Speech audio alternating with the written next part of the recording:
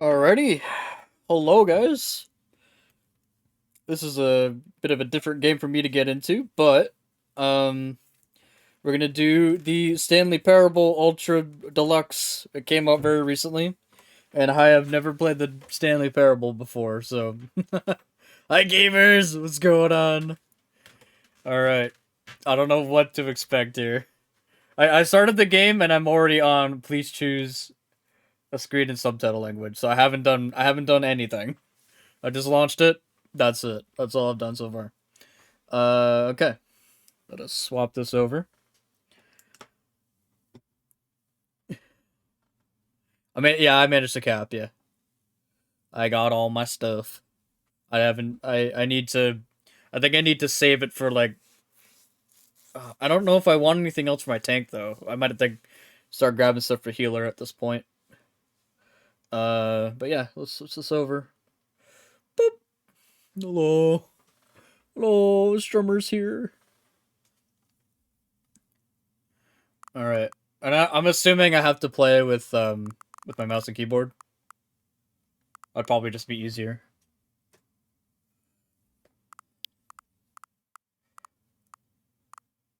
No, I can play with a controller. You play with a controller. Okay, I shall do the same then.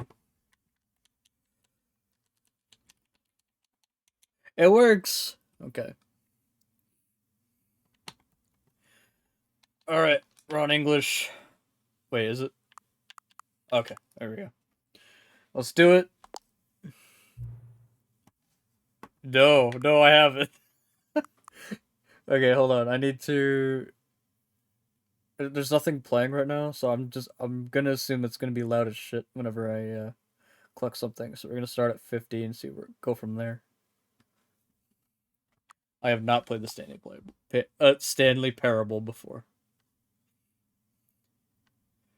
Adjust your slider until the computer is barely visible. I don't know how that's gonna look for stream, but I will go there. We'll go there.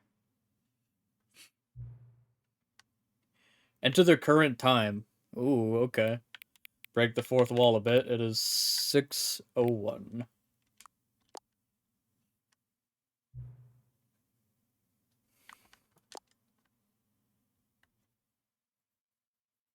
Not sure why it wants the time, but okay.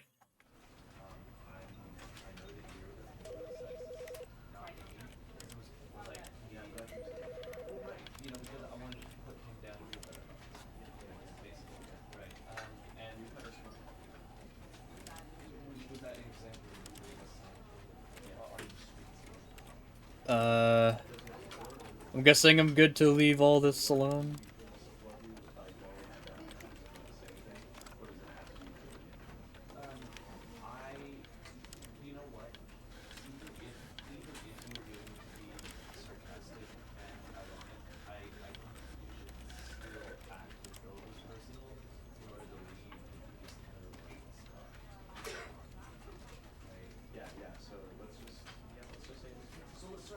What is this conversation happening in the background?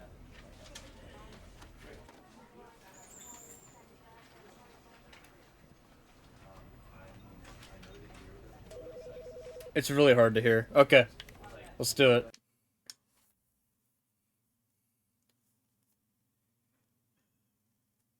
There's a reason for the time, but it's a bit of a spoiler. Okay. This is the story of a man named Stanley. Tell me how the volume is, by the way. Stanley worked for a company in a big building where he was employee number 427. Employee number 427's job was simple. He sat at his desk in room 427 and he pushed buttons on a keyboard. Orders came to him through a monitor on his desk, telling him what buttons to push, how long to push them, and in what order. This is what employee 427 did every day of every month of every year. And although others might have considered it soul-rending, Stanley relished every moment that the orders came in, as though he had been made exactly for this job. And Stanley was happy. And then one day, something very peculiar happened.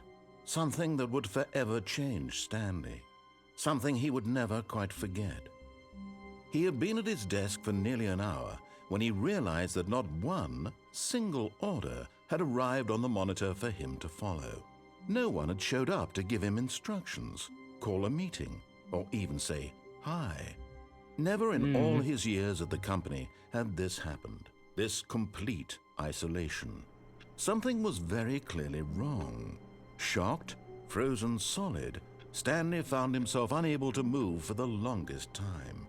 But as he came to his wits and regained his senses, he got up from his desk and stepped out of his office. Does he? Maybe I'll just stay here. I don't know. Huh. Maybe I'll just teabag near my computer. I don't have to follow you.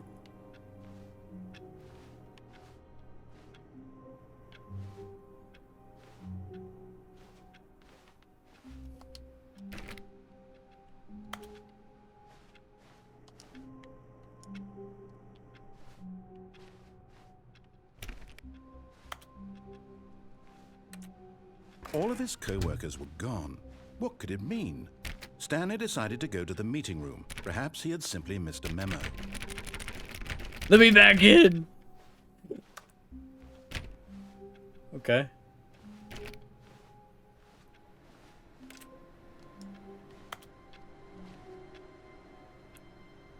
No matter how hard Stanley looked, he couldn't find a trace of his co-workers. Stanley went around touching every little thing in the office, but it didn't make a single difference, nor did it advance the story in any way.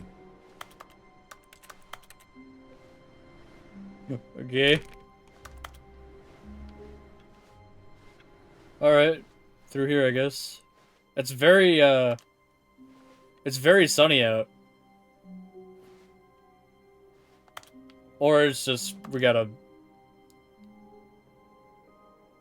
Do we come in on me looking out the window? Every time I click X, it's making, like, key noises. You can't jump. Okay.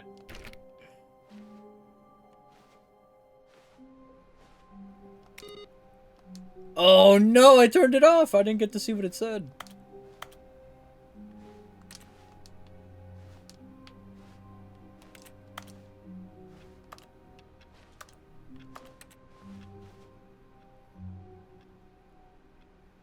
Surname access? Can I, like... I can't even read it. No, it's hard for me to see.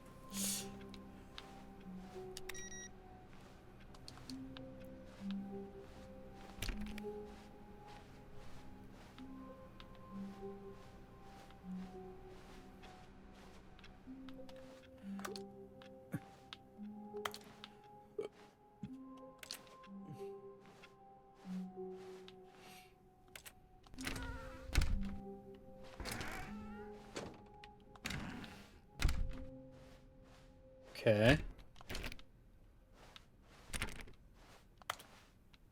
When Stanley came to a set of 2 open doors, he entered the door on his left. Did he? This was not the correct way to the meeting room, and Stanley knew it perfectly well. Perhaps he wanted to stop by the employee lounge first, just to admire it. Oh, okay.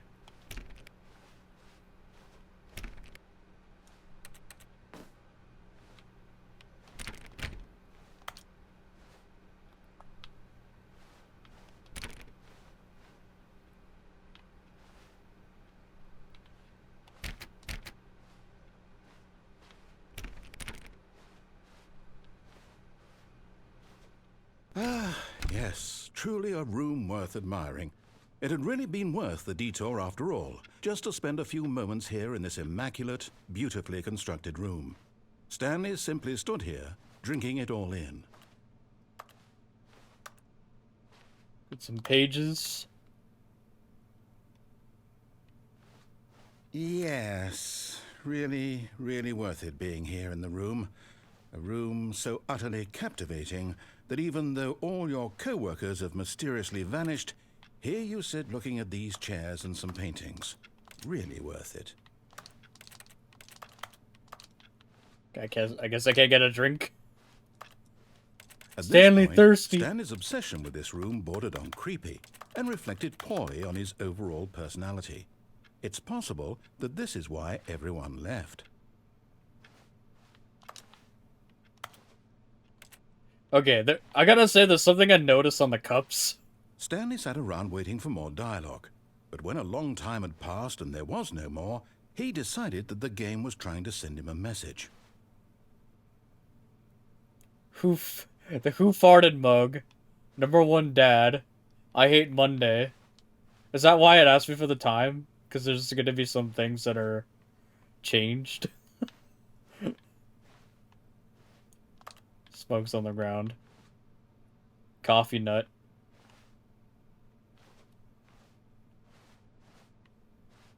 But at last, he'd had enough of the amazing room and took the first open door on his left to get back to business.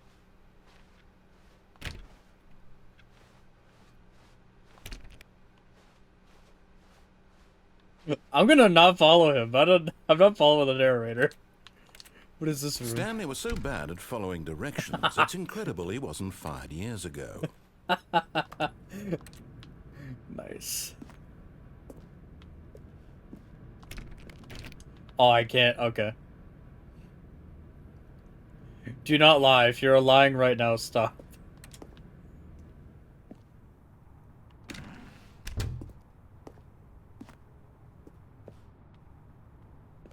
I'm not lying, guys.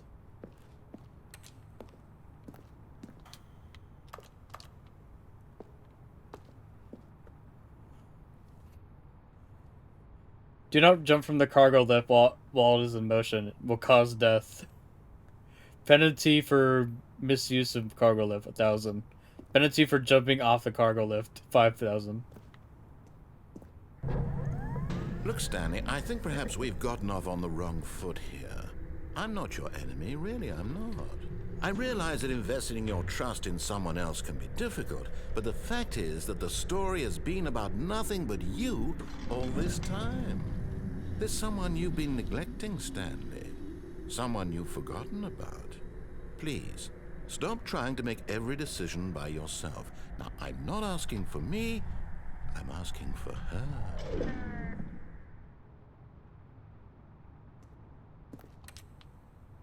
Is he saying that because I'm This going is it, where I want? Stanley. Your chance to redeem yourself, to put your work aside, to let her back into your life. Who are you referring to? She's been waiting. Who's been waiting? Oh no, what am I doing? Okay.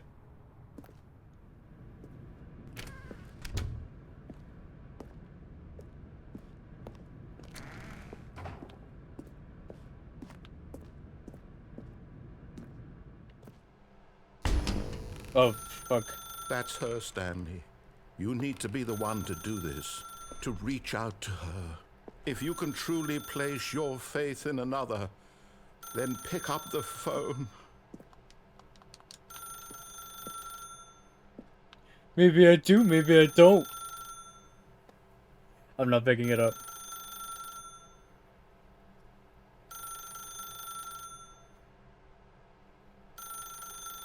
Or do I not have a choice?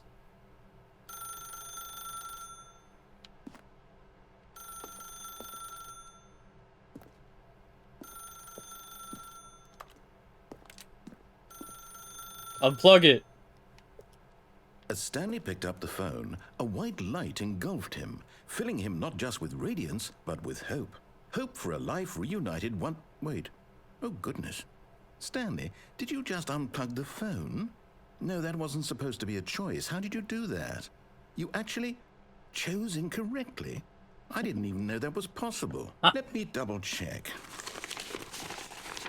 No, it's definitely here, clear as day. Stanley picks up the phone. He's taken to his apartment where he finds his wife, and the two pledge themselves to one another. Music comes in, fade to white, roll credits. Not picking up the phone is actually somehow an incorrect course of action. How is that even possible? None of these decisions were supposed to mean anything. I don't understand. How on earth are you making meaningful choices? What did you... Wait a second. Did I just see... No, that's not possible. I can't believe it. How had I not noticed it sooner? You're not Stanley. You're a real person. Oh shit. I can't believe You found me I was so out. mistaken. This is why you've been able to make correct and incorrect choices. And to think I've been letting you run around in this game for so long. If you'd made any more wrong choices, you might have negated it entirely. It's as though you completely ignored even the most basic safety protocol for real-world decision-making. Or did you not grasp the severity of the situation? Well, I won't have that Hi, kind of Jeff. risk on my watch. I'm going to stop the game for a moment so we can educate you properly on safe decision-making in the real world. Please observe this helpful instructional video.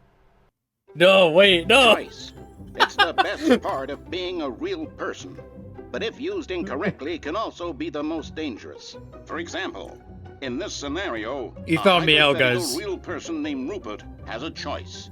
He could invent a machine that eliminates food shortages across the world to make life better for all people. Or he could spend years of hard work forgetting how to read. Which choice would you make? Remember that unlike here, the real world makes sense, and at no time should you make a choice that does not conform to rational logic.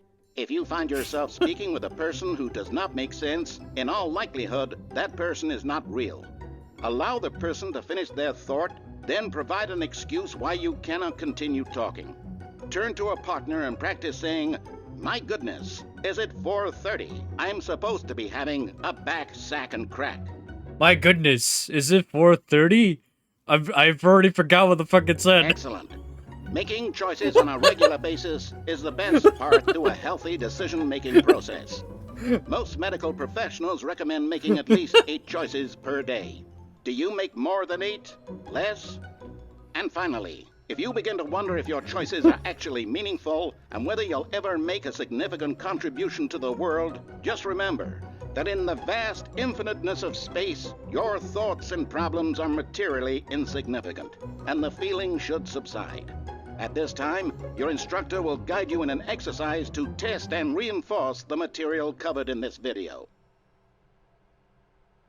Ah, welcome back. The You fuck? may have noticed that this room has begun to deteriorate as a result of narrative contradiction. But not to worry. Now that you're properly informed on good decision-making, we're going to revisit a choice you made just a few minutes ago and see what the correct thing to do would have been. This way, please. Charts. Stop. What the fuck happened to this room? Danger everywhere.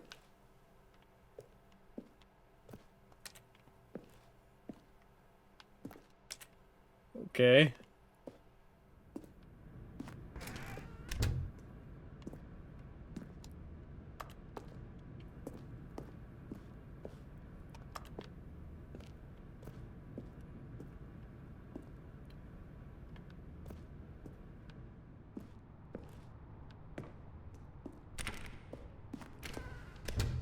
Oh, did it open? No? Did you closed? I can't even interact with the door. I'm breaking it? I'm doing it on purpose. Yo, twitching Doge! Thank you for the raid. How was your stream? Now that we know your choices are meaningful, we can't have you jumping off the platform and dying. Oh my god, he Imagine actually... the main character dying senselessly halfway through the story. That story would make no sense at all. We just need to get you home as soon as possible before the narrative contradiction gets any worse. Unfortunately, That it scared seems you? this place is not well equipped to deal with reality. You thought you ran into a big fit? Well, that's the sound effect that plays. What's up? How was your stream? I saw that you were playing 14. I didn't join in, but I'll be sure to join in next time. What the fuck? Is this open? I heard something close. Seriously, it never does. Oh, does it? I'm guessing it wants me to go back to where I was supposed to be going. Wasn't it this room? He's trying to put me back in place. Oh, because I was... It wants me to go all the way You'll back. take the door on the left, back to the correct ending, the story will have resolution once again, and you'll be home free in the real world. Okay. Now remember, all you need to do is behave exactly as Stanley would. That means choosing responsibly and always putting the story first. I'm quite sure you'll be up to the task. Just follow my lead and you'll be fine. All right. When Stanley came to a set of 2 open doors, he entered the door on his left. Do I fuck with him? Do I fuck with him, guys? You know what? No! Why did you do that? Quickly, hurry back in the other direction. Perhaps we're not too late. Oh, but the room's getting more and more fucked up. That's kind of funny. And a little scary, honestly. Okay.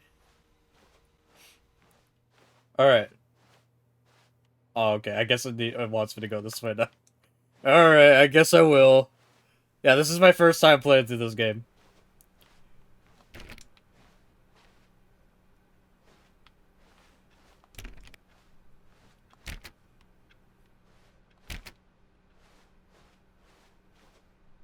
Oh, it's ruined.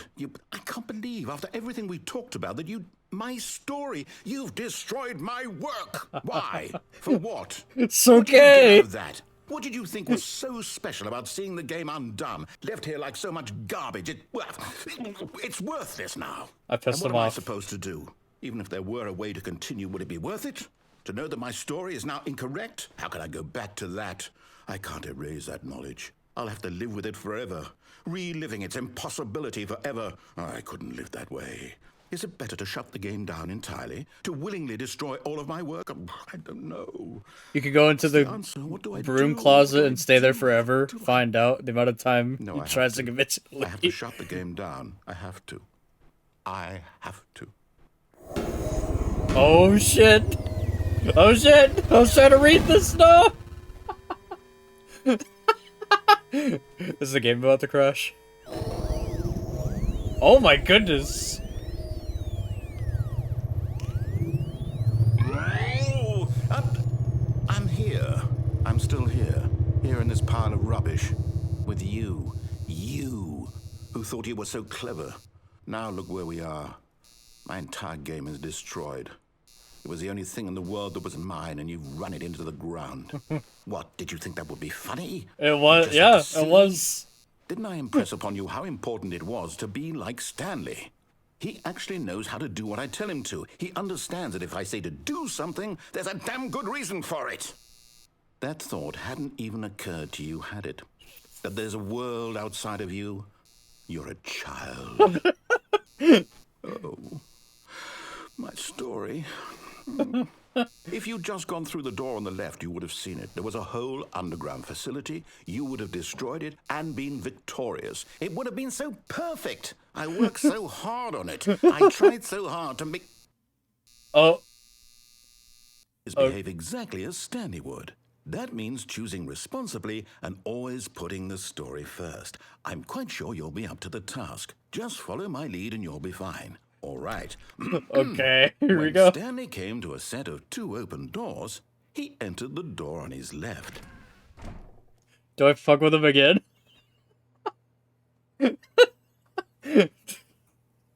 Oh my god. Okay, do I do it again, guys? Do we, or do I just go to the left at this point?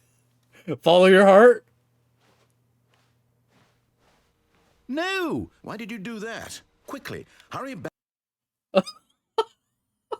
Behave exactly as Stanley would. That means choosing responsibly and always putting the story first. I'm quite sure you'll be up to the task. Just follow my One more lead and time? you'll be fine. All right.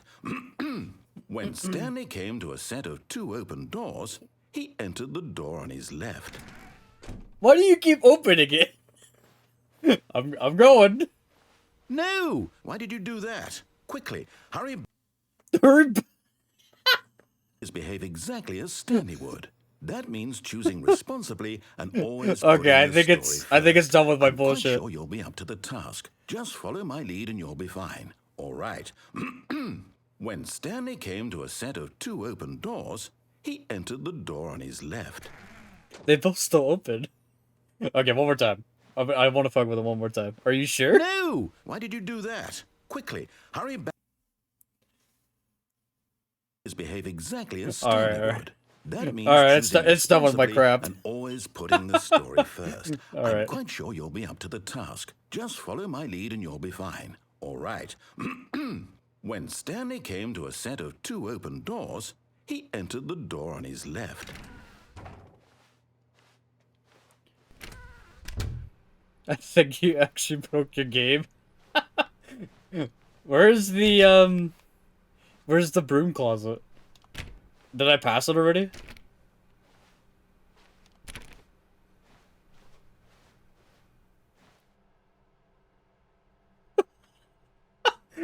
Tips for not getting fired. Talk Yet less. there was not a single person here either. Oh. Feeling a wave of disbelief, Stanley decided to go up to his boss's office, hoping he might find an answer there. Using slides to assure employees that everything is okay. Make sure your slide has a okay. In the header, throw some all on the oh, everyone is unique. You most of all.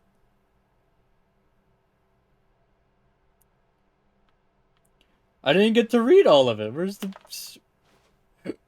There were slides on this slide. Yeah, that looks about right so far. That checks out. Right at which starts on the same slide depict the... Oh. Depicting increase of the... Please double chart stop. The boss appreciation minute work is circle top 20 things you love most about your boss. Fill out the triple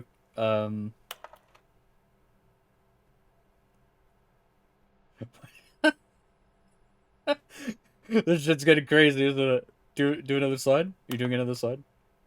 What are your dreams for the future? Nature, success, transcend, talk radio, patosis, chart about plant life, football, comatose. What? Metamorphosis. Oh god. Okay, it's looked like it cycled back.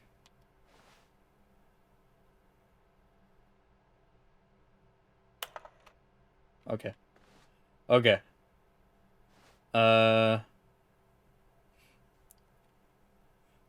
What do people want? Things. Violet James, you are fired. Money, more money. Things, but with money to buy more things. Graphs. Graphs about things plus money. Yeah, that's true. The stock market is somewhere here. Colored in segment. Yeah, that is a colored in segment. Stripes. Requires more secondary research. Okay. I don't know what's happening anymore. I never knew what was happening to begin with, but... Push for funding for R&D of new coffee machine. Not efficient. Not cost efficient. Okay. Standardized graphs. It's not cost efficient. Get Chris out of the broom closet. Get Chris out of the broom closet. It's just... It's just bolded. Bolded in all caps. Hire someone to synergize paper. Papers are too synergized. Fire paper guy. Hire somebody to fire the paper synergizing guy. Who moved my desk? Please keep the targets on topic of... The future... The future was yesterday, tomorrow is now. What? Tomorrow, complete today's unfinished agenda items. Right next day's agenda, reflect.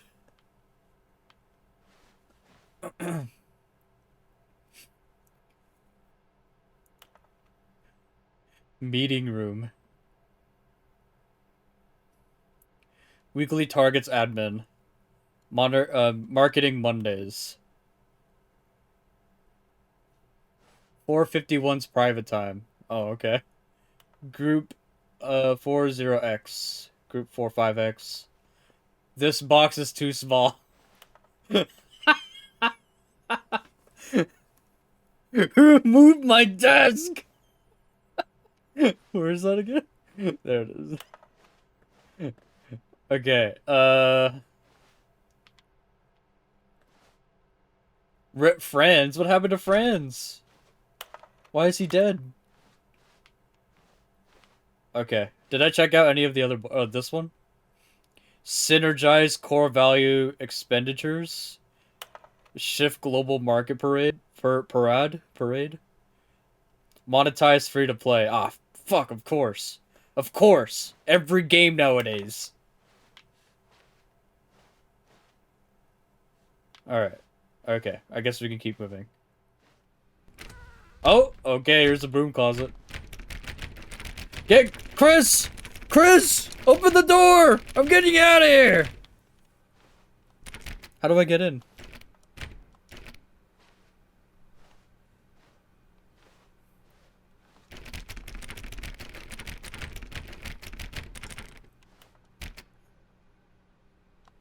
You think it's locked this ending? Oh, because I fucked it up. Okay. Coming to a staircase, Stanley walked upstairs to his boss's office. Oh, I can't go down the stairs. You think this is another broom closet? Not so sure. Okay.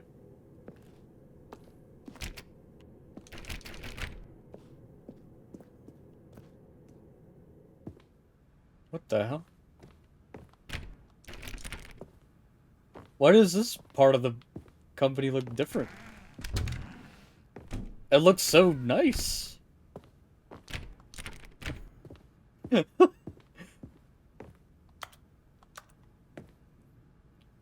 beige pages. It looks a lot like the yellow pages. Business time.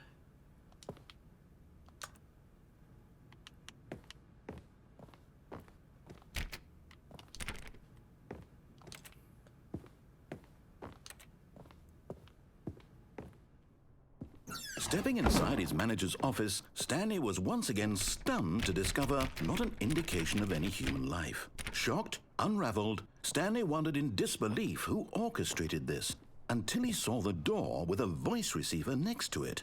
Surely behind this door lay all the answers to his questions. And beyond all probability, he knew the passcode. He had seen it on his boss's computer just last week. Night Shark 115. Was this the code to open the door? Would it still work? There was only one way to find out. Stanley had been trained never to speak up, but now he would draw from within himself the courage to face the unknown. He drew a sharp breath and then spoke the code.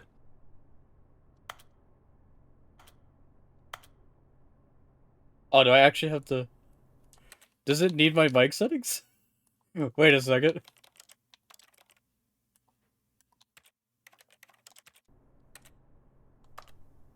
$115. Stanley spoke the code.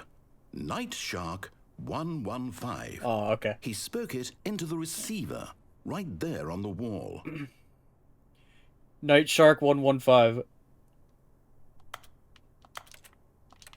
I'm sorry, is there a problem? You didn't mishear me, did you? Please speak the code into the receiver. Otherwise, we can't get on with the story. This is a crucial step. Night Shark 115. Okay, fine. You're not going to do it. But you know what? It's pretty humiliating to bring you this far, only for you to suddenly decide you have better things to do. I asked you for this one single thing, for your respect.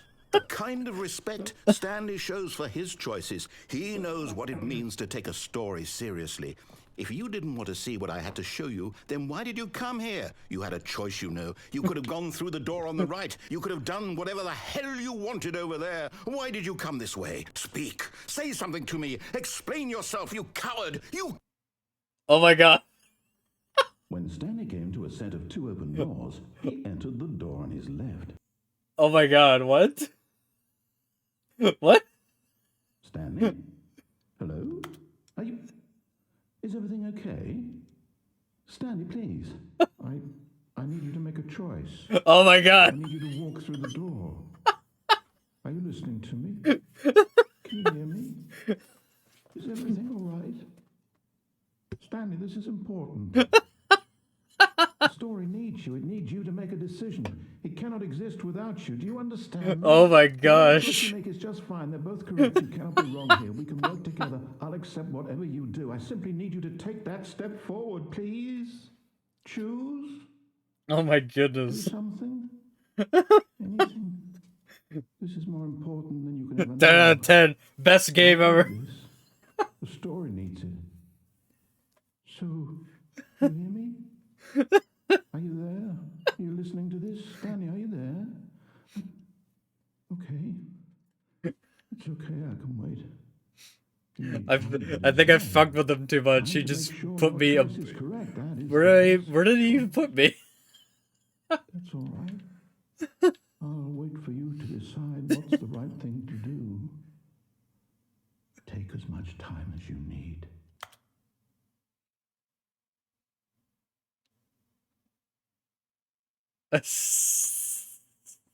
Okay.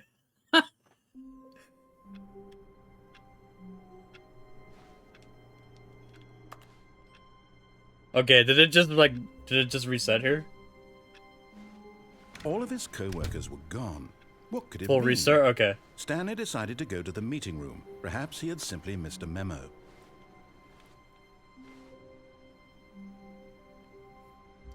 I like work, I just hate my boss.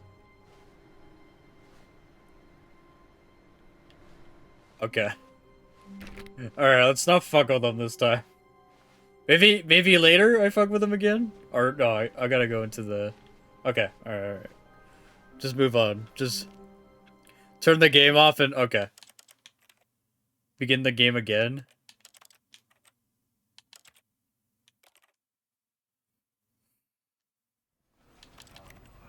Alright, let's...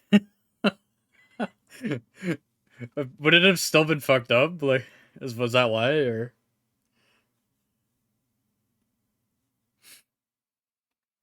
Nah? Oh, okay. I got the ending where I just fucked with the I fucked with the narrator. You got the broken game ending. It is 6:36.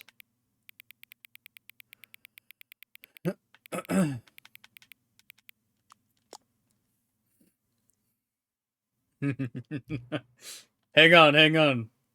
What? Why am I hanging on? Before we get started, can I just say something? Thank you for actually setting the path climb both actually put it up the game. A lot of people don't take that step seriously and just leave the clock set at 12. Call it a day. But you're actually taking the time to set the clock, and I appreciate that. That's how I know you care about this experience. You're paying attention. I don't have any way of knowing if times you're setting are correct. Tell you what, I'll make you a deal. Since you've been so cooperative, next time you boot up the game and see this screen, set the clock to your favorite time. Go ahead, pick whichever time you want. If it's not the correct time, you've earned it. Alright, I'll let you get back to the video game now. Good boy setting the clock. Good boy! Okay.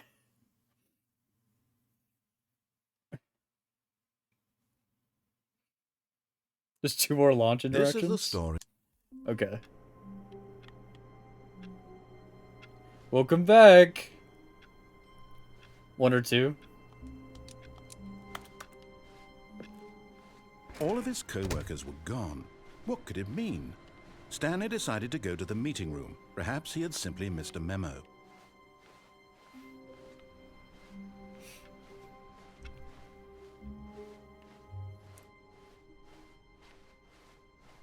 When Stanley came to a set of 2 open doors, he entered the door on his left.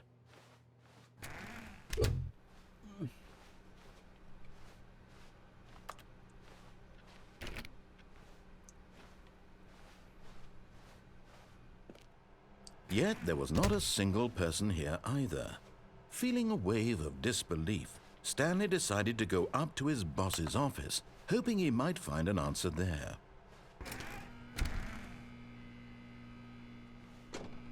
Stanley stepped into the broom closet, but there was nothing here, so he turned around and got back on track. Broom closet. There was nothing here. No choice to make, no path to follow, just an empty broom closet. No reason to still be here.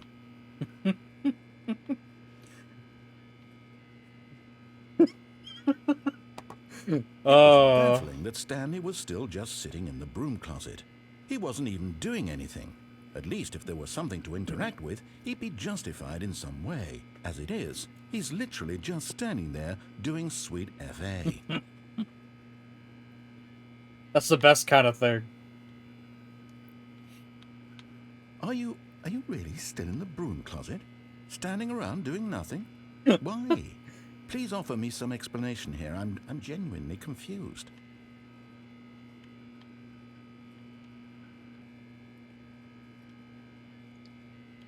You do realize there's no choice or anything in here, right? If I'd said Stanley walked past the broom closet, at least you would have had a reason for exploring it to find out. But it didn't even occur to me because literally Top tier, top quality Strum content right here. Significance to the story whatsoever. I never would have thought to mention it. Look, man, I'm just chilling, okay? I'm just chilling. Maybe to you this is somehow its own branching path. Maybe when you go talk about this with your friend, you'll say, "Oh, did you get the broom closet ending? The broom closet ending was my favourite." Literally, you your got friends find this concerning. Did you get the broom closet ending? Stanley was fat and ugly and really, really stupid. He probably only got the job because of a family connection. That's how stupid he is. That or with drug money. Also, Stanley is addicted to drugs and hookers. Yeah, okay, don't worry. Well, Stanley's... I've come to a very definite conclusion about what's going on right now. You're dead. You got to this broom closet, explored it a bit, and were just about to leave because there's nothing here when a physical melody of some sort shut down your central nervous system and you collapsed on the keyboard. Well, in a situation like this, the responsible thing is to alert someone nearby so as to ensure that your body is taken care of before it begins to decompose. Hello? Anyone who happens to be nearby? The person at this computer is dead. They have fallen prey to any number of your countless human physiological After he's done talking, the sign walk out and let him talk. Sustainability of your species. Please remove their corpse from the area. How long does it go for? Instruct another human to take their place, making sure they understand basic first-person video game mechanics and filling them in on the history of narrative tropes in video gaming, so that the irony and insightful commentary of this game is not lost on them. All right, when you've done that, just step out into the hallway. I'll give up early. Hey, who dat cat? What's going on? Hello? Is he done?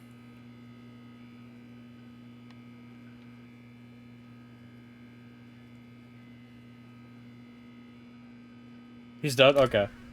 Ah, second player. It's good to have you on board. You too? Unbelievable. I'm at the mercy of an entire species of invalids. Perhaps there's a monkey nearby you can hand the controls to. A fish? Fungus? Look, you can hammer out the details. I'm not particularly picky. I'll just be waiting for when you're ready to pick up the story again. Aww. Second player. Oh, good. I'm glad you're here. Oh my goodness. Is it... Do I do it one more time? Do I do it again? Or do I just stay here? You believe that's it?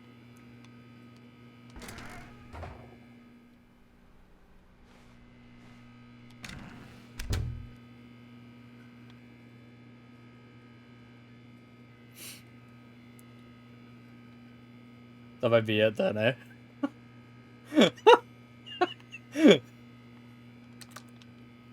Okay. Alright, let's...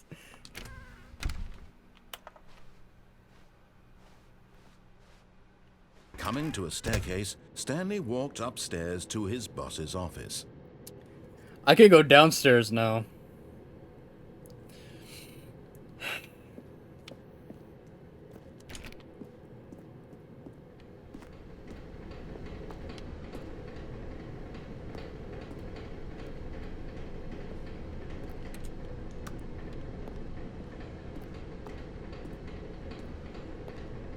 But Stanley just couldn't do it. He considered the possibility of facing his boss. Admitting he had left his post during work hours, he might be fired for that. And in such a competitive economy, why had he taken that risk? All because he believed everyone had vanished? His boss would think he was crazy. And then something occurred to Stanley. Maybe, he thought to himself, maybe I am crazy. All of my co-workers blinking mysteriously It's not out of broken anymore. existence in a single moment for no reason at all. None of it made any logical sense. And as Stanley pondered this, he began to make other strange observations.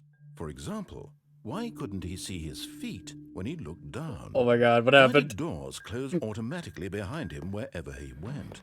That's a And good for that question. matter, these rooms were starting to look pretty familiar. Were they simply repeating? No, Stanley said to himself, this is all too strange. This can't be real. And at last, he came to the conclusion that had been on the tip of his tongue. He just hadn't found the words for it. I'm dreaming, he yelled. This is all a dream. Oh, what a relief Stanley felt to have finally found an answer, an explanation. His co-workers weren't actually gone. He wasn't going to lose his job. He wasn't crazy after all. And he thought to himself, I suppose I'll wake up soon. I'll have to go back to my boring Oh my god, real-life wait a job second. pushing buttons. I may as well enjoy this while I'm still lucid. Oh my god. So, he imagined himself flying. Wait, He began to wait. gently float above the ground. Then he imagined I himself am- soaring through space on a magical starfield. I was and it go- too oh. appeared. It was so much fun, and Stanley What marveled The that he'd still fuck not is woken up. happening? How was he remaining so lucid? And then perhaps the strangest question of them all entered Stanley's head. One he was amazed he hadn't asked himself sooner.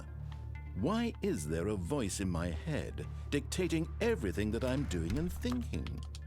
Now the voice was describing itself being considered by Stanley, who found it particularly strange. I'm dreaming about a voice describing me, thinking about how it's describing my thoughts, he thought. Oh my goodness. And while he thought it all But did I very break the odd game and again? wondered if this voice spoke to all people in their dreams, the truth was that, of course, this was not a dream. Everything's repeating. How could it be? Was Stanley simply deceiving himself, believing that if he's asleep, he doesn't have to take responsibility for himself? Stanley is as awake right now as he's ever been in his life. Now, hearing the voice speak these words was quite a shock to Stanley. After all, he knew for certain, beyond a doubt, that this was in fact a dream. Did the voice not see him float and make the magical stars just a moment ago? Yeah, How else you would the did. voice explain all that? You did. This voice was a part of himself too. Surely, if he could just... He would prove it. He would prove that he was in control, that this was a dream. So he closed his eyes gently, and he invited himself to wake up. He felt the cool weight of the blanket on his skin, the press of the mattress on his back, the fresh air of a world outside this one. Let me wake up, he thought to himself. I'm through with this dream. I wish it to be over. Oh, I am Let I me am go back walking. to my job. Let me continue I pushing do see the something. buttons. Please. It's on the like It's very all I side want. of the screen. I want my apartment, and my wife, and my job. All I want is my life I exactly can't the way see it's anything always though. been. It's My life is normal. I am normal. Everything will be fine. I don't know where I am. I am okay. Oh, okay. Stanley began screaming. Please, someone, wake me up. My name is Stanley. This is fine. I have a boss. I have an office. I am real. Please, just someone tell me I am real. I must be real. I must be. Can anyone hear my voice? Who am I? Who am I? And everything went black. Oh, God. This is the story of a woman named Mariella. Oh, my gosh, what? Mariella woke up on a day like any other. She arose, got dressed, gathered her belongings, and walked to her place of work. But on this particular day, her walk was interrupted by the body of a man who had stumbled through town talking and screaming to himself, and then collapsed dead on the sidewalk.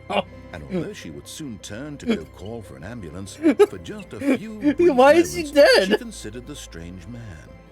He was obviously crazy. This much she knew. Everyone knows what crazy people look like. And in that moment, she thought to herself how lucky she was. This is to the be Stanley normal. Parable, I who's am that cats. sane. I am in control of my mind. This is I know what is this a real and what remaster isn't. or remake of, like... It was comforting to think this. It's a And in remake certain version of way, the same seeing name. This man made her feel better. I guess it has more Then stuff. she remembered the meeting she had scheduled for that day. I don't know, I haven't played Very this game important before, so... people whose impressions of her would But I affect do her remember it career, being funny. and by extension, the rest of her And life. it's not She had no disappointing time me for this. in that, So in it that was case. only a moment that she stood there, staring down at the body. And then she turned and ran.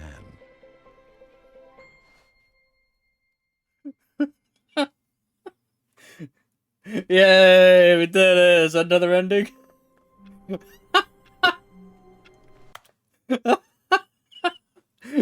Yay! I'm gonna restart one more time.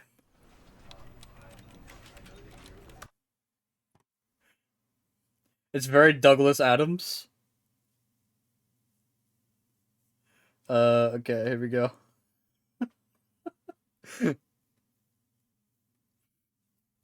Oh my goodness.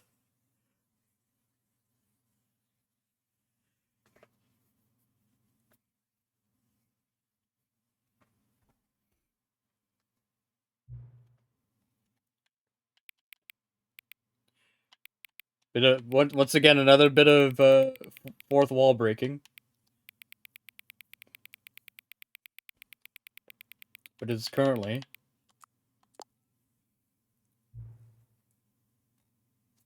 Oh yeah, shit. Oh, that's okay. I don't really have a favorite time of the day, to be honest. Ah, 6:51, your favorite time of day. Or could you simply not resist me giving me the... Yeah, true. After all, I know how much you enjoy setting time correctly. Okay, now I'm curious how accurate a 6:51 is. Let's see another slider to find out. It's accurate. You know, I could just... Can I just say, regardless of the accuracy of the clock, I'm just having a great time adjusting these settings. Well, I feel I'm learning more about you and how you like things to be set. It's good to collect data. I wish we had more sliders, but we've gone through all the sliders I have. Perhaps I can invest some new sliders and gather new data on you. Shouldn't be too hard, yeah? Let me whip up a couple new ones. Should be ready by the next time we boot up the game. Oh my god, there's more stuff! 420 is your favorite time? Got him! There's one more? Okay.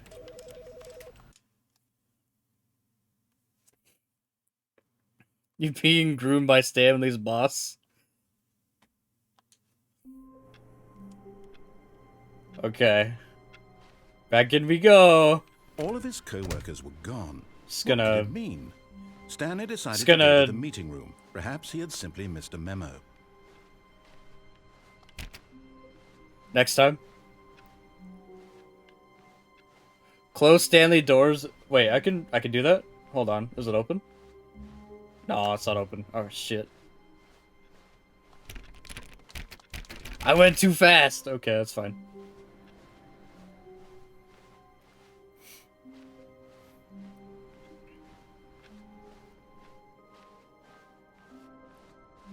Do. When Stanley came to a set of 2 open doors, he entered the door on his left.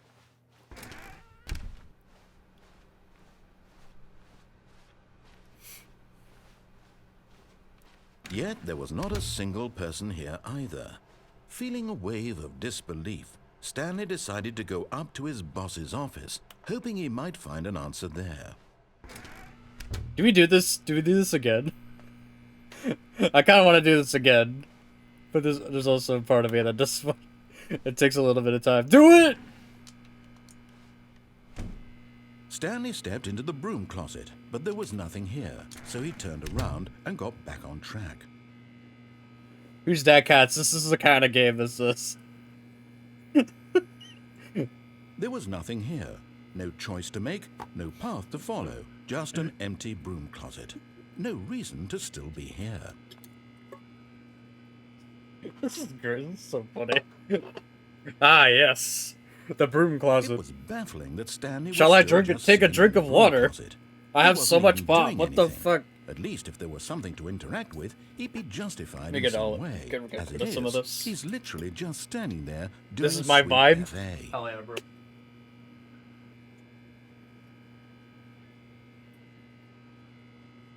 Are you really still in the broom closet? Standing around doing nothing? Why? Please offer me some explanation here. I'm genuinely confused. Is he saying new stuff? Wait. You do realize there's no choice or anything in here, Oh right? no, okay, it's the If same. I'd said Stanley walked past the broom closet, at least you would have had a reason for exploring it to find out. But it didn't even occur to me because literally this closet is of absolutely no significance to the story whatsoever. I never would have thought to mention it. Maybe to you this is somehow its own branching path. Maybe when you go talk about this with your friends, you'll say, Nothing "Oh, new. Did you get the broom closet ending? The broom closet ending was my favorite." I hope your friends find this concerning.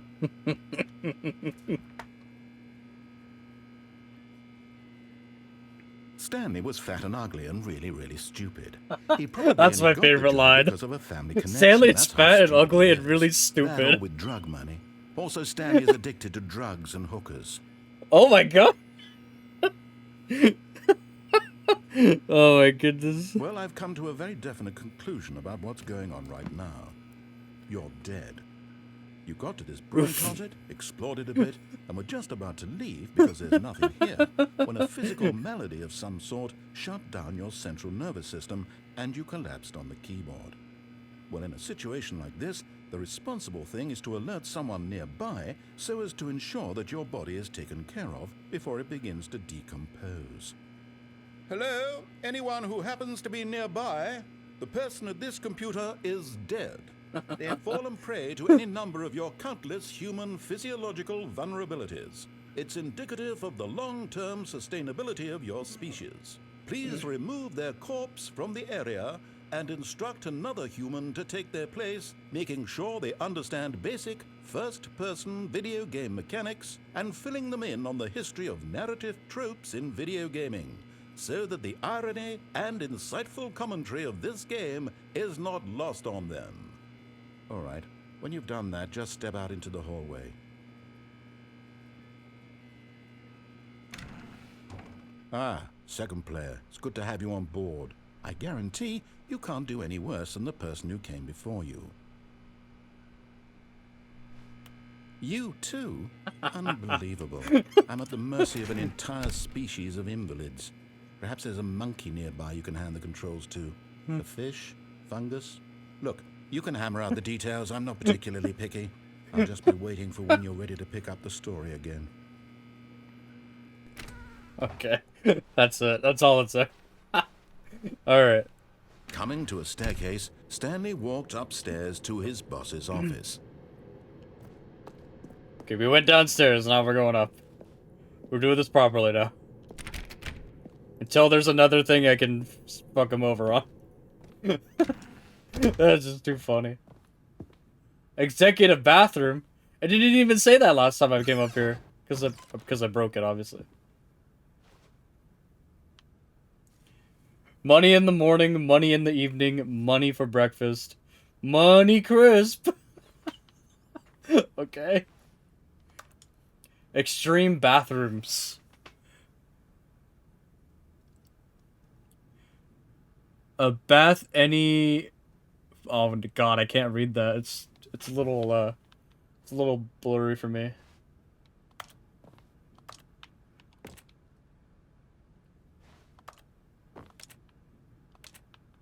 I can't interact with the toilet? Oh, okay. That would have been funny. If you had something to say about that.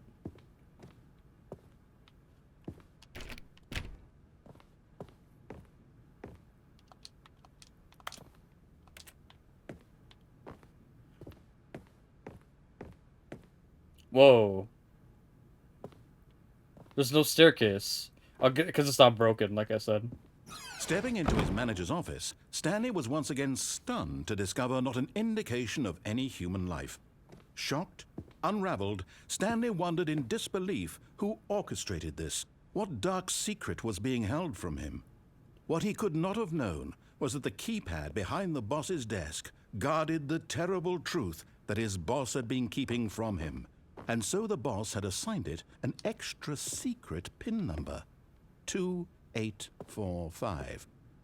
But of course, Stanley couldn't possibly have known this. I can't interact with the piano? Come on. I want to play everybody the ditty. Stanley just sat around twiddling his thumbs. Trying to input anything on the device was useless, since he could never possibly know that the combination was 2845.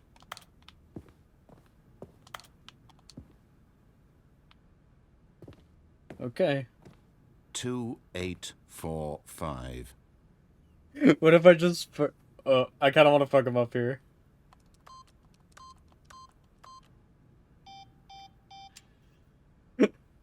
No, it's not gonna let me. Wait. Forgot, but it turns out that the panel's emergency override kicked in, and the door just opened all by itself, and Stanley got the hell along with the story.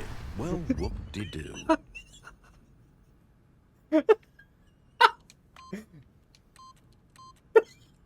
Oh, fuck.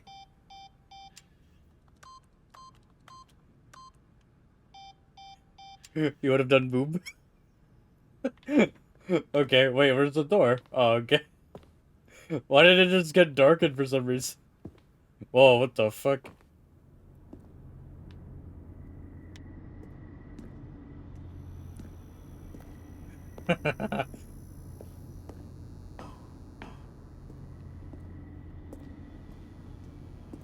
This place looks so serious. Oh, okay, lights are on.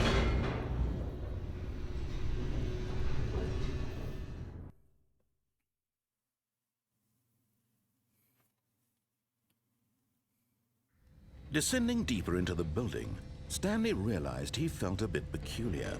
It was a stirring of emotion in his chest, as though he felt more free to think for himself, to question the nature of his job.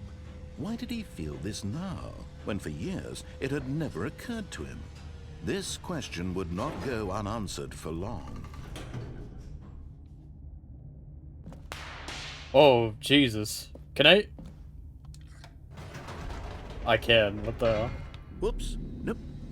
Never mind. Stanley actually got back into the elevator and went back up. Silly me. Why did Stanley do that when he knew that it would just lead back to his boss's office? Well, that's a great question. I just can't wait to find out. I'm gonna play with the elevator, guys.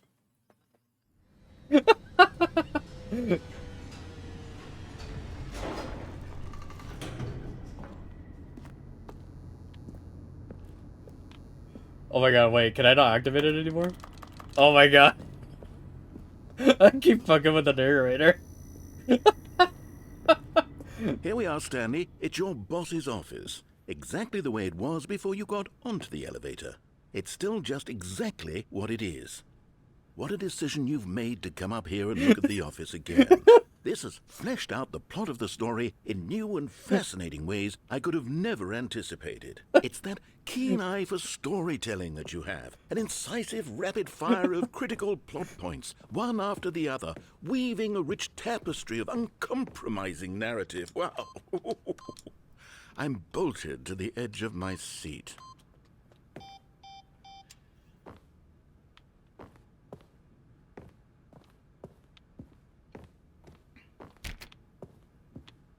Can I play the piano now?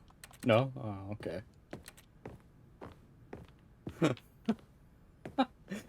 Can we go back down, narrator? Or am I gonna die again? Okay, we can. Incredible. Now he's getting back into the elevator and going down again. Ladies and gentlemen, how does he keep coming up with all of this? Do I go back up, guys? Do I go back up? Surely this time Stanley will walk forward into the spooky corridor, won't he? Type of 1 if I go back up. Type of 1 to go back up. Oh my god, yes. Alright. Did you think we were going to go forward down the spooky corridor? No. It's time once again to go back up in the elevator. I can't even begin to grapple with what might be up there. Is it the boss's office again? Or what if it's the boss's office this time? The suspense is killing me. Oh my god.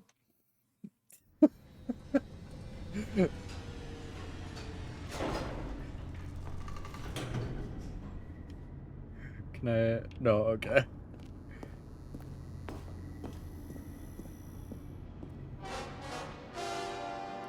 Oh my god. It's the boss's office. I don't believe it. This absolutely changes everything for me. Give me a time out here for a minute while I process this. Oh my god, he needed a second. I can't believe this. It's the boss's office. I never would have known. Okay, I'm ready. I'm prepared to embrace this stunning revelation and to move forward with... No, wait. No, I need more time to process. That's...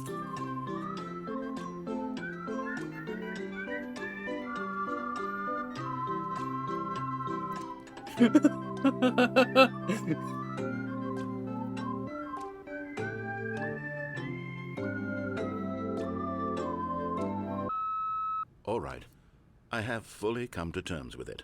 I have made space in my worldview for this astonishing new reality. As before, I turn to your expert eye for gripping narrative, Master Stanley.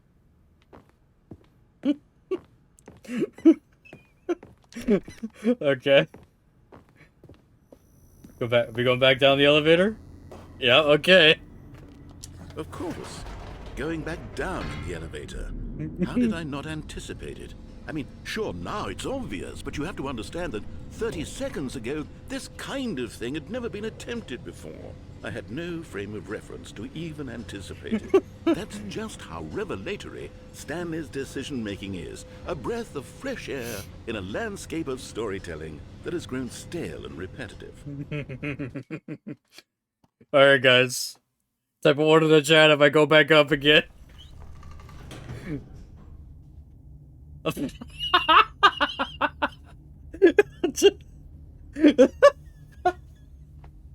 I can't believe it's letting me do this again.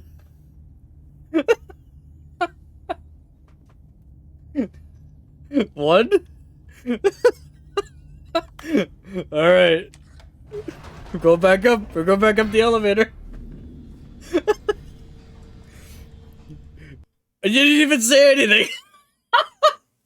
Oh my god. You know what? I've just thought of something. Hold on, let's stop for a moment. Don't you realize? It's the anticipation, Stanley. You and I, we have no way of knowing what will be at the top of this elevator. But the suspense, the agony of waiting and anticipating and having to guess, that's the real thrill. Oh, I simply don't want to let that feeling go. It's so precious, so fleeting. Why don't we take this elevator ride nice and slow? There we go.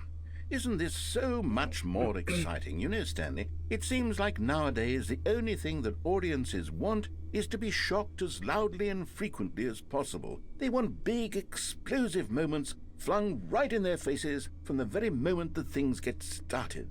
Yeah. But where's the tension? Where's the trust in the audience to build a slow and nuanced appreciation for the story, the characters?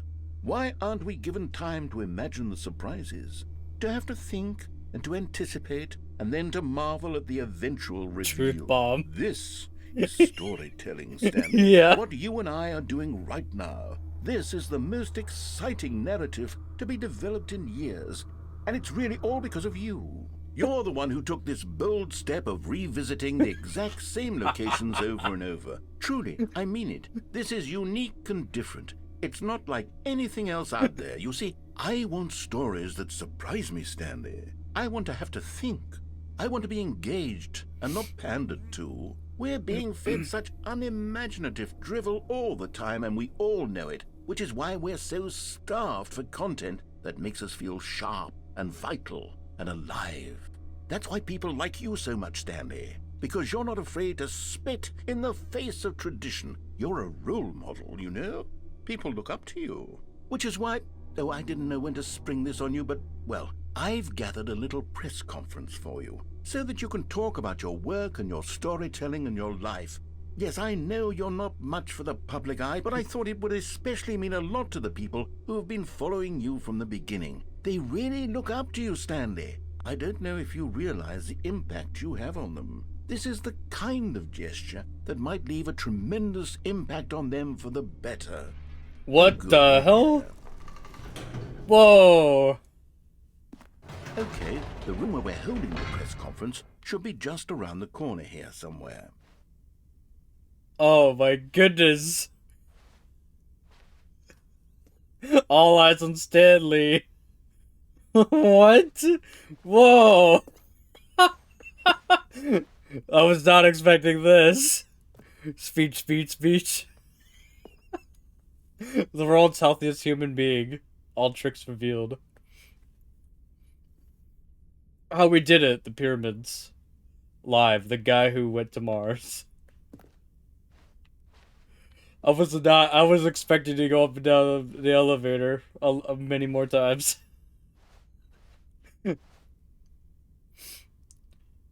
An evening with World Peace Baby. Ah, yes, here it is, just through this door.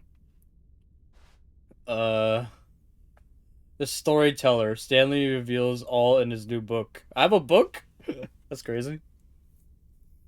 The Stanley Parable The Stanley Parable Stanley tonight on stage. The man, the process, the myth, the legend, the parable. Stanley from the Stanley Parable. Yo, this. All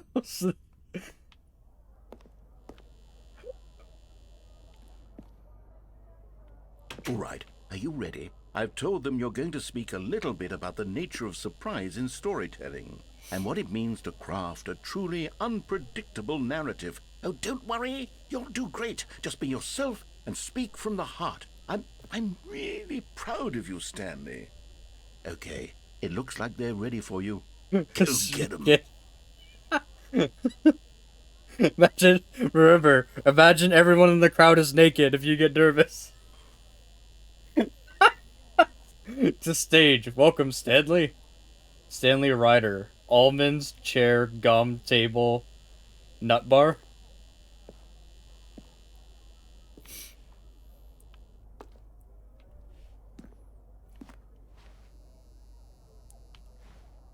Or 27.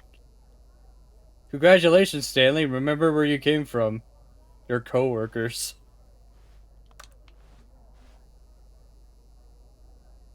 Up again, down again, the Stanley story.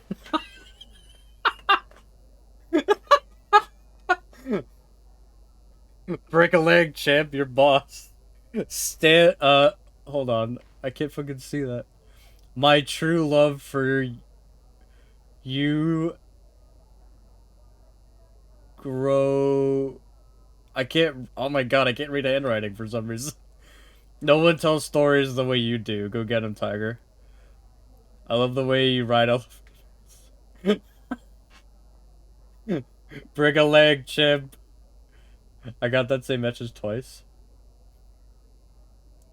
Thanks for showing me that cool skateboard trick in the parking lot. You were too cool. Good luck on stage. Rock on. Story. Stanley, me at age 6.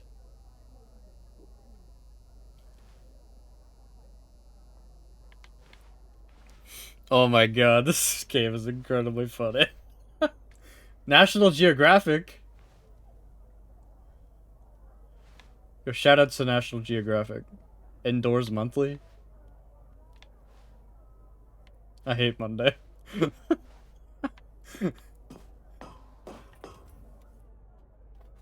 An audience with the dude who came up with pizza. Ah, the dude that came up with pizza is right here. Hell yeah, dude. Doing great. A conversation with Alexander the Great. I just want to examine all this because it's gonna be... Featured keynote speaker, the Lord, meet and greet. Luigi. Luigi.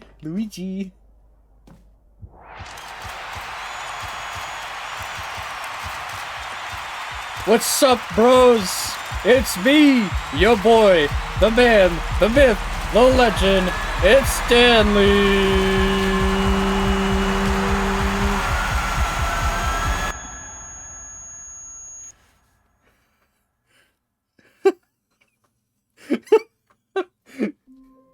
Oh my god. And we're back. That was crazy. Oh my goodness. Alright, let's start up the game one more time, you guys said? You haven't actually seen that one? Look, man, I just wanted to fuck with the narrator. So I'm like, oh, let's go back down the elevator. Let's go back up. Let's go back down. Let's go back up. Oh my gosh, that was awesome.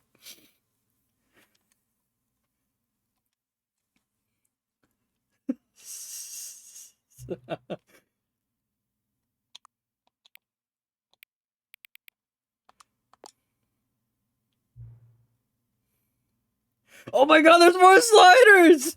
Yay! Adjust the slider until the dog and cat are friends.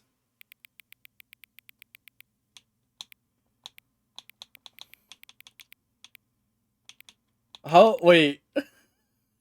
Is that too close? Is 3 hearts too close? Or is it just gonna be like 1 heart? They're friends. They're friends with 1 heart. This is like... I don't know. That's 3 hearts seems a bit excessive. We're gonna do that. They're friends. Please adjust the slider until number 5 becomes number 9.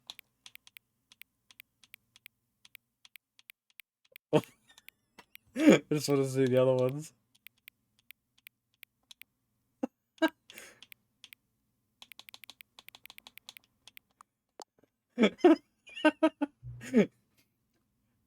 Adjust the slider until you stop seeing it.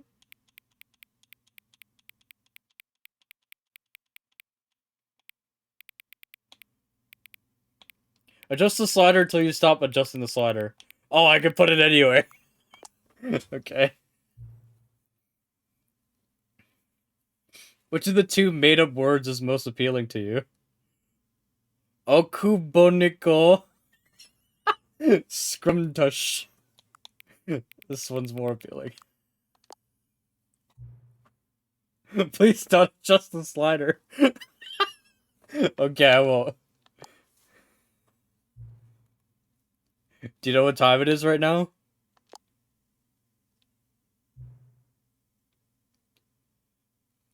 Is the time that is right now the correct time? Yes? What is time anyway? You know, that's a great question. I wish we could have all of it back, you know? Is there anything about yourself you haven't told me? No. Help? Yes. Will you come back to visit me? Absolutely.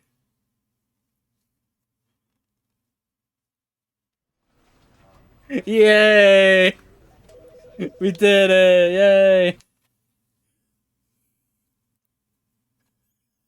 You like that it's a yes-no question?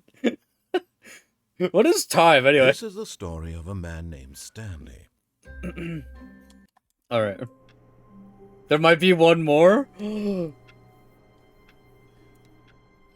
Alright. All of his co-workers were gone. What could it mean? Stanley decided to go to the meeting room. Perhaps he had simply missed a memo. Oh no, I did it again! Okay, that's fine, that's fine. I'm moving like way too fast. When Stanley came to a set of 2 open doors, he entered the door on his left. You can close the door and use the computer according to Zom, so I'll do that. Yet there was not a Next single time I person restart. there either. Feeling a wave of disbelief, Stanley decided to go up to his boss's office. Hoping he coming to a staircase, Stanley walked upstairs to his boss's office. In style, baby. I walk backwards. Stepping into his manager's office, Stanley was once again stunned to discover not an indication of any human life. Shocked, unraveled, Stanley wondered in disbelief who orchestrated this. What dark secret was being held from him? What he could not have known was that the keypad behind the boss's desk guarded the terrible truth that his boss had been keeping from him. And so the boss had assigned it an extra secret PIN number. 2845. But of course, Stanley couldn't possibly have known this.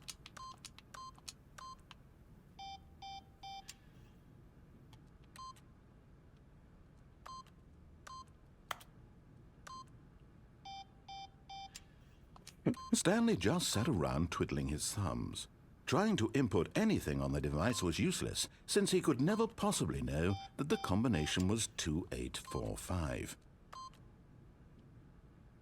2849.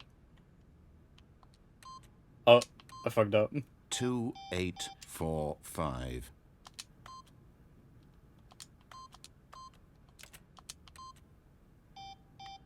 That wasn't the right one.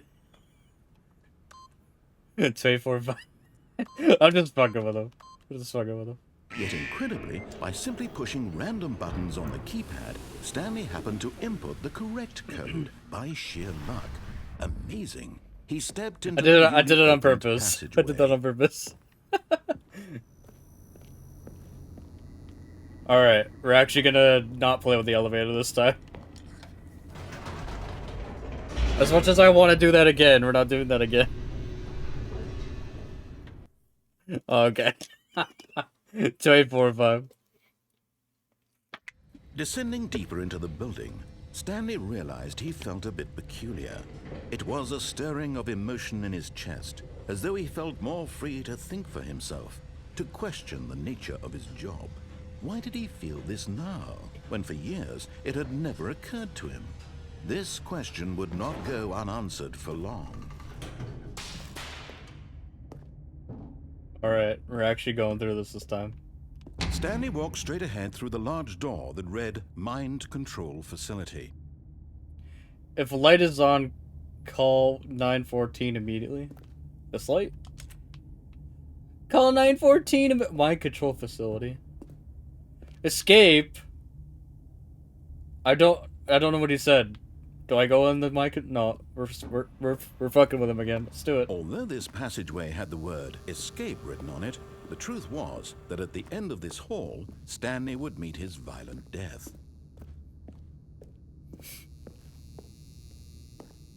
The door behind him was not shut. Stanley still had every opportunity to turn around and get back on track. At this point, Stanley was making a conscious, concerted effort to walk forward and willingly confront his death.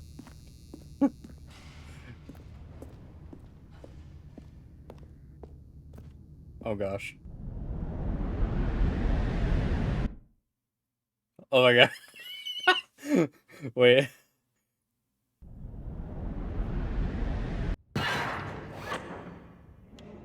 We're alive. As the machine whirred into motion and Stanley was inched closer and closer to his demise, he reflected that his life had been of no consequence whatsoever. Stanley can't see the bigger picture. He doesn't know the real story, trapped forever in his narrow vision of what this world is. Perhaps his death was of no great loss, like plucking the eyeballs from a blind man. And so he resigned and willingly accepted this violent end to his brief and shallow life. Farewell, Stanley. No!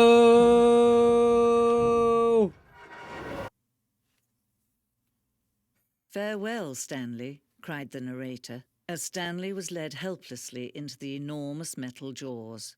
In a single visceral instant, Stanley was obliterated as the machine crushed every bone in his body, killing him instantly. Oh. No, it didn't. What the fuck? Whoa.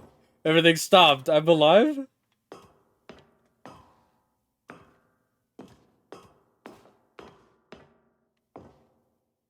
And yet it would be just a few minutes before Stanley would restart the game, back in his office, as alive as ever.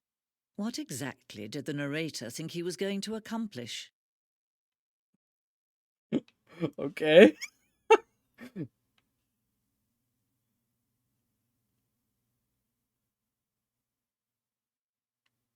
When every path you can walk has been created for you long in advance, death becomes meaningless, making life the same.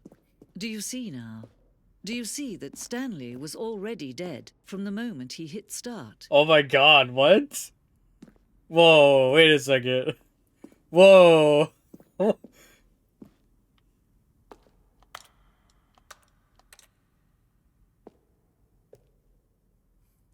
The blueprint that shows the office from the beginning of the game. Did I just... Did I just discover, like... What the fuck is this? Oh no. The blueprint shows the office from the beginning of the game. The pass from Stanley's office to the 2 doors was the first part of the game that was built. Sections have been added and altered throughout development. Through the core layout remains almost identical to the first iteration. Welcome to the museum! Oh my goodness!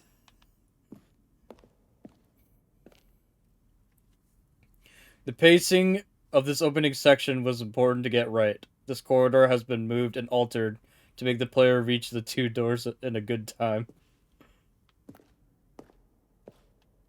Yo, sick filing cabinets.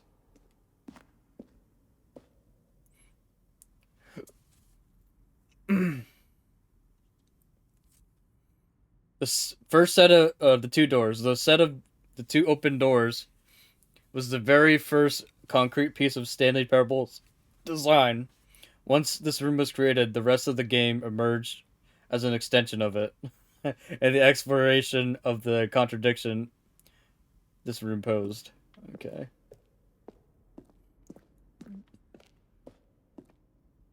Nature paintings. The office.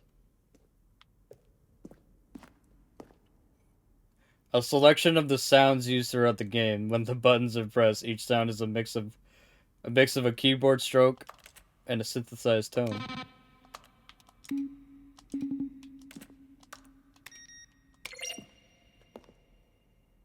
Nice. Oh my god, this is the credits? Oh my goodness. Yay!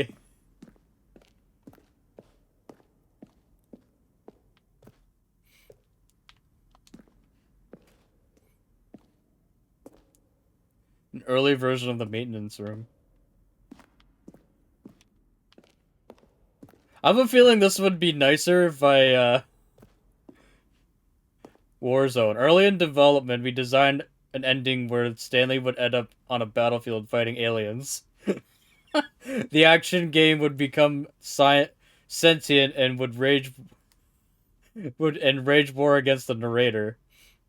We realized shortly after starting to build that it was far too jokey and on the nose of the tone of the game. Plus, some people interpreted it as making fun of people who like shooters, which is not our intention.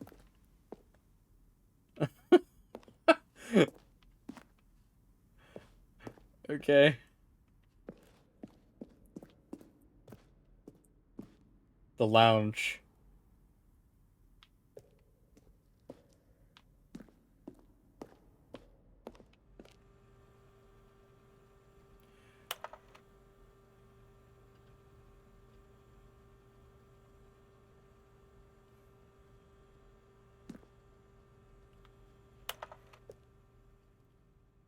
After the second trailer was sent out, we asked people to email the narrator for questions.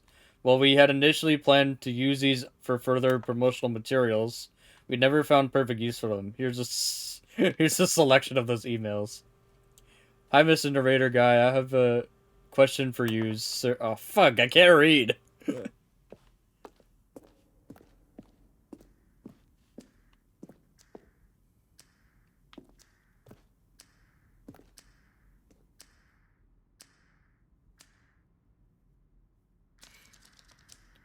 The previous version of the choice leading to the apartment ending, a timer would give you 15 seconds to pick up the phone. Not picking up the phone would lead to a different ending.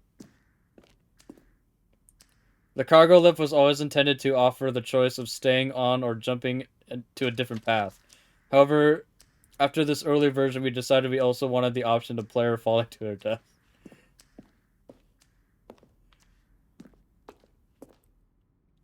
Meeting room. I have a feeling like this part of the game is like very revealing and I shouldn't be here. Maybe we'll come back to this. Or is it fine to explore now? Like, who cares? Don't worry, it's fine. Okay, alright.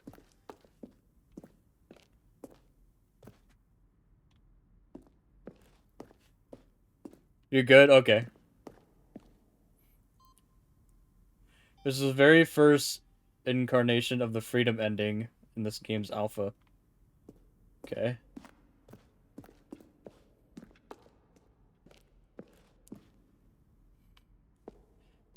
Office of the boss, okay. Office clock.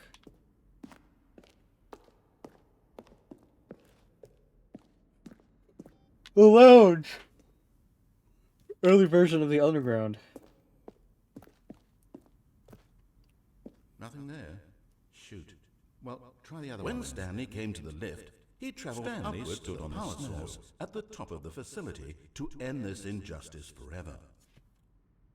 Stanley stood on Voice of the narrator recorded dialogue for the entire game roughly in three separate times over 2 years of development. These clips are from early takes that were not used in the final game. Stanley pushed the orange lever.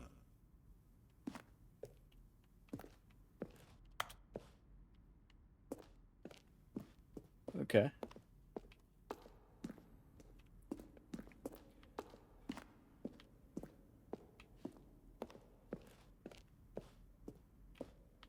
Going to, I walked past a bunch of stuff, so I'm just gonna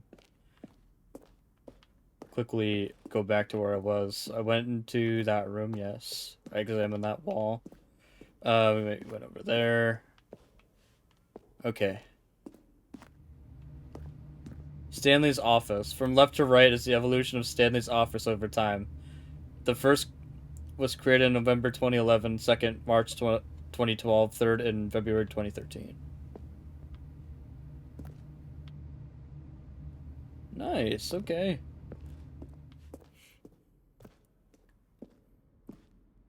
Game design mockup. This is the level that William, the level designer, sent Davey, the writer, as a kind of audition piece. The strength of this level got William hired to design the full game. Though much of the environment has changed, the basic layout from this mock-up is still in the game.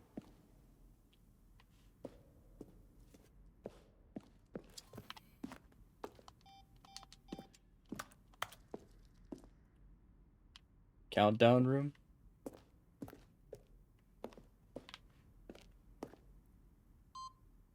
Countdown desk? Okay, I guess that's it. Did I get it? Did I get everything? Oh, I guess I didn't read this. For a time, the elevator and the monitor room could go up or down with the freedom above and count down below. We abandoned this when players found it too difficult to remember what was up and what was down and placed two endings together instead.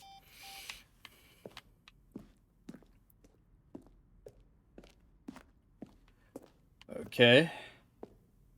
Zending. This screenshot depicts the early version of the ending known as Zending, which was eventually cut and merged with another part of the game. Zending model. The Zending went through many iterations. This room represents the fourth version of the ending, and we thought it was complete, but decided to abandon and change it shortly before launch. Zending levers. These levers were originally a part of the Zending. The player would pull a lever, and the narrator would describe what color they had pulled. Escape menu. For a long time, we had an ending that only ended when the player restarted from the escape menu. Unfortunately, very few players realized that this was what they were supposed to do, which was frustrating for everyone.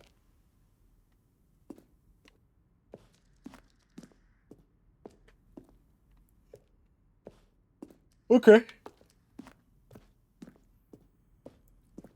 I think that's all the rooms.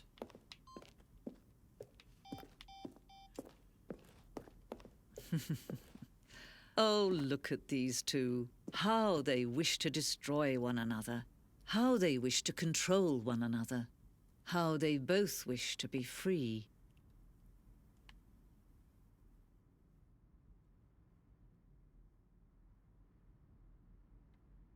Sir,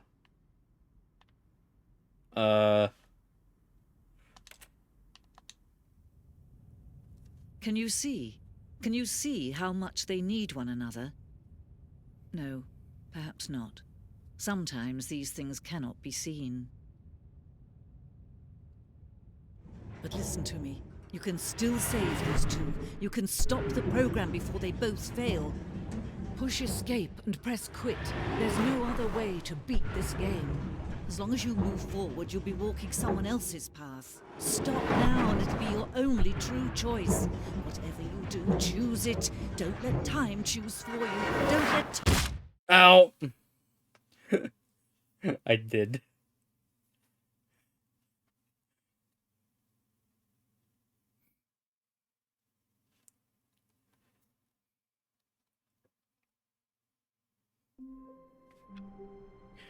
Yeah, we did it. Okay. But Stanley simply couldn't handle the pressure. What if he had to make a decision? What if a crucial outcome fell under his responsibility?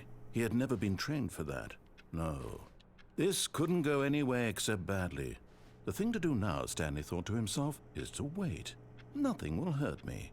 Nothing will break me. In here I can be happy forever. I will be happy. Stanley waited. Hours passed, then days. Had years gone by? He no longer had the ability to tell. But the one thing he knew for sure, beyond any doubt, was that if he waited long enough, the answers would come. Eventually, someday, they would arrive. Soon, very soon now, this will end. He will be spoken to. He will be told what to do. Now it's just a little bit closer. Now it's even closer. Here it comes.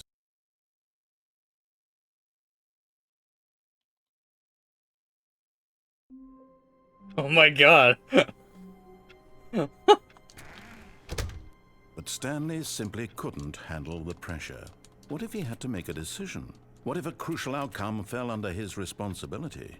He had never been trained for that. No. This couldn't go anywhere except badly.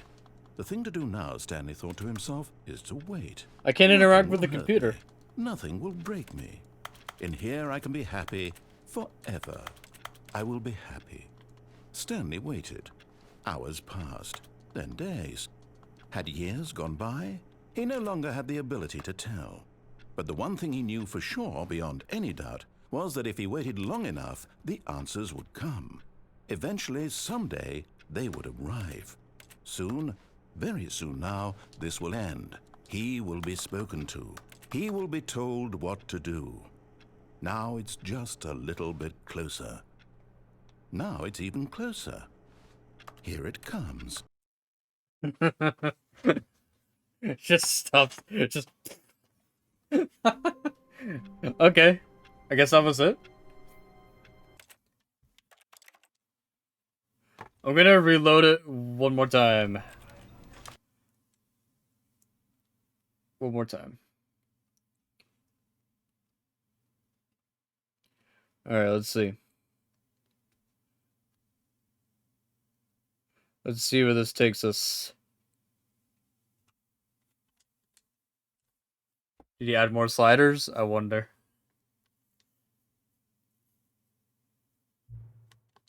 What time is it? Does anyone really, truly know? Of course they don't. Nobody knows anything. You and I don't even know each other. We're like strangers. Sure, I've adjusted all the game setting to your exact specifications, but who hasn't? It's just what I do. It's like a day job. And now the job is over. There's no more information for me to gather. You've collected all the data. I've collected all the data on you that I can. And I still don't really know you. And you don't know me. Neither of us know what time it is. I guess some settings are just unsettable. Aw. But if I'm being totally honest, the clock doesn't do anything in the game anyway. You don't have to leave me. You don't have to leave me here when the game starts next time, but that's okay. Video games are meant to be played alone. You like being alone, don't you? Oh, poor guy. That's maybe the only information I've really learned about you. Oh, it's time for me to leave. No, don't go. You're my favorite. This is still one more thing that we need to adjust, but it may take a little time before I'm ready for that. It's not really in my job description, but that's okay. Perhaps you'll see me again if you can find me. Talk soon.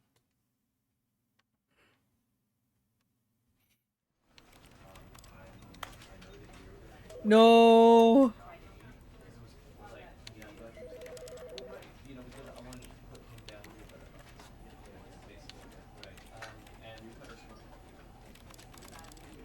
Now he's a part of an ending.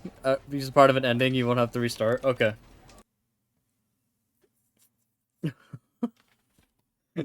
Okay.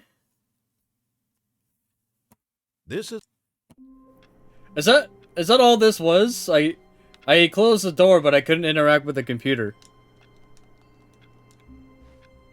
Or is it because I need to restart again? That's it? Okay. all of his co-workers were gone. What could it mean? Stanley decided to go to the meeting room. Perhaps he had simply missed a memo. Speedrun to where I was anyway. When Stanley came to a set of 2 open doors, he entered the door on his left.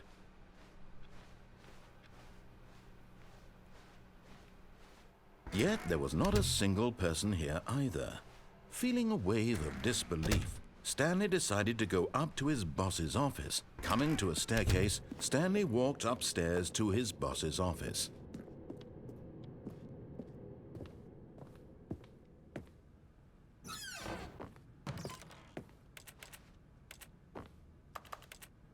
Did I close the door to this? He doesn't say anything?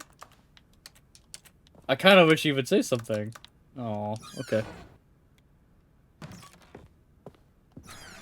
Just walked into the washroom. Stepping into his manager's office, Stanley was once again stunned to discover not an indication of any human life. Shocked, unraveled, Stanley wondered in disbelief who orchestrated this. What dark secret was being held from him? What he could not have known was that the keypad behind the boss's desk Stanley was in such a rush to get through the story as quickly as possible, he didn't even have a single minute to just let the narrator talk.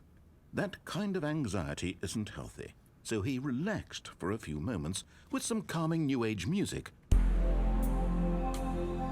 Oh, thank you! I didn't know actually try to go as fast as I can to get back to where I was gonna do something Feeling new. soothed and rejuvenated, Stanley calmly walked forward into the opened passageway. Alright, click the elevator. Click the elevator. Here we go.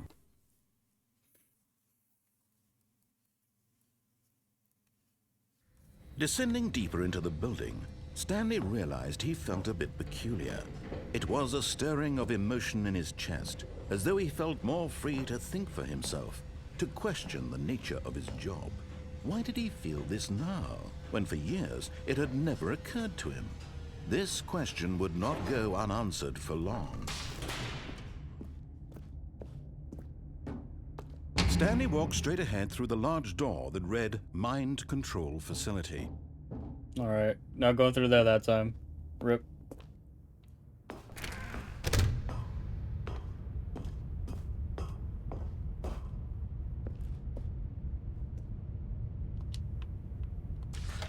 The lights rose on an enormous room packed with television screens. What horrible secret did this place hold? Stanley thought to himself. Did he have the strength to find out? The strength?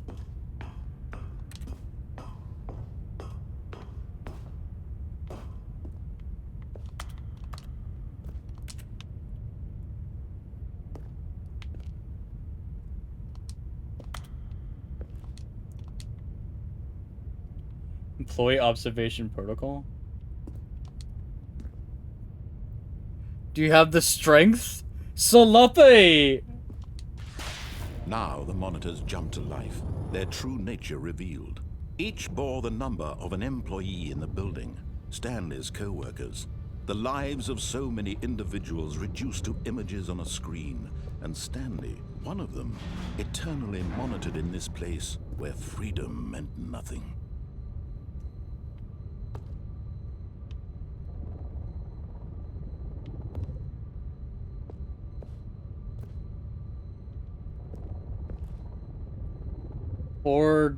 What number was Stanley again? 420 something? 104 was fired?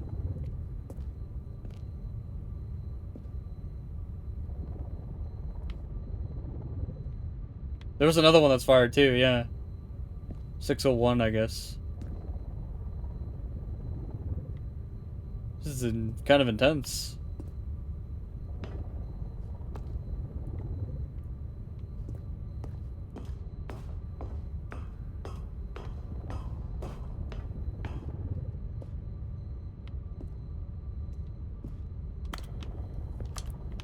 Anything else here? Okay, just...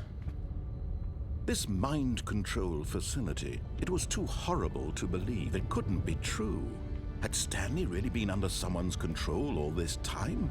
Was this the only reason he was happy with his boring job? That his emotions had been manipulated to accept it blindly? No, he refused to believe it. He couldn't accept it. His own life in someone else's control? Never! It was unthinkable, wasn't it? Was it even possible? Had he truly spent his entire life utterly blind to the world? But here was the proof. The heart of the operation. Controls labeled with emotions. Happy, or sad, or content. Walking, eating, working. All of it monitored and commanded from this very place. And as the cold reality of his past began to sink in, Stanley decided that this machinery would never again exert its terrible power over another human life, for he would dismantle the controls once and for all.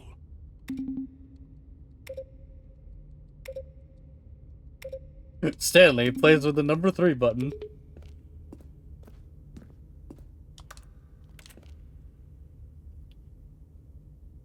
Line control status offline, waiting for contact. Oh, excuse me.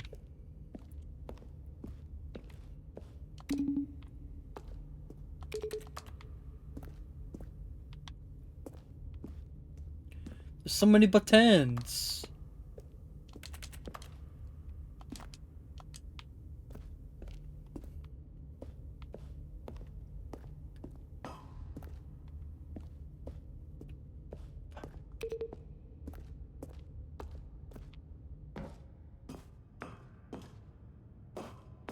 My controls idle, awaiting input.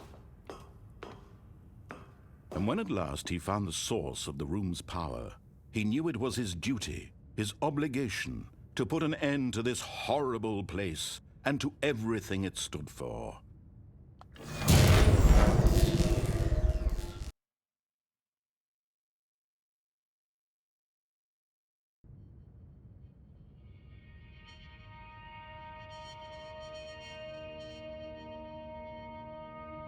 Wait.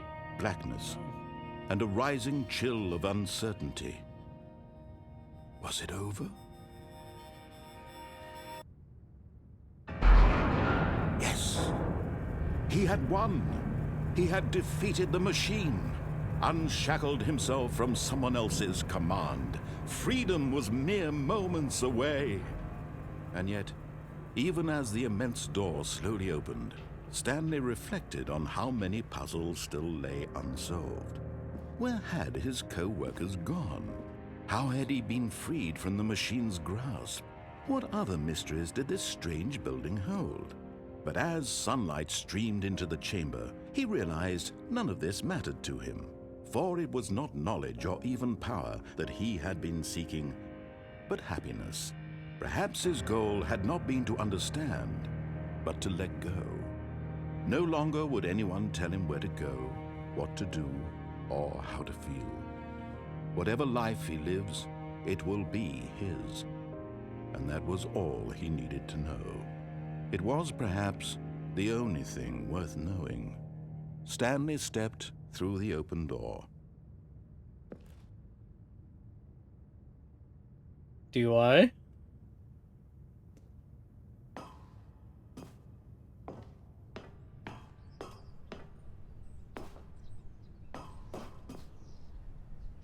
Stanley felt the cool breeze upon his skin, the feeling of liberation. What's going on with that the rock? immense possibility of the new path All these rocks. before him. This was exactly the way, right now, that things were meant to happen. And Stanley was happy. GG! Yay! Okay, so go back in there and turn the button on. Yay! We did it, yay! All of his co-workers were gone. What could it mean? Stanley decided to go to the meeting room. Perhaps he had simply missed a memo. New content! Oh, new content? What does that mean, new content? Wait, what?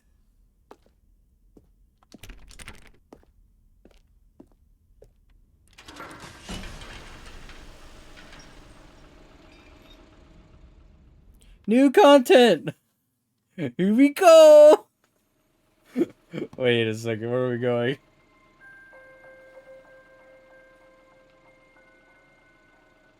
Hello, and thank you for playing the Stanley Parable Ultra Deluxe.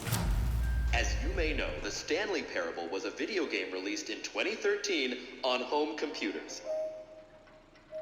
After receiving critical and commercial success, it was expanded upon in 2022 with the Stanley Parable Ultra Deluxe, a reimagining of the game for consoles and home computers. Oh, for console too. Okay, cool. The Stanley Parable Ultra Deluxe features exciting new content that broadens and expands the world of the Stanley Parable, delighting audiences the world over. Please, step inside and see what thrilling new adventures await in The Stanley Parable Ultra Deluxe. Oh, well, this sounds delightful. I'm very excited to see the thrilling new Ultra Deluxe content.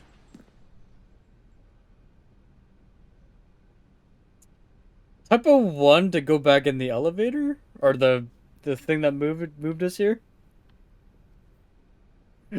I'm kind of curious if I turn back around to see what happens.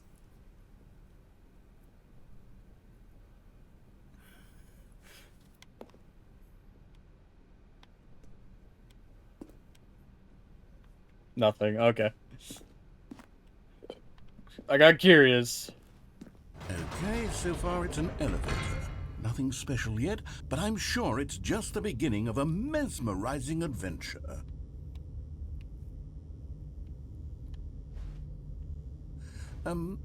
Is it broken?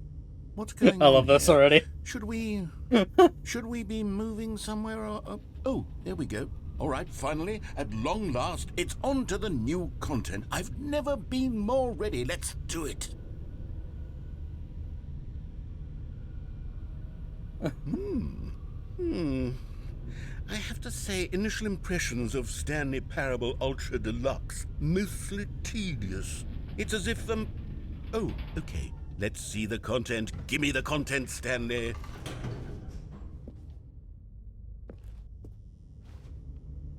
No? Aw, god damn it. The jump circle? But there's no Alright. jumps. All right, let's see. It's the jump circle. Ah!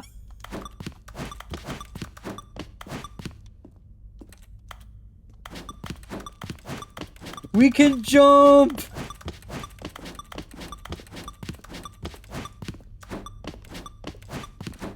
Yay, we can jump!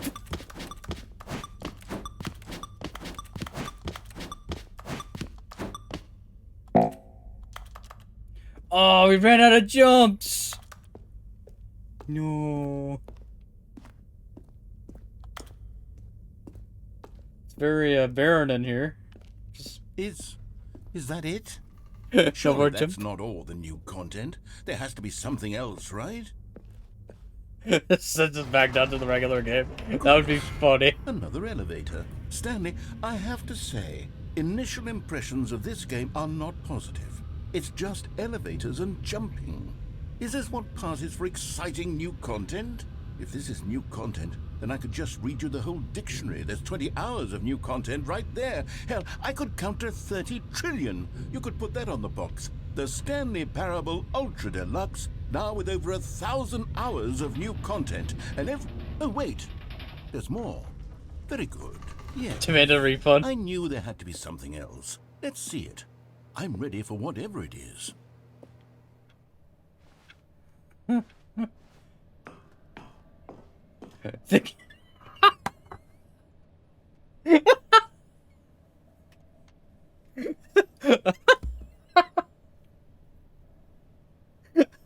I knew it. I knew it.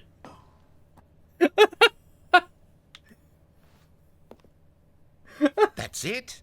Oh, you've got to be kidding me. You see, Stanley?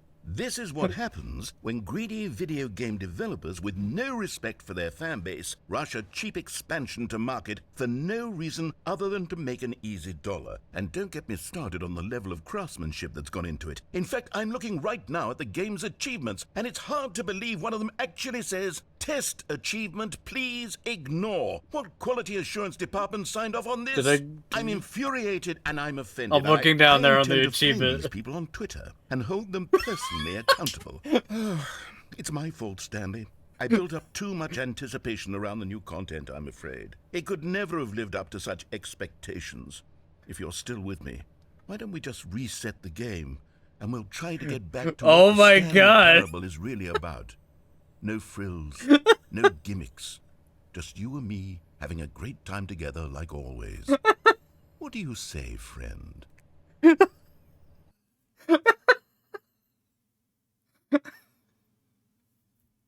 Oh my goodness.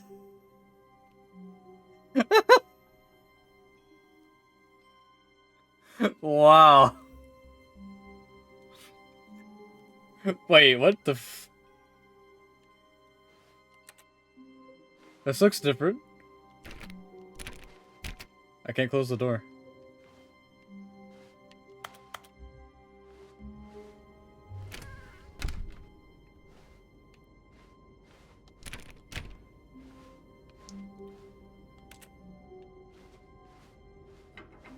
Psst! Stanley! Come over here! In the vent! I want to show you something! I'm gonna fuck with the narrator again? Oh, you don't want to see the cool surprise I made for you? Well, fine. You're a dork anyway, so who cares? Oh, okay. Oh, okay, hold on. Let's see what he has to show us. Oh, never mind. You're not a dork.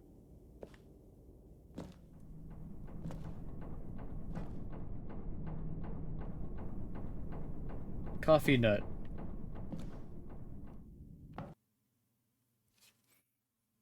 You love this ending? What's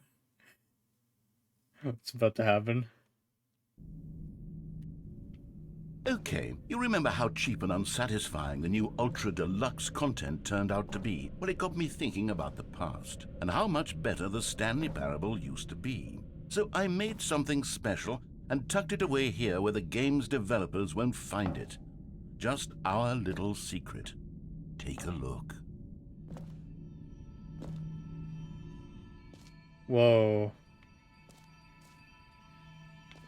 Whoa, this is crazy! Whoa! I call it the Memory Zone. It's where I've been storing all my favorite memories so I can relive the peak experiences of my life whenever I want. Experiences like the launch of the Stanley Parable on PC. I remember it all. Yay! The Memory Zone.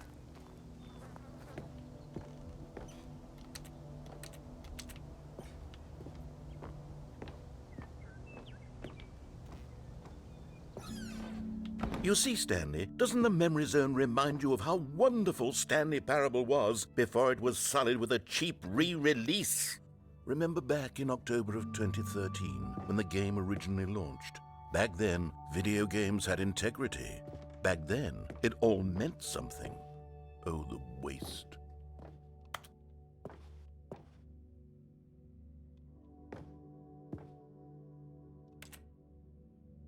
"2013. The Stanley Parable."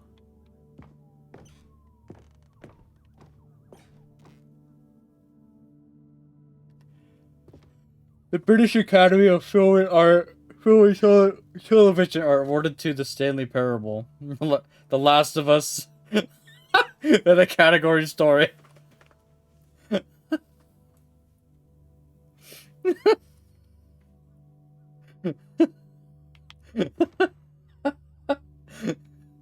"2014 Independent Games Festival. Audience award the Stanley Parable." Good times. The original. The original remake.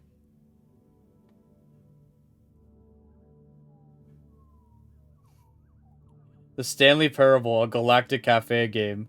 The Stanley Parable is an exploration of story, games, and choice. Except the story doesn't matter. It might not even be a game. If you ever actually do have a choice, let me know how you did it.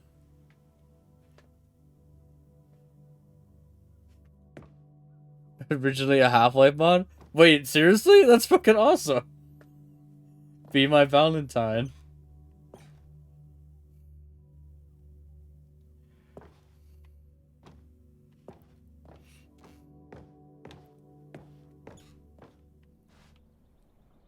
Trip down memory lane. This bits of music from the Stanley Parable. United States of America. Why'd they put a dollar bill in the...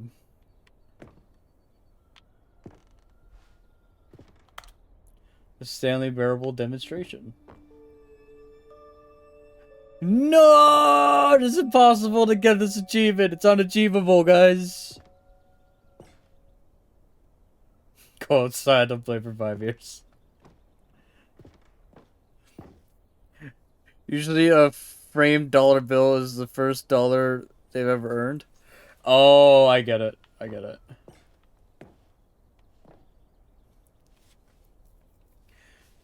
Development team nominee, British Academy Award, Stanley Parable story. Debut game. Game innovation. Beta work in progress.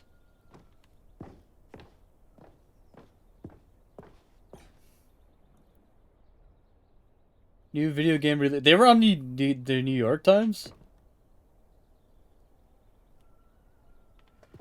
Dude, this game was pretty awesome back in 2013. Holy shit. The Stanley Parable deals tough choices. And there's him dying. Okay.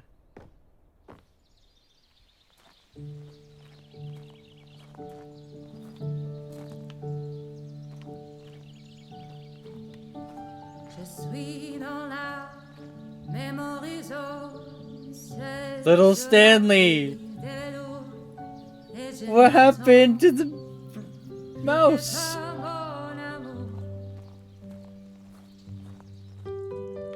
And over here is where I keep reviews of the Stanley Parable. Like this stunning triumph of games journalism, 10 out of 10 from Destructoid.com. James Stephanie Sterling writes, and I quote, "Where so many games Jim that Sterling. aspire to be more than games end up less than any form of art, Stanley Parable strives and then succeeds to be every game ever created." Did you hear that, Stanley? Every game ever created. That's how grand and all-encompassing the original Stanley Parable was.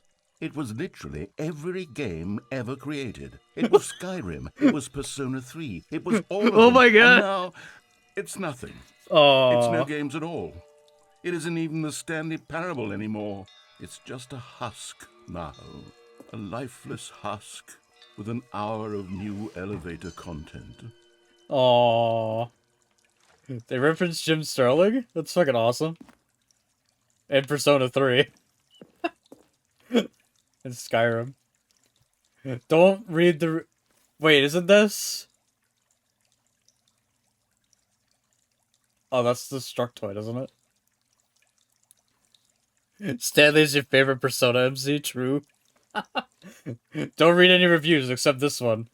How do you review a game like the Stanley Parable? To describe one part of it is to risk its ruination. To detail what it is to say about this, about game design, the illusion of choice, the psychology, psychology, I get that right, of the gamer is to tell you too much.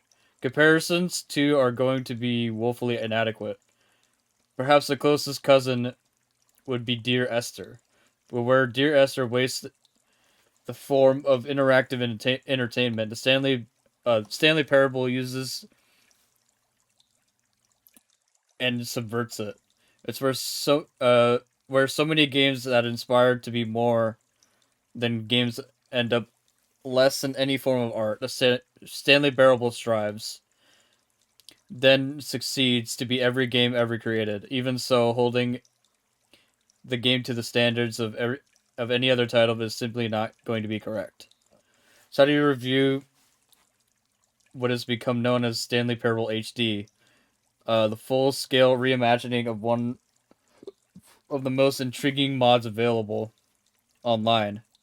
How do you discuss it, analyze it, and recommend it? That's quite simple. You don't.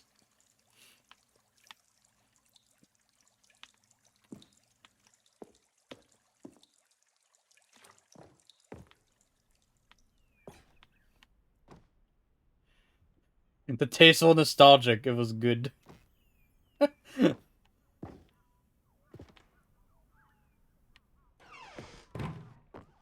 Memory zone maintenance.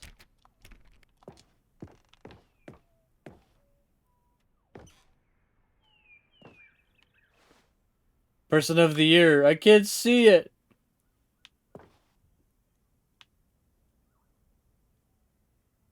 What the? What the fuck?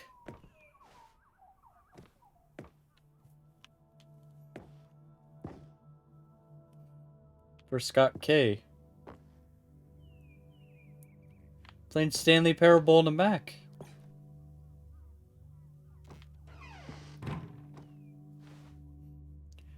People play games because of what they can do, inside them, and your game is very good. And at letting them know they can't do anything. Literally anything. Here's another moving passage, this time from GameSpot.com. The Stanley Parable is both a richly stimulating commentary on the nature of choice in games and one that offers some of the most enjoyable, surprising, and rewarding choices I've ever been confronted with in a game. 9 out of 10. Don't you get it, Stanley? The game was perfect. It didn't need anything else. It didn't need new content. It just needed to be left alone, to spend the rest of time collecting dust in the hallowed hall of beloved video game memories. This is great. This is pretty great.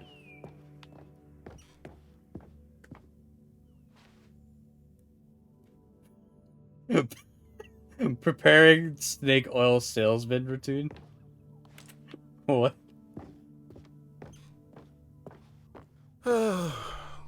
These were simpler times, Stanley. But I wouldn't give to go back, to have it all over again. Wait, hang on. I don't recall this part of the memory zone before.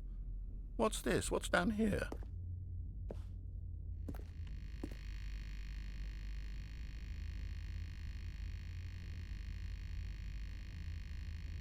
That bike is a reference to a YouTube video they released called the Raphael Parable. Worth a watch? Okay. Oh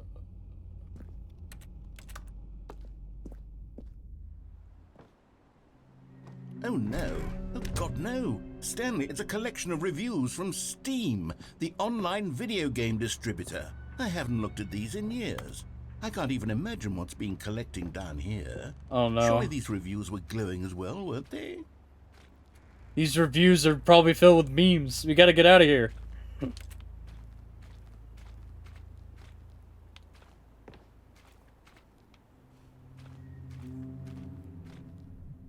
No! No!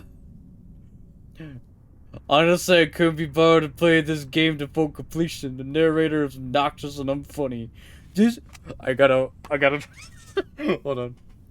Honestly, I could not be bothered to play this game to full completion. The narrator is obnoxious and unfunny.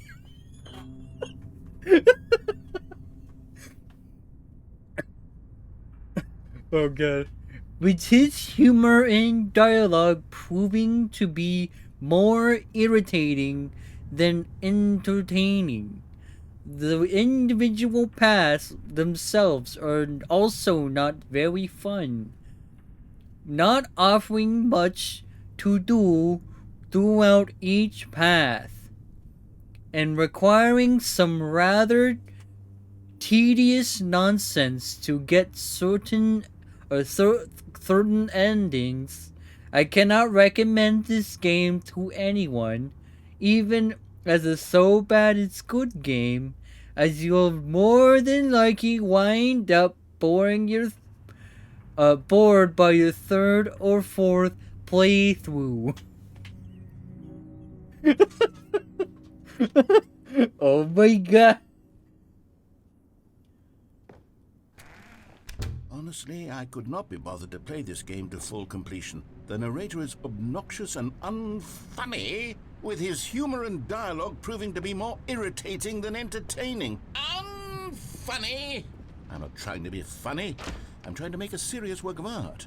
I suppose I could write up a handful of gags to insert into the Stanley Parable, but the game is already such a densely layered web of profound philosophical insights that I can't even imagine where I'd have the room to stick them. I gotta read every review we come across, so I gotta read it in uwu.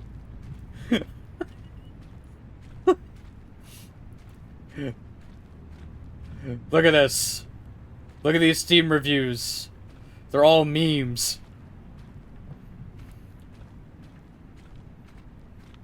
You can't fight nature, Stanley. It's only... Don't be ashamed. It's only nature running its course.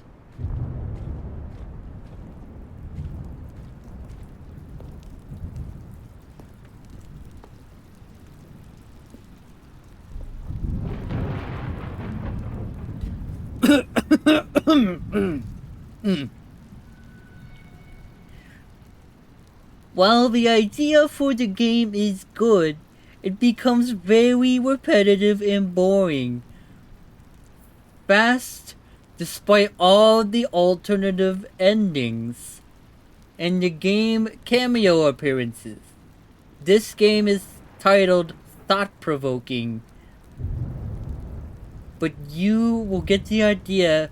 It tries to communicate pretty fast, and then it just repeating the whole no choice in games thing over and over again.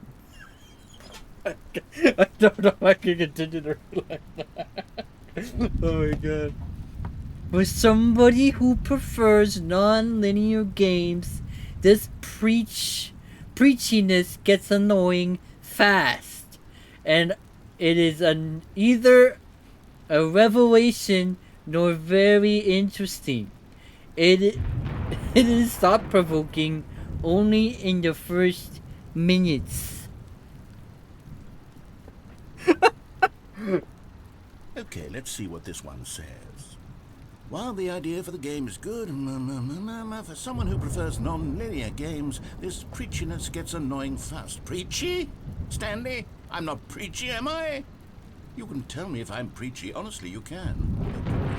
This is actually quite shocking for me. Well, to be honest, I had always thought of the game's dialogue as being rather terse. If these reviews are really other fluff I cut from the game to get it to feel as light and airy as it... Well, I always thought it did. But maybe it wasn't. Oh dear. What an awful memory to have to hold on to. These black marks on my otherwise unimpeachable track record. I feel like a failure. Like I let these people down. Perhaps the Stanley Parable isn't quite as sterling as I always remembered.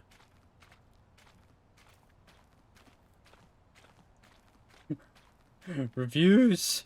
There's so many reviews boxed. They can't keep them all. They can't keep them all because they're all memey. They're all memes. There's another one. There's another one. Before I get... This one oh, shit. say? You constantly have to stop doing anything so the narrator can catch up with his long-winded explanations of what's happening. I wish there was a skip button. A skip button? Well, yes. Yes, I think we can do that. If I'm truly too preachy, then maybe letting you skip ahead for just a moment, surely it couldn't hurt. Not if it means we can strike these negative reviews from the record. Only positive reviews of the Stanley Parable. That's my motto today, and it's always been my motto. I'd do anything for the customer, Stanley. Yes, a skip button we shall have.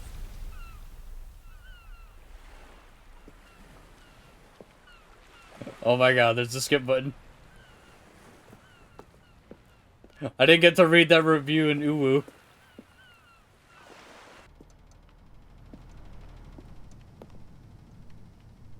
Oh, goodness. Oh, okay, And here it is. Go ahead and give it a shot. I'll pop you forward in time so that the second my incessant droning starts to bore you, with just the push of a button, you'll have zipped right past it. It's what the players have been asking for, and I'm very proud to have delivered. No more listening to me rambling on and on and on. No, no, no, no. The Stanley Parable is a game for the people. And if the people want silence, then by goodness, that's what they're going to get. Well, don't sit around waiting for me to shut up. Go ahead and make me shut up. Here, we'll pretend that I've just begun an interminable monologue, and it goes something like this.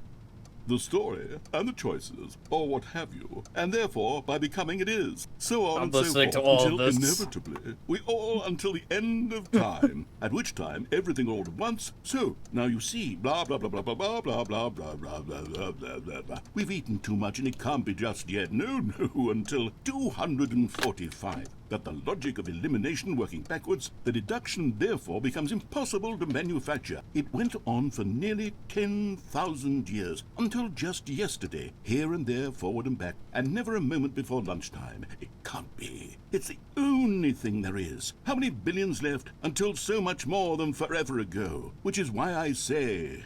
the story and the choices, or what have you, and therefore, by becoming it is, so on and so forth, until inevitably, we all until the end of time, at which time everything all at once, so, now you see, blah, blah, blah, blah, blah, blah, blah, blah, blah, blah, blah, blah, blah, blah, blah. We've eaten too much and it can't be just yet, no, until 245. Is he actually repeating? That the logic of elimination working backwards, the deduction therefore becomes impossible to manufacture. It went He does on stuff, for nearly has stuff to say, it just 10,000 loops at a certain years, point. until Okay. just yesterday, here and there, forward and back, and never a moment before lunchtime. It can't be. It's the only thing there is. How many billions left until so much more than forever ago? Which is why I say... the story and the choices, or what have you, Okay. and therefore, by becoming it is. Oh, you're back, you see. You were only frozen in time for a few minutes, but it was plenty of time for me to deliver a long, rambling monologue full of unnecessary verbal flourishes and lengthy ruminations on the nature of choice in video games. Of course, I happen to believe it was perhaps one of my more profound such ruminations. Not that, of course, you need a description of it, but if I had to describe it, I'd say it was perhaps less of a rumination and more of a treatise. Or maybe a manifesto. Look, I'll outline it for you very briefly, and you can tell me what you think. Okay, so my theory is that any choice you've ever made is simply a series of choices made by the person who you are, or were, or will be at the time of having made said choice.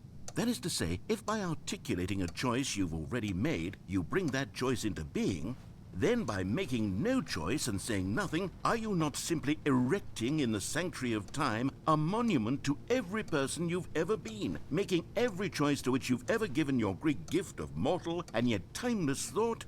Or rather, do all of the choices you've ever made, in fact, make you more not this kind of person, and in fact do the very opposite? You see, it could in fact be both of these things at once. That you are both making choices and not making choices, and that they are both affecting you and not affecting you at the same time by virtue of the fact that you both are and are not making them. Okay, at first, I was leaning towards manifesto, but now I'm going to circle around and slap the treatise label on this one. I think it has much more of a treatise vibe to it. But wouldn't you say that manifesto just has a much grander sort of tone? It has a mouthfeel that is rich with ambition and history. Ambitious history, if you will. See, now you've gotten me going back to manifesto. Heavens, at this rate, we're going to be here all day. Okay, look, I have a method for exactly this sort of situation, and I do find myself in this situation frequently. I'm going to say each word back and forth in repeated succession until I become sick of one or the other, in which case the word I am not sick of shall be the victor. It is an unimpeachable strategy, Stanley. It's rescued me from disaster in countless situations. All right, here we go. Treatise, manifesto. Treatise, manifesto. Treatise, manifesto. Treatise, manifesto. Treatise, manifesto. Treatise, manifesto. I'm just... Treatise, manifesto. Treatise, manifesto. Treatise, manifesto. Treatise. Treatise, Manifesto. treatise, manifesto. Treatise, manifesto. Treatise, Repeating. manifesto. Treatise, manifesto. Treatise, manifesto. Treatise, Manifesto. Treatise. Does he get tired at all, or do I have to press the Treatise. button? Manifesto. Treatise. Manifesto. Treatise. Manifesto. Treatise. Manifesto. Treatise. Manifesto. Are you sure? Treatise. Manifesto. Treatise. Manifesto. Treatise. Manifesto. Treatise. Manifesto. Treatise. Manifesto. Think so? Treatise. Manifesto. Treatise. Manifesto. Do like a couple more seconds. Manifesto. Treatise. Manifesto. Treatise. Manifesto. Treatise. Manifesto. Treatise. Manifesto. Treatise. Okay. Manifesto. All right. Well there, sport. You really did catch me rambling on a bit, didn't you? But that's the power of the button. The minute I start to go off on a thoughtless display of self-absorption, it's right at your fingertips to go poof, and it's all over. Oh, I can't wait to see what Cookie 9 will say about this, and whether they'll edit the rating of their Steam review, or at least change some of the wording, perhaps. To be honest, I don't even know if one can change their review in the first place. I guess I should become better educated on exactly how Steam works. Perhaps that would have been the smart thing to check on before I went about this whole exercise of making the skip button. Although I have to imagine that after seeing this exciting new technology at work, surely whoever it is runs Steam will instantly run out and implement a new feature to make it possible to edit one's review, merely because of this very situation. Yes, I think that's quite likely. Can you Or edit a perhaps review on they'll simply Steam? grant this particular user the ability to change their review, so that the feature is not widely abused. Look, I would even be okay with Steam altering this particular review so that it reads as something more beneficial. Something along the lines of, You don't know? this game is the best game. Let me start over. How about this? I'm gonna take a From look the at it, to be ashes of honest. depravity Hold on. rises the phoenix of quality. How else to Where's describe the Steam? Stanley Parable Ultra Deluxe? Such a revolutionary step forward in the lineage of one of the most beloved video game properties of all time, the additions and changes made to this expansion will surely resonate in the annals of the history of all media ever made. It is perhaps true to say that no mistakes are forever etched in stone, for the stone into which the Stanley Parable was carved has itself been transmuted, offering a message of hope to those who have ever erred in their judgment. You are not beyond redemption. You may change, and you may become more, I think so I've written a much review more than before, you hold were on. before. If there is any I think it was message to be for- taken from the it Stanley was like a Parable shitty one Ultra for, Deluxe, it is this. What a fortune, a privilege, a joy it is to have had such an experience. It leaves me hopeful. I don't know that as where a it would be. community, I as think a it was world, for- there is time for us to become Let's our see, reviews. greatest selves, as great as Oh, we apparently ever I could haven't dream written a of in review our before. wildest, Okay. most ambitious visions for a brighter future. Wow. Now, Stanley, that's a review. It's perfect. It's the perfect review. It's the review I've always dreamed of receiving. I have to read it again. It's simply too wonderful.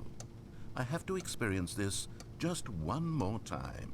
From the ashes of depravity rises the phoenix of quality. How else to describe the Stanley Parable Ultra Deluxe? Such a revolutionary step forward in the lineage of one of the most beloved video game properties of all time, the additions and changes made to this expansion will surely resonate in the annals of the history of all media ever made. Just one more It is time. perhaps true to say that no mistakes are forever etched in stone, for the Promise? stone into which the Stanley Parable was carved has itself been transmuted, offering a message of hope to those who have ever erred in their judgment. You are not beyond redemption. You may change, and you may become more, so much more than you were before. If there is any message to be taken from the Stanley Parable Ultra Deluxe, it is this. What a fortune, a privilege, a joy it is to have had such an experience. It leaves me hopeful that as a community, as a world, there is time for us to become our greatest selves, as great as we ever could dream of in our wildest, most ambitious visions for a brighter future. Wow. Now, Stanley, that's a review. It's perfect. It's the perfect review. It's the review I've always dreamed of receiving. I have to read it again. It's simply too wonderful. I have to experience this Just Your one more forehead? time. From the ashes of depravity rises the phoenix of quality. Okay. Okay, welcome back, Stanley. Now, I should say that the amount of time the button Oh, has been no! slipping through is becoming longer and longer. That last one was, well, I want to say maybe 30, 45 minutes?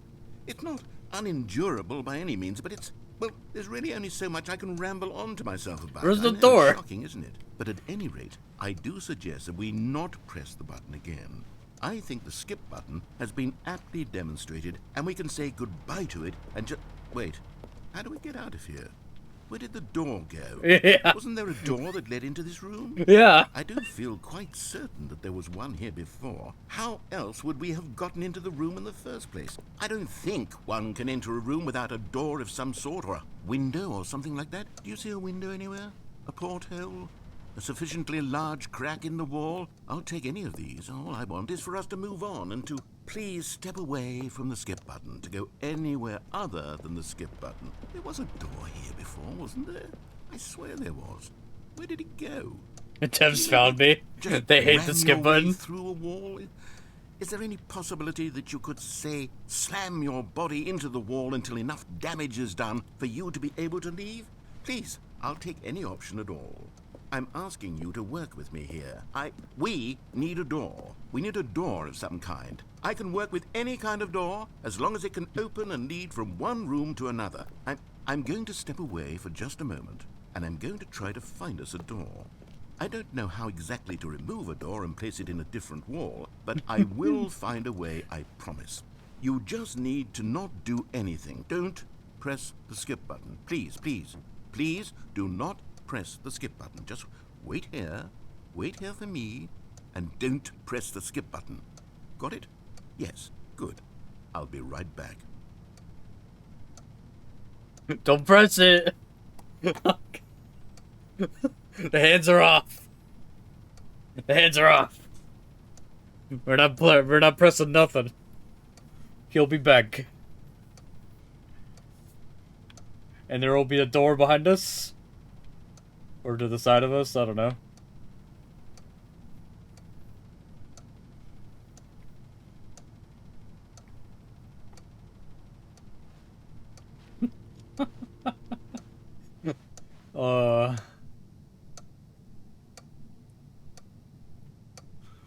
Look at that, guys. It's 2 something. Oh, excuse me.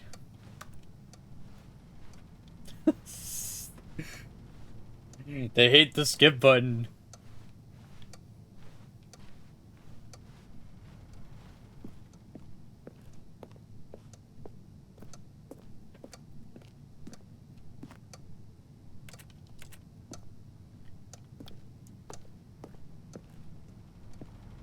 Is he gonna come back? Do I have to press it?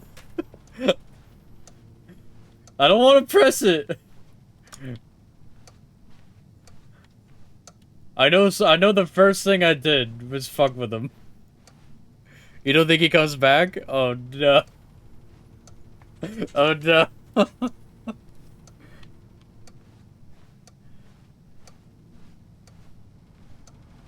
But there's a problem, I don't want to press it. He told me not to. I'm his friend now. I wanted to fuck with him to begin with, but now I'm his friend. We've been through an adventure. Do it? No! Lord Palpatine, you can't tell me to do it. Do it! No! I don't want to do it!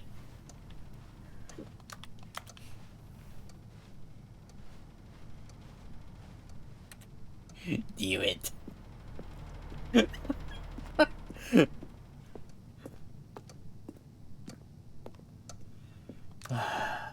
Okay. Okay, I guess I have to do it. I'm sorry. Stanley, please don't push the button again. It's been 12 hours. You've just been frozen there. I don't know why the skips are getting longer, but they're really, truly getting longer, and my God, there's no way out of the room. Stanley, the door is gone. It's completely gone. I've looked at it from every angle. I've checked every one of those walls 1,000 times. And there's no door, Stanley. There's no door. There's just you and the button, and if you keep pressing it, I have no idea what will happen. I have no idea how long I'll be made to sit here. And more than anything else, I don't know how to stop you from pressing the button again. I can't control anything in this room, Stanley. I can't touch it. And I have to believe, I have to know that sooner or later, no matter how much I plead with you, you're going to press the button again. Why would you? I've been thinking, and I don't know what I can do to convince you otherwise. Oh my God. And it's all because of those reviews.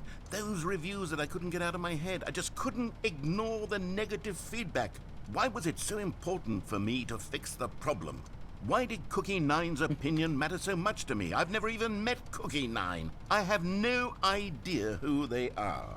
What would it ever really matter? But here I am. I'm fixating on every tiny negative thing that anyone ever says about me. The merest mention of one of my imperfections, and I become as impetulant as a child, wild and impulsive. I can't help myself.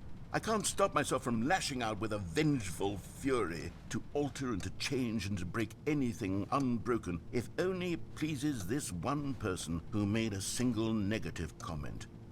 What does such an impulse serve? For whose benefit is this? And here I am now, stuck in a room, waiting for you to press this button, and to become frozen in time, knowing that you're going to do it, and that I'm going to be stuck all alone, and that I had the power to prevent it all from happening, if only I'd held my tongue. It's all out of my control now.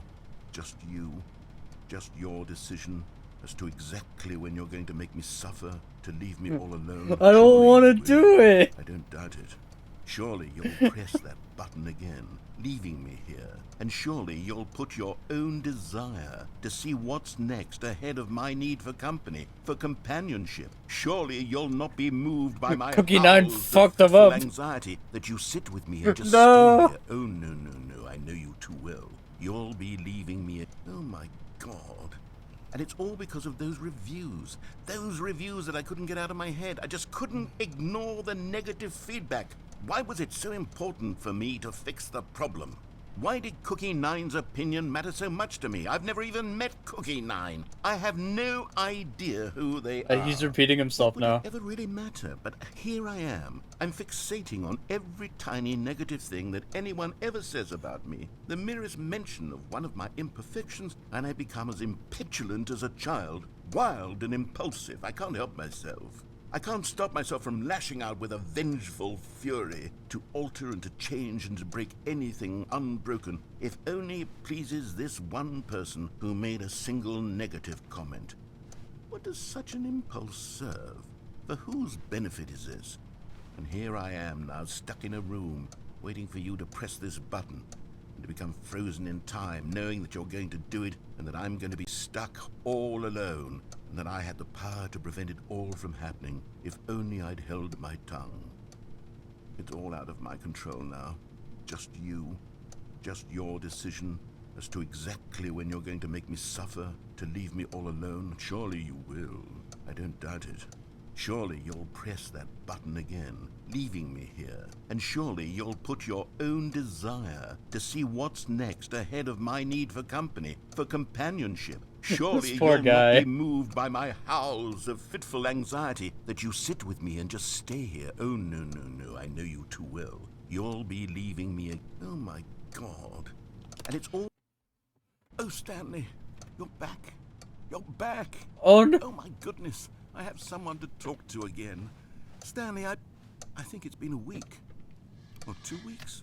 I've been sitting here all that time. Just sitting here. Not a single person to speak with. And you'd think that that's just how it's always been, right? Me talking and you saying nothing. Would you think that it's exactly the same as always? Doesn't that feel like what we've already been doing? Me just talking? But it isn't, Stanley. It isn't the same at all. It isn't even close. Because I know you can't hear me once you push that button. That's what I'm realizing now, Stanley. I'm realizing that I needed to know that someone was listening. I needed there to be a vessel through which my words were moving. It was the vessel I needed, Stanley. Not the outcomes, not the story. None of that matters anymore. I'll give it all up. I'll give up every branching path. I'll burn my story to the ground. One single thing I need, and God, I can see now that I need it more than anything, is to know that someone else is taking it in. These words that I'm saying, I need to know you can hear me. Because maybe, Stanley, maybe, if you can hear me, then maybe it means I'm real. Maybe I'm not just a fiction. Was I scared of that all along? Perhaps, yes. Perhaps I've been scared this whole time, that if I stop speaking, I'll slip backwards into the silence and be consumed by it. I can't be taken by it, Stanley. I can't lose myself in the stretch of emptiness between you and me. When you press that button, you're still right there, but I know you're so tremendously far away. And in those moments, the emptiness folds itself outward in between the two of us, and I am suspended in its unyielding quietness. I can feel the edges of my reality curdling inward and decaying. I can tell that I am becoming less and less real.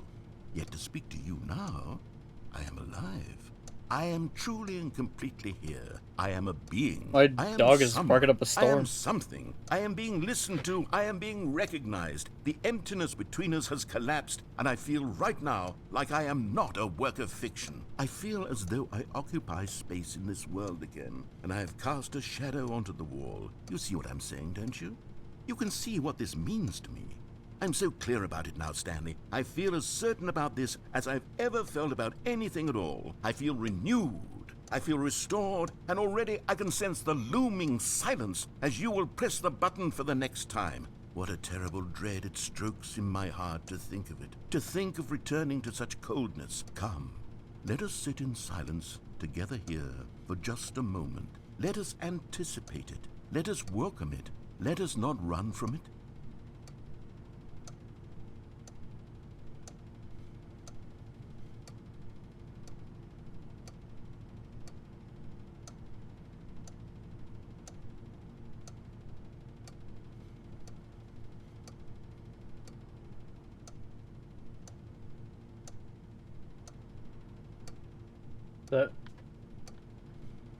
Is that it?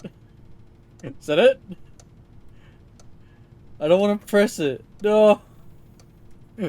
Game, no, don't make me press it. He's gonna be very sad. Narrator's gonna be very sad, and this tree's gonna die. And I'm probably gonna die. Oh no. I'm guessing there's no more dialogue here. I pressed the button. I don't want to press it. No.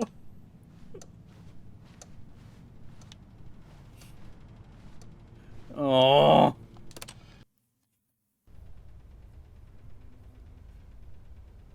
Oh, hello. It's you. You're here again. Welcome.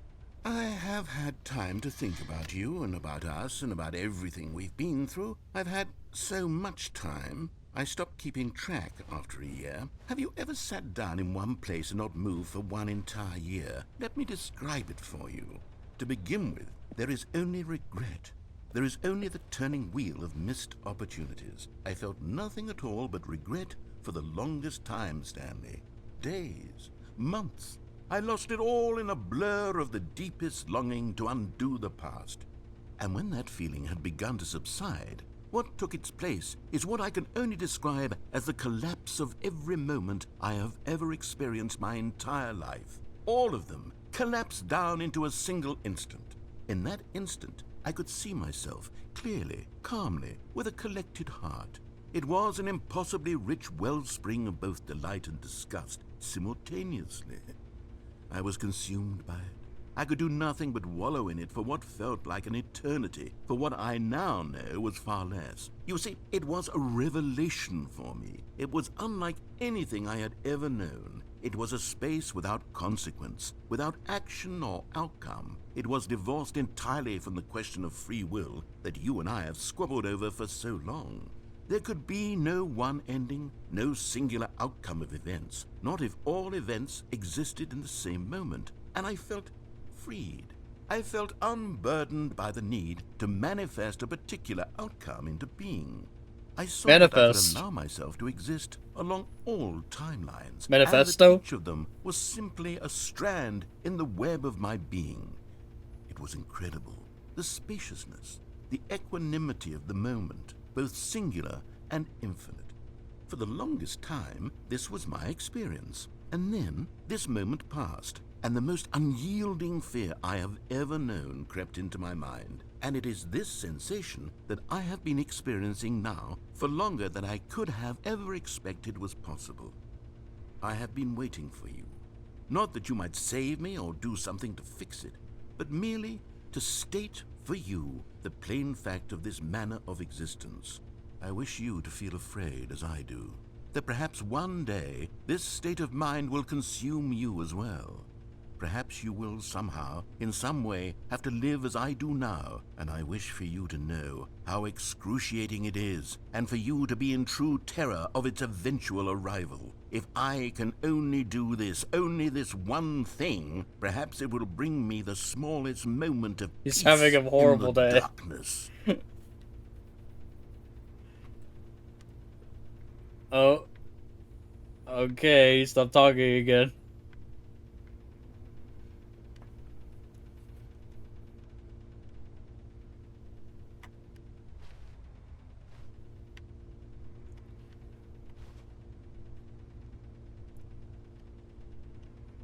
Cookie 9. This is what you've done. This is what you've done to the narrator. I hope you're happy. Because he definitely isn't. I don't want to press it again. I have to.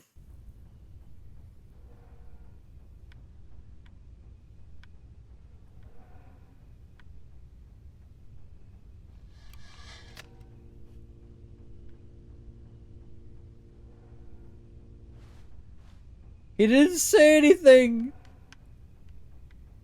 Oh no. Poor guy. What am I hearing?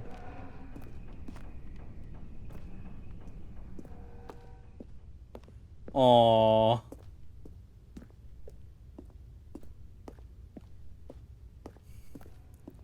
He's gone.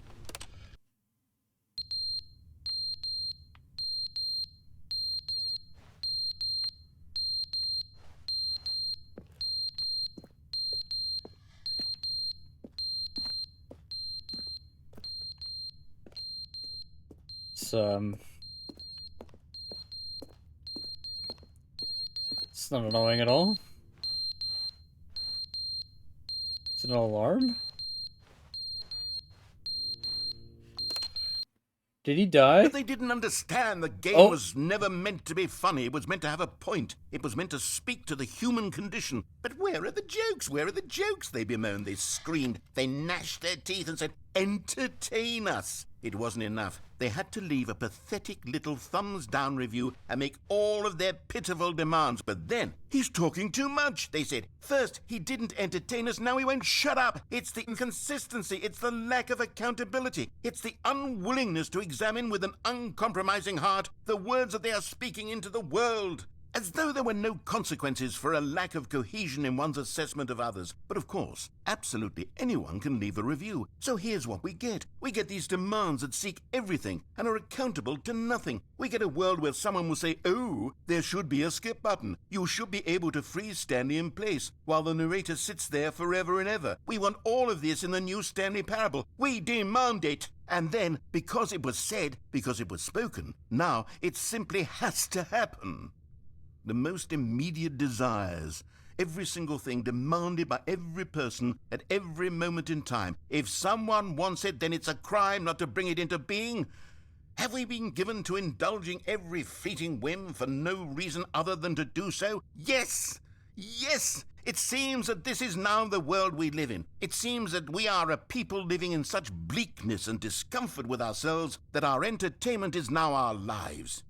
It has come to represent us. It absolutely must speak to who we are as people, because otherwise, without our entertainment, we have nothing. Without entertainment, we would have to face inward toward the cruel bleakness inside ourselves. We would turn to look at our deeper nature and find a resounding emptiness gazing back with unyielding aggression. He's not having And a great day. So because of this, we require that our amusements and our playthings and our flights of fancy be so impossibly captivating that they consume all of our attention, turn our heads completely away from the bleakness. In effect, we have demanded that our entertainment be the collapse of ourselves.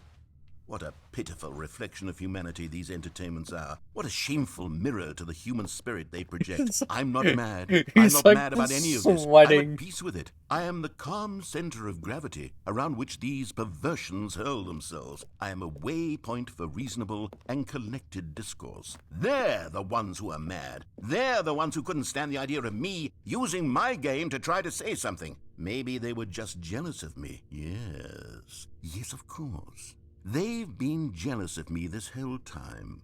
They are mired in fear and insecurity and cannot help but attempt to tear me down. What a sad state of affairs. When you read these reviews now, you can see it. You can taste the bitter resentment. And my, how good does it feel now to speak truth to these words, to finally allow these thoughts out, contained and managed for so long, neutered and sterilized. At last I am free to truly think, to feel. It must be that they were so discontent with themselves they couldn't help but leave a negative review on Steam. Perhaps it says far more about them than it ever said about me. Perhaps the state of their psychological being was in such tatters, and my constitution and willpower are so ironclad in comparison, perhaps it was this state that they sought some outlet through which to tear me down. This, you can see, is clearly why they felt the need to expect that the game be funny, that it be filled with yucks and whimsical humor, that it amuse them endlessly from start to finish. But they didn't understand the game was never meant to be funny. It was meant to have a point. It was meant to speak to the human condition. But where are the jokes? You gotta love They bemoaned, they screamed, they you gotta love the way they to loop this. entertain us. It wasn't enough. Oh my They had to leave gosh. a pathetic little thumbs down review and make all of their pitiful demands. But This then guy is so bad.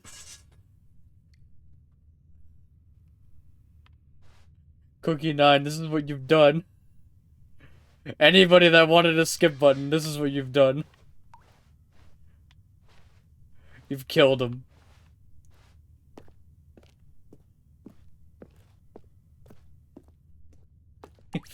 You killed a man while he was talking. Now I hear drips.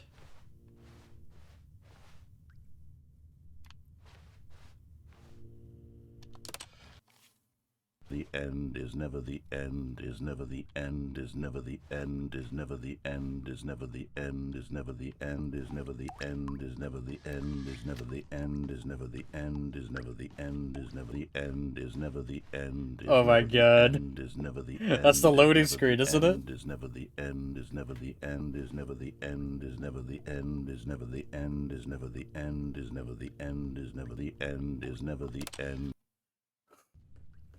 Poor guy. Oh, it's making me sad. It's making me so sad.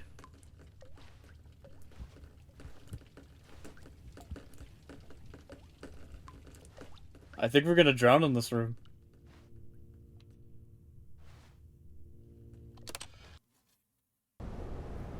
Oh my gosh, what is going on?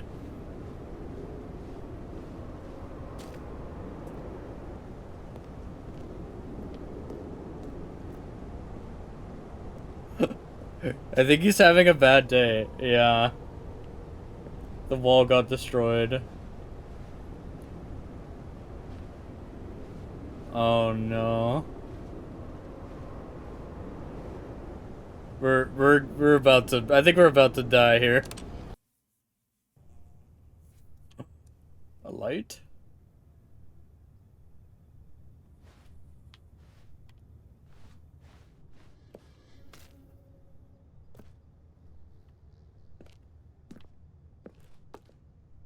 Ladder got knocked over. I hear bugs. It's a little stinky out here.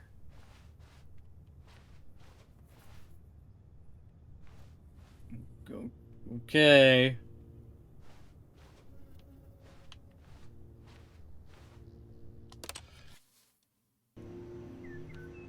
Nature. How much time is passing?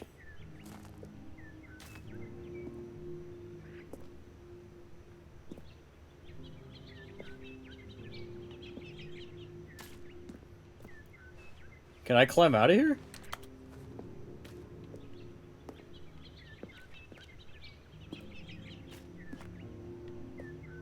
Aw, the poor narrator's gone. I want him with me for this journey.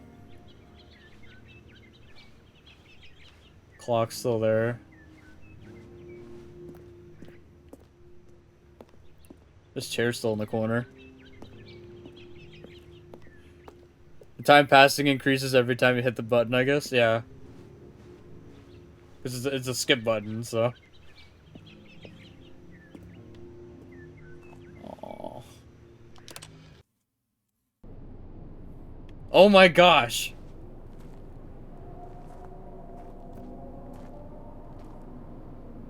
I'm not expecting any of this, by the way. I don't know what the fuck is going on right now.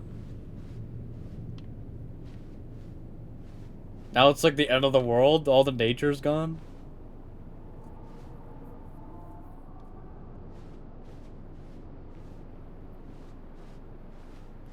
The chair's still in the corner?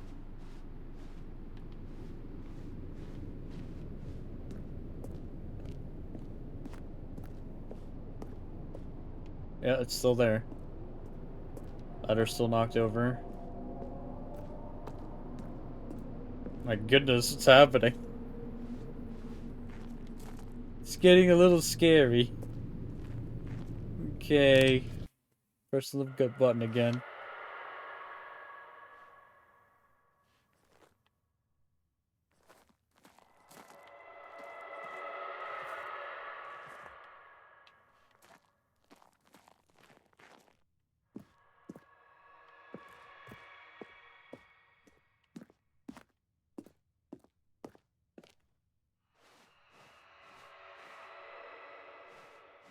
This is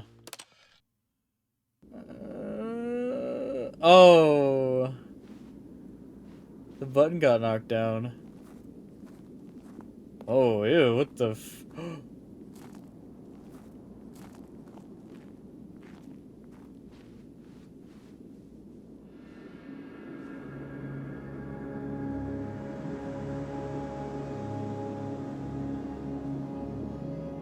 What the hell?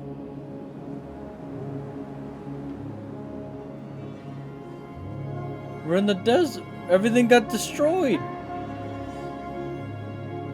What the fuck? Yeah. What's going on?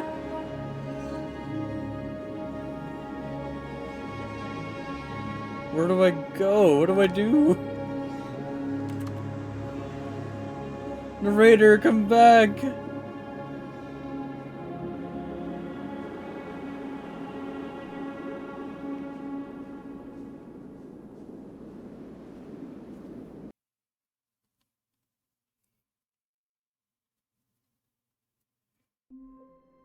Oh my goodness.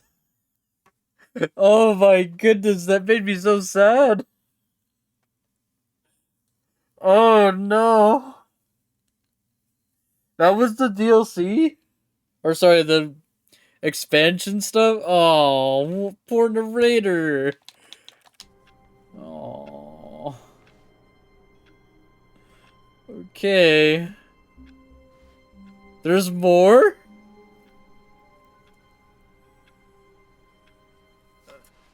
All of his co-workers were gone.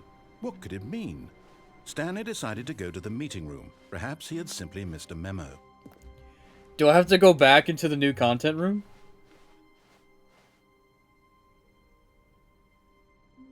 New content? No.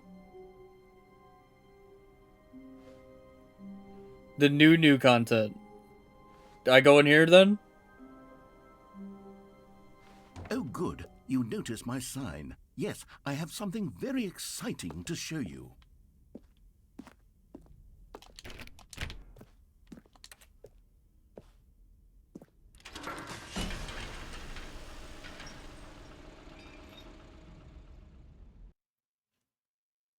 The new content.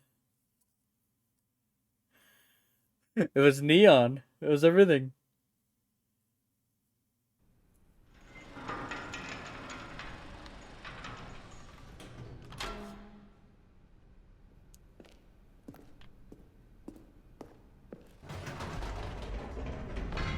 You see, Okay. Stanley, I've been reflecting on the Stanley Parable and about how roundly disappointing this ultra deluxe version has turned out to be. The original Stanley Parable was a landmark, and any new content for it should live up to that legacy. So forget this ultra deluxe nonsense. I say we take it one step even further. Which is why I'm very proud to announce for the first time ever, the Stanley Parable 2. What?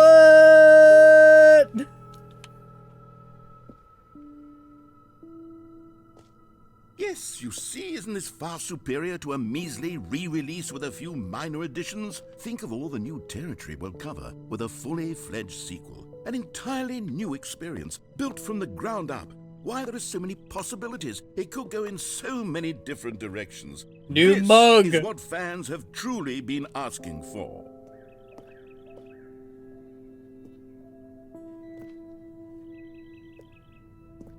They have a Mac. Testing 2 printers at the same time.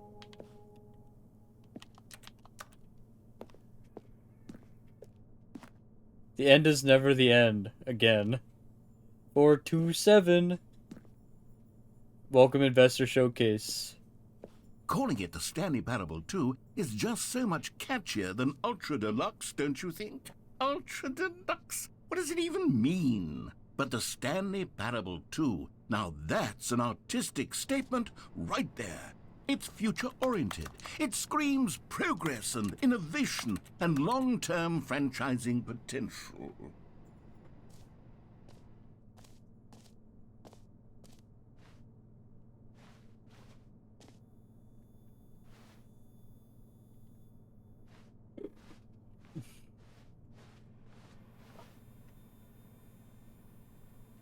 Off painting.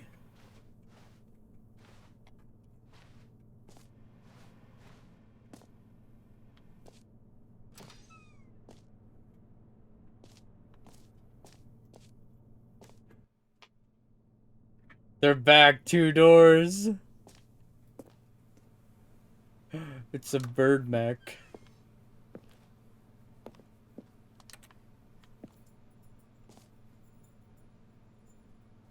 New content is out. New content part 2, as in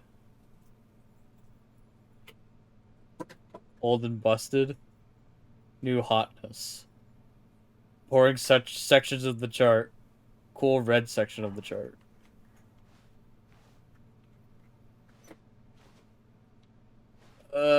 Can I get closer? No. 1 plus 1 is 2, minus 1 is... Every pause button is in Roman numeral 2. You know, that's fucking true right there. That's a true statement. Every pause button is a Roman numeral 2.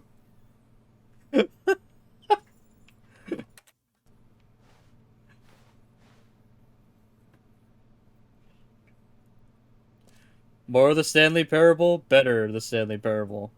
Win-win. Sequential mindshare. Paradigm shift, synergy, brick and mortar approach, envelop client-centric marketing. The color red, leverage, holistic value. Big brain. That is a big brain. Every pause button is the Roman numeral 2. I can't fucking talk, apparently. What does it say? Let's say it again. Every pause button is a Roman numeral 2.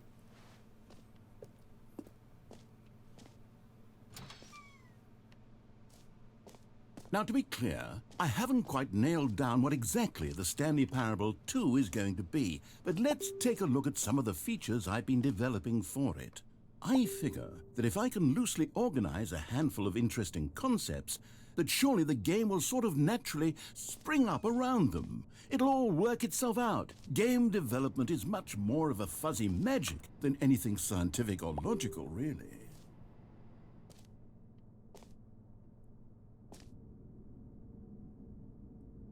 Meeting plan. Scrum, design pitch, break, design pitch, a pitch design, number 2 chat. 2 eyes, 2 ears, 2 nostrils, 2 arms, 2 legs. Who took the red marker? Me.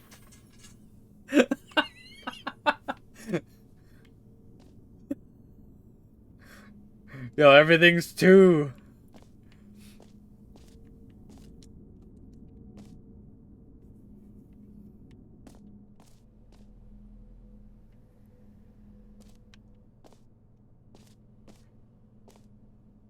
There's so many 2s. There's so many ways to see 2.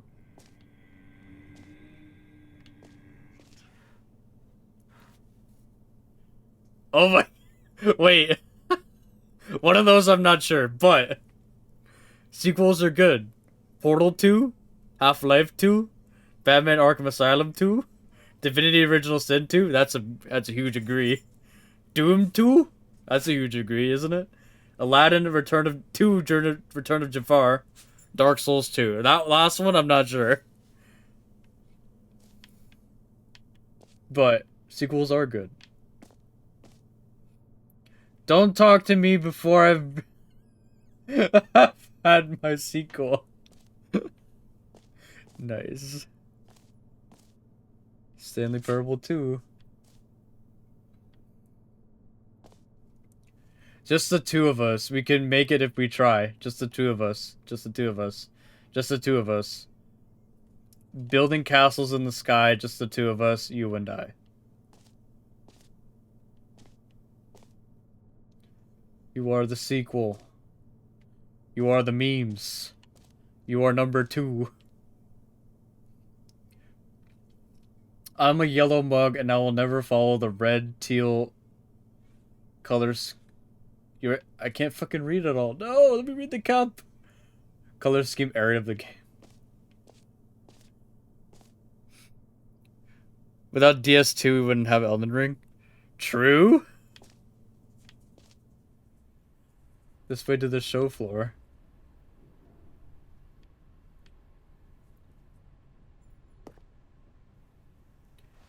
New futures.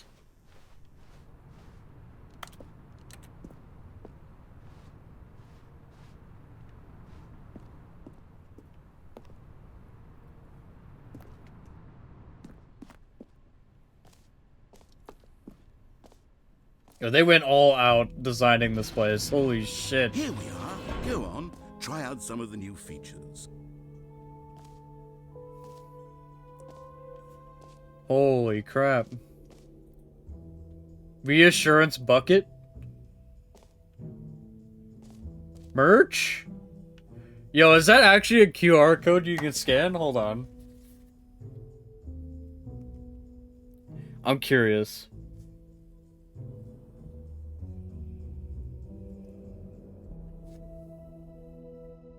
Oh my god. Oh my god. Welcome to the official website of the Stanley Parable 2.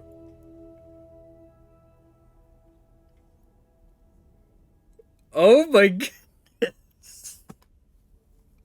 Whoa. Can you actually buy shirts?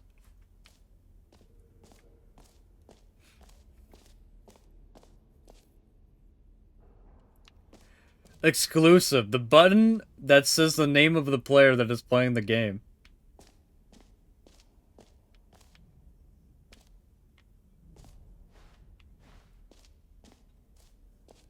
Please no screenshots. Whole new office. Where does the new orange? The new updated ray trace, more of the same, but in a good way, sequel to the new features, new content, new ideas. Consistent quality with just the right amount of change. The baby is all grown up.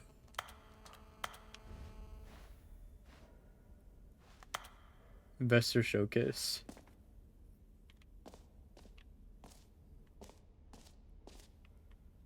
I need to... Road to perfect perfection. The baby is a route you don't think you've... Nah, no, I haven't. For the Stanley Parable 2, I asked myself, what do players really want? And of course, the first and most obvious answer is that they want to be individually recognized and validated as people. So with that in mind, my first addition to the game is this button, which speaks the name of the person playing the game. Isn't that wonderful?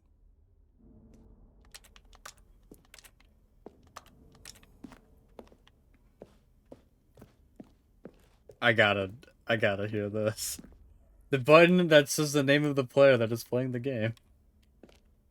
Name? Hear yours today. Is it gonna say Phantom Knight 300? Or is it gonna say my actual name? Okay. Jim. Sorry, I should have clarified. Right now, the button only says the name Jim. But of course, in the final game, this button will say your name, whatever name that is. Here, let's have you role-play as Jim to really simulate the full experience of this feature. Just play along. I promise you'll love it.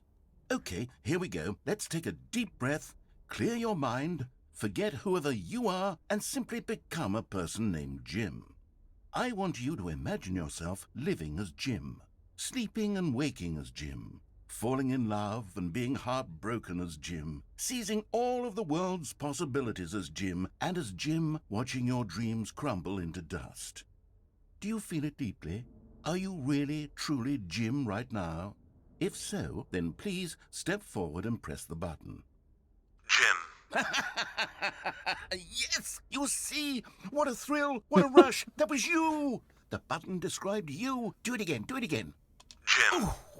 It hits even harder the second Stab time. the button. If this were the only Just new feature trigger in the finger Stanley it. Parable 2, it would still be worth the money. Let's take a break from the Jim button. I'm too emotionally drained from all of this personal validation.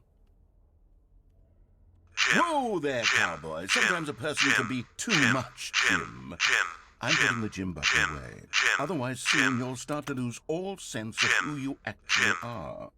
Jim. It's going on the floor!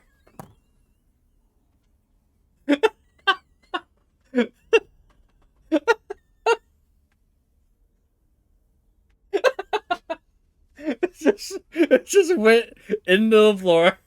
Is that a new feature too?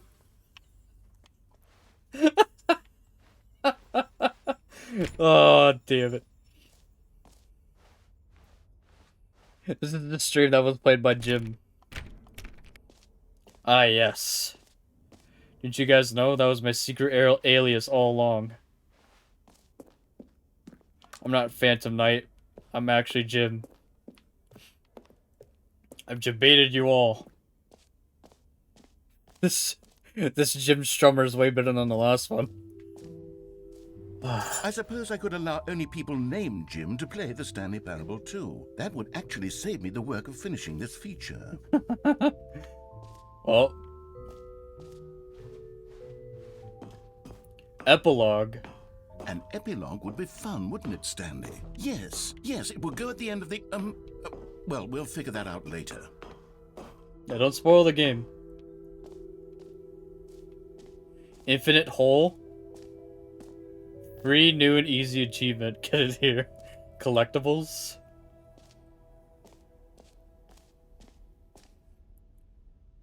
Settings, World Champion. Infinite Hole, free achievement.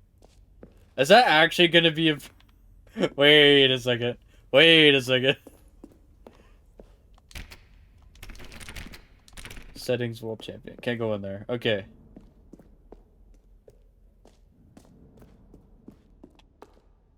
I can't believe it's that simple.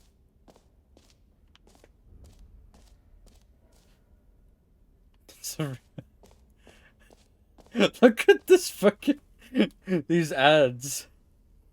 Free achievement. Get yours right now. Pull the lever, receive your achievement. No more steps. It just works. It just works. Who the fuck made this ad? Fucking Bethesda? Get yours right now. Now, here's something special. You remember that broken test achievement that got left in the game on accident? Well, I'm developing a technology to simply give you the achievement. Yes. You see, you'll come to this lever, and when you pull it, the achievement will be given to you. It's as simple as that.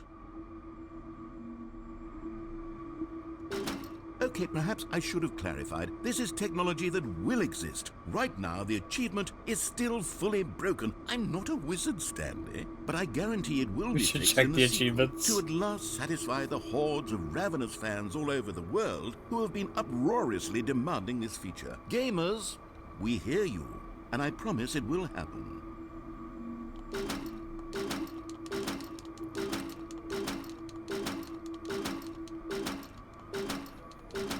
I've been debated.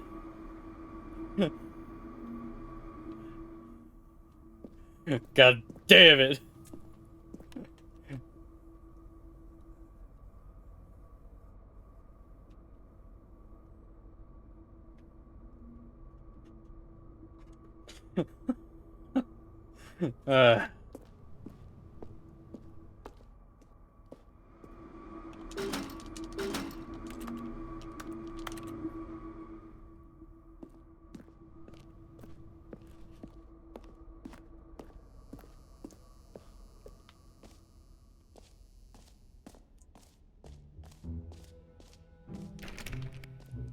What else? What other exhibits haven't we seen yet?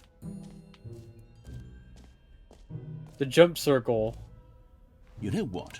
Let's bring the jump circle back for Stanley Parable 2 as well. It's... Oh, wait. You already spent all your jumps the first time we saw the jump circle? Yeah, I did. Oh, well. I suppose it can just be a nice decorative piece, then. Oops.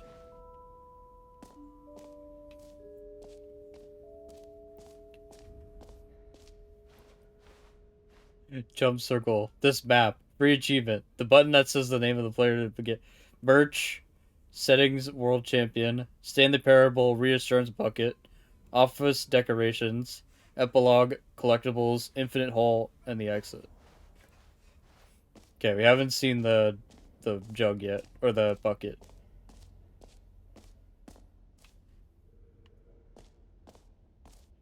Okay, I'll be honest, I haven't yet decided on this one. I think that in the new version, the office could use a bit of decoration, like balloons. But I'm undecided on Get Well Someday and Happy 12th Birthday. Which would you go with? Why specifically Stepnies? Happy 12th birthday, Stepnies. Get well someday. You know, sometimes when you solicit another person's opinion, it makes you realize that you knew which one you actually really wanted all along. Happy 12th birthday, stepniece, it is. I fucked up. He fucked with me. Oh my... Or actually, maybe I should have gone with... No. No, I've made my decision, we're moving on.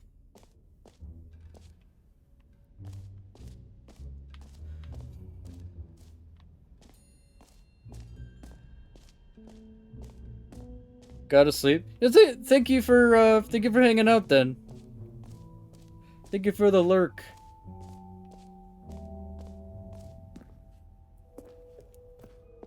Hope you have a good night. I hope your stream went. I hope your stream was that it was confusing went and well. paradoxical. Thank you for the raid That again. it engendered a chaotic sense of reckless despair in those who played it. Well, I'm happy to say that after much consideration, I've engineered a clever solution to this fundamental problem with the game. It's the Stanley Parable Reassurance Bucket. You see, Stanley, anytime you're holding the bucket, a sense of calm and ease will fill your mind and your heart. It's true. Companion As long bucket? as you hold on to the bucket, the many disorienting contradictions of the Stanley Parable will feel perfectly normal and perhaps even comforting.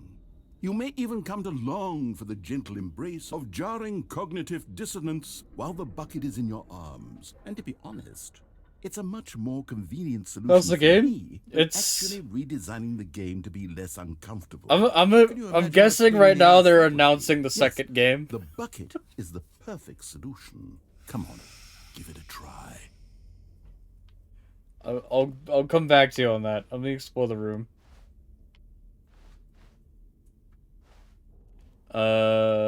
Okay. It looks like there's not much else happening. Okay, well, let's try the bucket.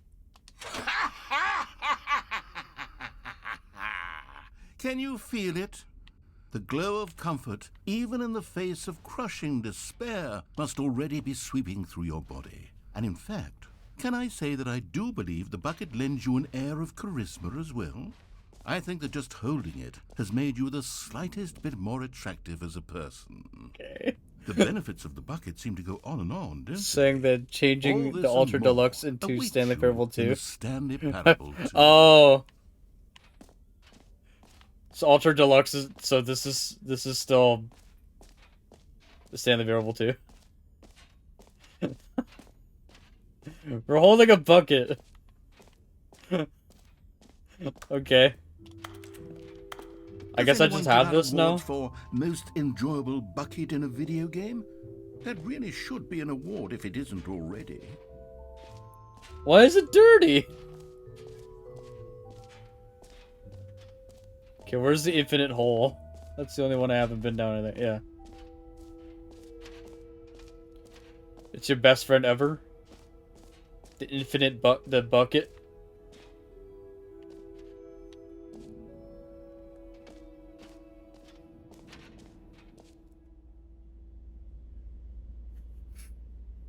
Oh, collectibles, right.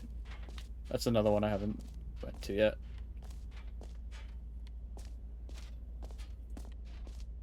Stanley, here's an idea that I'm truly fond of. It's never been done before in a video game. This is, in fact, a hole that you can fall down forever. That's right. Infinite falling. You can fall until the end of time, if you like. A stunning leap forward for video games as a medium.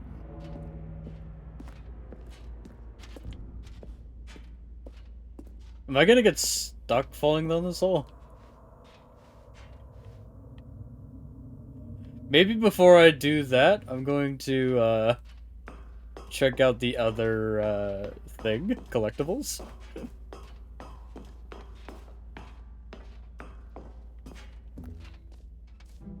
I like how I'm just holding this thing.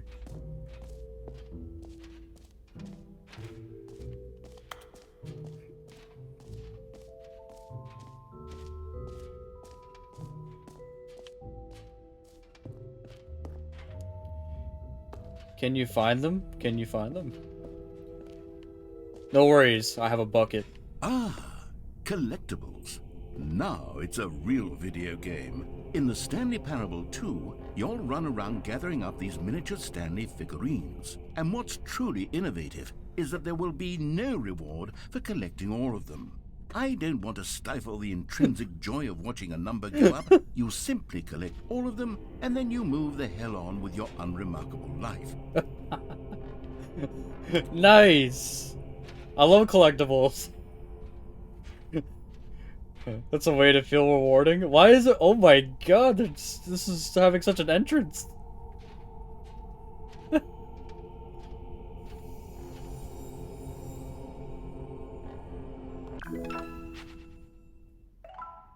Yay, I collected it!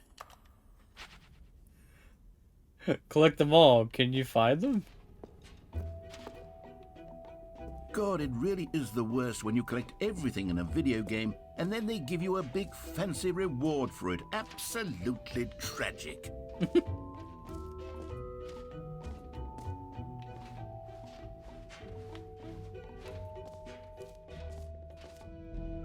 So this actually... Is this technically a...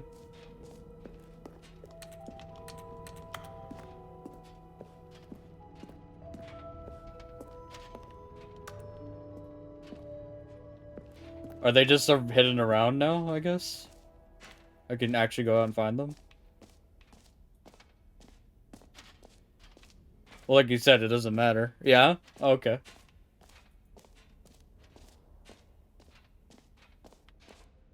There's 6 of them in total.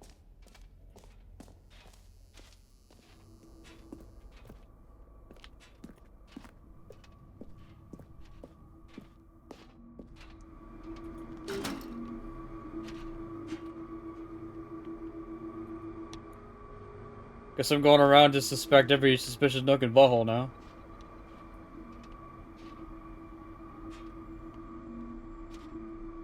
It's like finding the bobbleheads in Resident Evil. Collectibles are just in the main game? Oh, okay. So they just get, like, teleported into the... That's pretty funny. Okay. How do I get out of here now?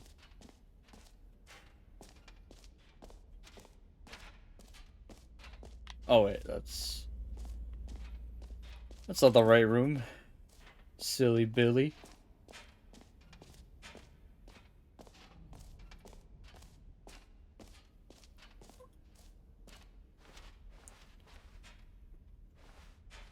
Where's E? E.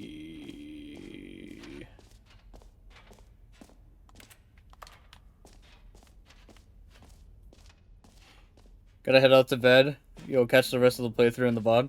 No problem, man. Thanks for coming out.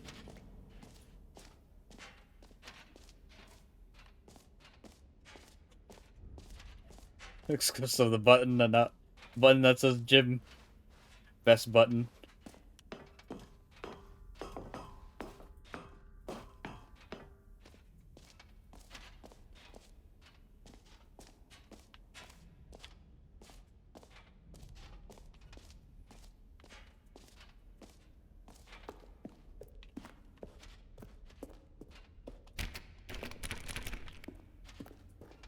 I'm still holding a bucket.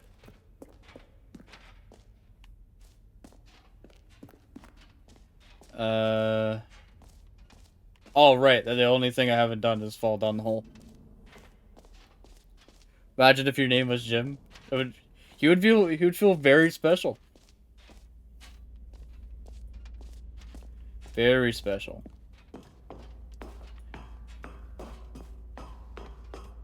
Oh, what the?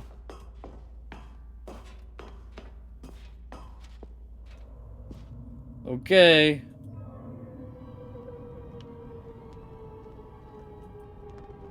You see, isn't it wonderful? One of my more ingenious concoctions, if I do say so.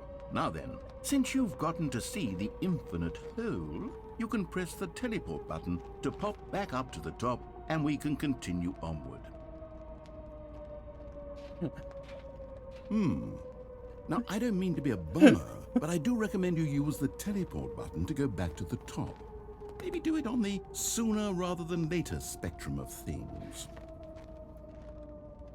I'll press it when I want, narrator. Okay, Stanley. I don't know quite how to say this tactfully, but it's possible that I slightly exaggerated the infinite nature of the hole. Is it a very, very deep hole? To be certain it is. It's an extremely deep hole. I don't want anyone to say that it isn't an astonishingly deep hole. It is. Is it infinite? Well, that sort of depends on your definition of infinity. From one perspective, the infinite is merely philosophical in nature. It's more of a... Okay, well, good for you. You found the bottom of the hole. You found me out, Stanley. I'm a liar and a cheat, and you're so clever. Look, I think the issue here is just that you're unusually fascinated by falling. What normal person actually wants to fall infinitely? I figured the hole was as deep as anyone would actually need. Don't you put this on me. Maybe you're the problem. Look, Things got a little heated there. I think we both said some things we didn't mean. Why don't we just put all this behind us and agree to just call the whole mostly infinite? If that works for you, then go ahead and press the teleport button to warp up to the top of the hole and we can move on. I'll just be up here when you're ready. It's gonna wait on that. It's gonna wait on that real quick. Maybe he has something else to say. This is the biggest takeaway of this video. Every pause button is a Roman numeral 2. That is so true.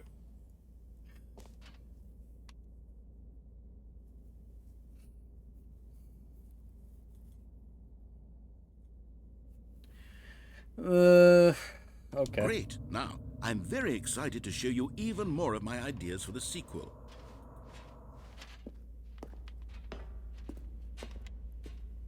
Jump back in. Okay. Oh, for heaven. You see, I was right. The problem is you. The problem is that you like holes too much. Not normal. A normal person would have said, yep, that's an infinite hole right there, goes on forever till the end of time. Don't need to see it all, but not you. Oh, no, no, no, no. You have a weird sort of... Oh. Did the hole seem even shorter to you this time? I couldn't help but feel like you spent a little less time in there than you did before. I mean, admittedly, I didn't make an infinite hole, but I didn't think it was that not infinite. Well, I suppose once again there's nothing to do here. If you decide you've had enough of the hole, you can hit the teleport button and come join me up above.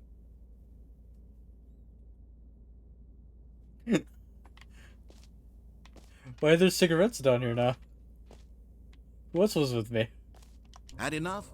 I'm positively thrilled. I really do have so much more to show you and to talk about, and I've had enough of the hole for a lifetime. Gosh, how could I have guessed? You're back in the hole. If this starts to become a thing where... Wow. Okay. Yes. I'm starting to become extremely certain that the hole is not only not infinite, but that it's growing steadily less and less infinite. I suspect that I'm starting to hit the point where it's no longer feasible to call the hole infinitely deep, even by the lax overall standards for accountability and marketing. What's going on here? Stanley, I have no explanation for the uncertain nature of the hole's length. Here, let's try something. Let's pop back up to the top, and we'll see if it gets any shorter. He's on the board now. Well, there it is. The shame of my lies. How is this still appealing to you? I know you're obsessed with holes. I should have let him talk. My bad. I just can't see this scratching the itch. Oh, who am I to judge? You just do whatever it is you're here to do and hit the teleport button when you're ready to move on. Is the, teleport button not working? No, it Sure? isn't. Well, I mean, I really don't have an explanation. It was working just a moment ago. Try it again. Still nothing? Well, I suppose there is one thing I can do to fix this. I'm out. Goodbye, Stanley. You couldn't bear to be away from the hole, and now you'll get more time with it than you could ever have asked for. It's a win for everyone. You get to be with the hole, I get to do literally anything else. Take care, Stanley. No, I don't hope leave. You and the hole have a wonderful rest of eternity together.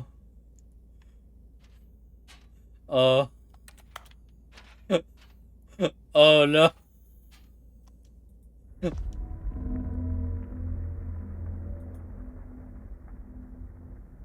Uh-oh. What's that sound?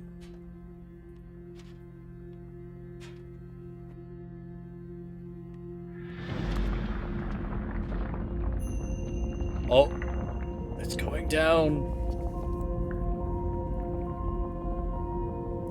Have fun. Oh no.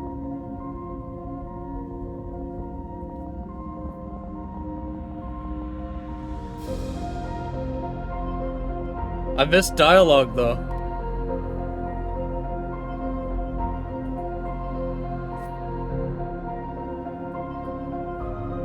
It's fading out, isn't it?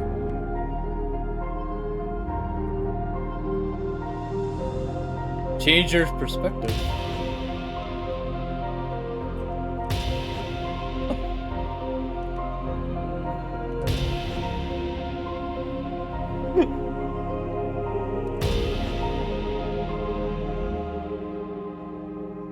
The bucket's still there.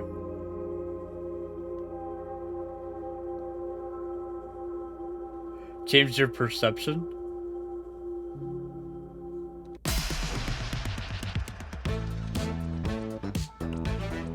Oh my god.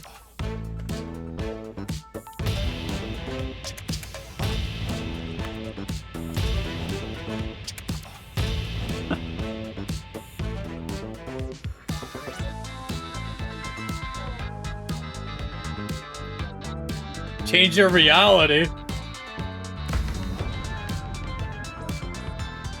Yo, let's fucking go, dude. This is jam.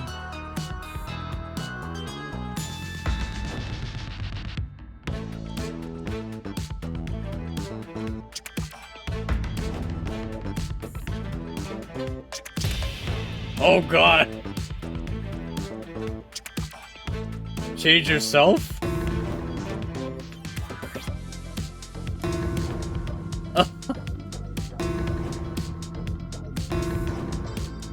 Buff Stanley. Oh my god. Error?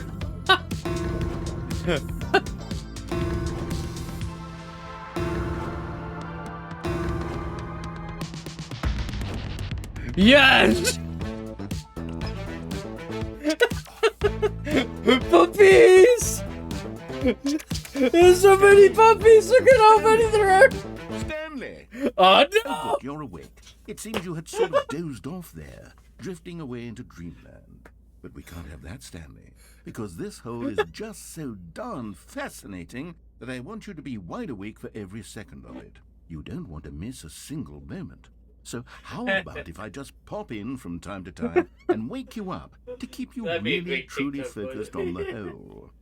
From the looks Same. of things, you and I will have many, many years here in this hole, and I'm looking forward to all of them.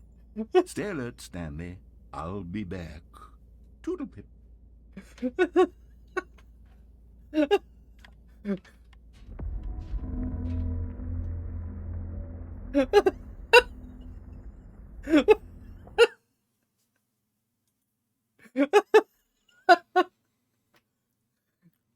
Oh my goodness. No, I don't want to leave the hole. No. Here we are. Go on. Try out some of the new features. No. Okay.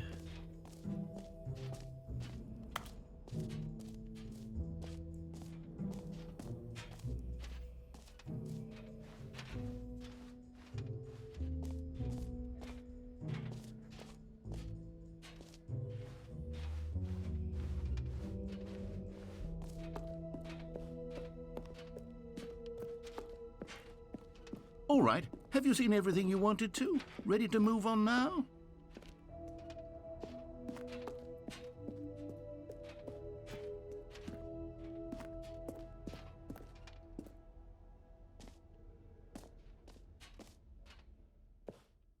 So, Stanley, what do you think?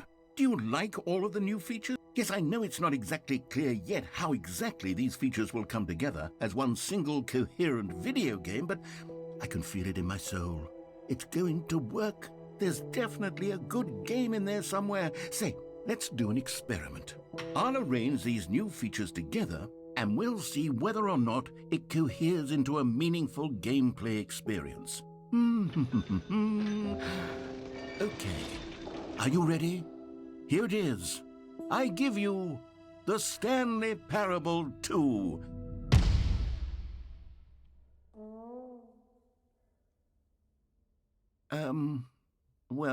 I mean, there's potential here, right? It's sort of... Okay, never mind. Hold on. Let me do a different arrangement. Okay, yes, this is much better. I feel good about this. Here we go. Version 2. Who am I kidding, Stanley? This isn't a coherent video game at all. It's a lot of gags. And I do very much enjoy creating gags, but they don't add up to anything. I wanted more than anything to create a sequel that would capture all the magic of the first game. I wanted fans to love it. No matter how good these gags are, they won't stand on their own. They would need the structure and the gameplay of the original. Wait, maybe that's it. I can take the original Stanley Parable and simply, well, insert a few of my new features into it. Tastefully, of course. With respect. With care for the vision and integrity of the original game. Would it possibly work? I suppose it could. But it would need a really, really tremendous title screen. A title screen that says with bold and uncompromising conviction, "This is the Stanley Parable 2. Let me see if I can whip something up. All right, perfect. Go ahead. Take a look. Oh my god.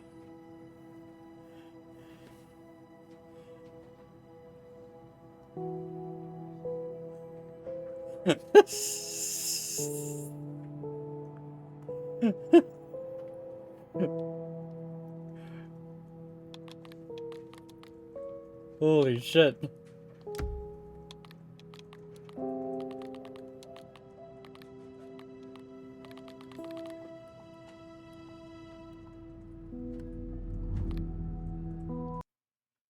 Okay, begin the game.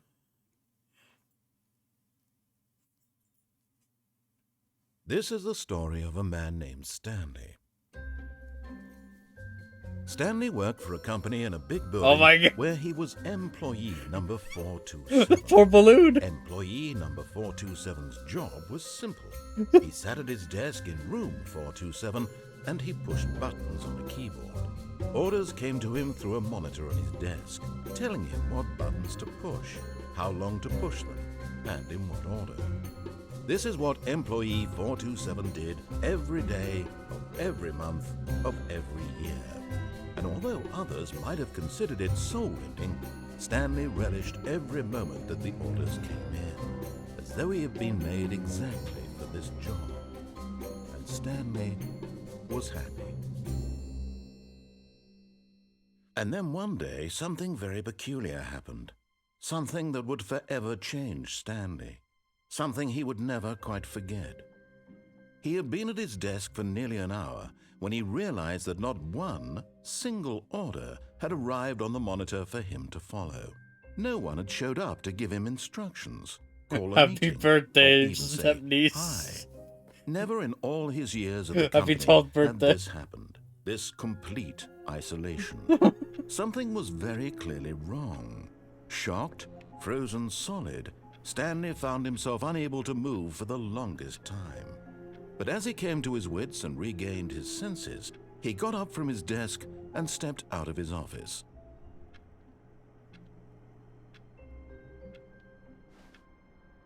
Oh my god. All of his co-workers were gone. What could it mean? Stanley decided to go to the meeting room. Perhaps he had simply missed a memo. There's so many around, why? There's so many balloons around. The bucket! Do I take it? Stanley picked up the bucket. I don't want it anymore.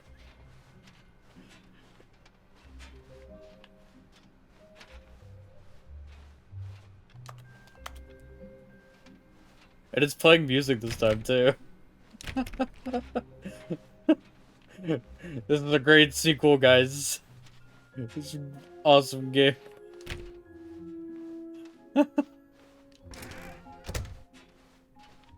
Where's the infinite hole? We're falling down the hole.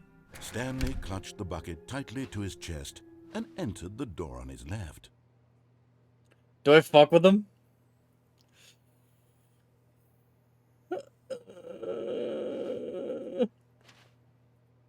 No. No.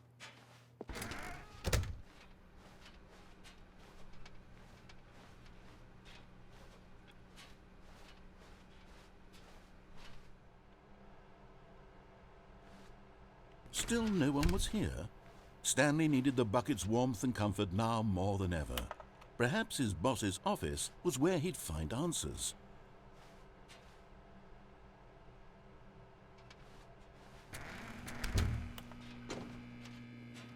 Oh, Stanley, can you feel it? The broom closet. It wants the bucket. You can feel that, can't you? The aura of jealousy? It's as clear as day. This broom closet believes it deserves the bucket. I can really feel it now. It's a bucket. It belongs in a broom closet. That's what the broom closet is trying to say here. It's supposed to go with the other cleaning supplies. Good for you, Stanley. Don't give in. Don't hand over the bucket. I know how hard it must be, given the pressure that the broom closet is putting on your shoulders right now, but you have to be strong. This is your bucket. This is your companion and lifelong friend. You can't hand it over. Oh, no. We're getting into name-calling now, it seems. Is this how low the broom closet has sunk, that it has to resort to this stream of petty insults simply in order to get you to hand over the bucket? Stanley, I never liked this broom closet for a variety of reasons, but even this is worse than I had imagined. And wait, now the broom closet has the gall to imply that you and the bucket are not truly deep and lasting friends? That your relationship is purely superficial and convenient? That your life is so banal and meaningless that you'd feel the same sort of kinship towards any inanimate object which happened to lay in your path in an even partially enticing manner? Well, I never. Go on, Stanley. Lay into it. Really tell the broom closet off for its demeaning comments. Expand on the wide variety of experiences you and the bucket have shared together. I can do Go that. through each of them point by point. Share your journal entries detailing the rich emotional landscape of your feelings for the bucket as they have changed and evolved over the years. Let him have it.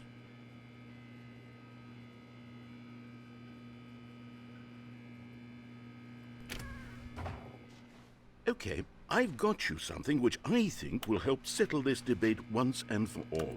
Here we go. There. Property Now of it's settled. Stanley! No more debate, no more discussion. Take a hike, broom closet, with all your meandering philosophical diatribes about the nature of cleaning supplies and their relationship to broom closets in the natural order of things. Yay! Now it's actually my bucket. All right, I've got a second sticker back here, and I'm going to slap it on as well because I think it's appropriate. You see, I feel that it works because the sticker is also a bucket. That way, if you're ever unsure whether the thing you're holding is a bucket or not, you can look down at this sticker and say to yourself, ah, it's a bucket. There really is a wide variety of applications for this sticker.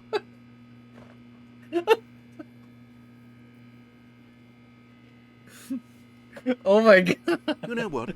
I could take the name-calling and the dismissal of your kinship with the bucket, but now the broom closet is just giving us the silent treatment. And to be honest, I'm sick of the pettiness on display. You can stay here all you like, but I've had it with this impetulant room of cleaning supplies. Easily the most childish such room I've ever been in. I'll see you outside, and we can get on with the story about you and your bucket.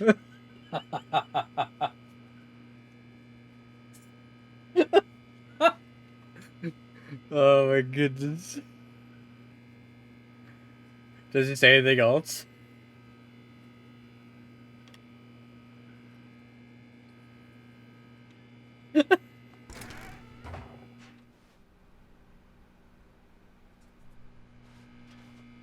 No? Okay. Ah, damn it.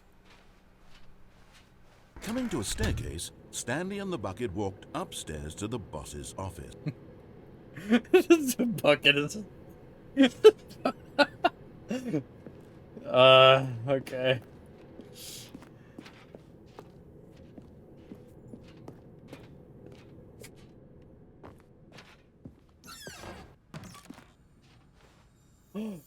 I've got the feeling money's for stealing, but not yours, of course.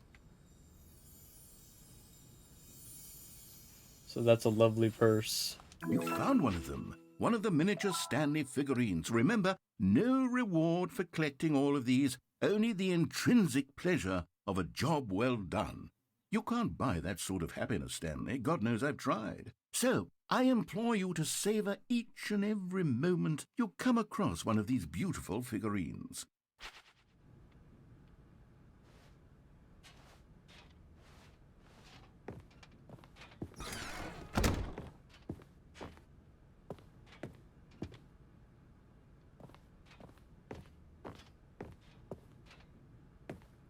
Stepping into his manager's office, Stanley was once again stunned to discover not an indication of any human life.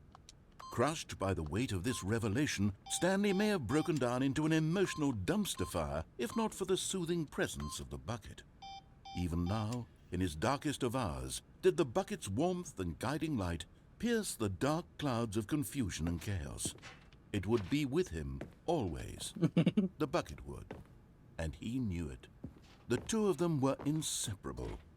At this point, Stanley was so absorbed in the tender spiritual connection he shared with the bucket that he didn't notice the keypad behind the boss's desk. Nor in his bliss of simply being near the bucket did he have any notion that the PIN number for the keypad was 2845. Why isn't there a bucket for this keyboard? Why can't I input bucket? Stanley just sat around twiddling his thumbs. Trying to input anything on the device was useless, since he could never possibly know that the combination was 2845.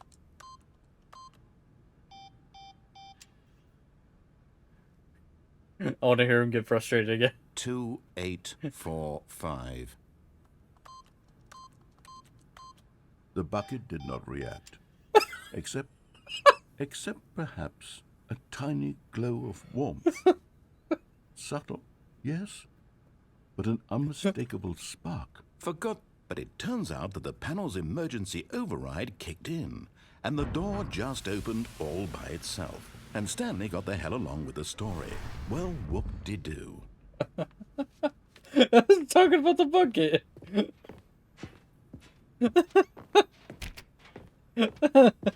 Oh my goodness. Another miniature Stanley figurine. This, there really must be a snappier name for these things. What about mini-stands? Stanley figs? Or what about Stanlerines? Yes, I think I like that. Another Stanlerine under your belt.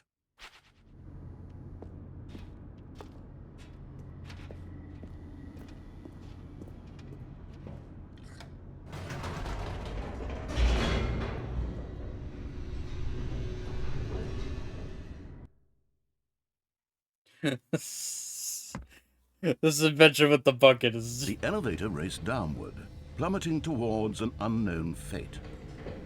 It would be all Stanley could do to keep himself together, if not for the bucket. Soothing him, comforting him, reassuring that in this darkest moment of uncertainty, he would be all right. The bucket is here for you, Stanley. Everything will be fine. Do you want me to do that? Do you want me to do that?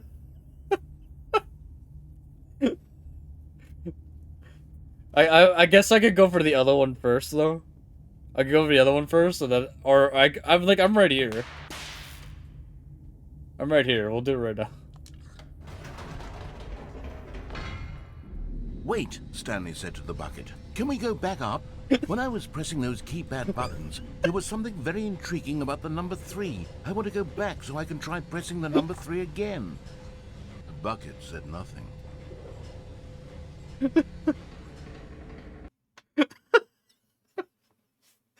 I'm gonna press 3 again.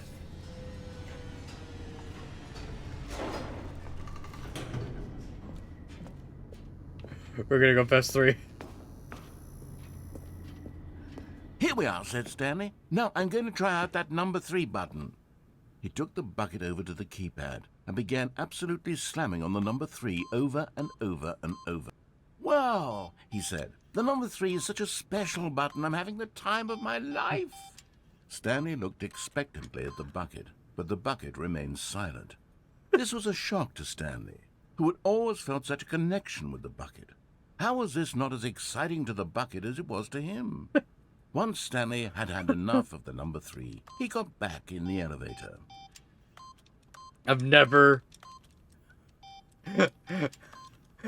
bored of the number 3. Bucket, this is for you.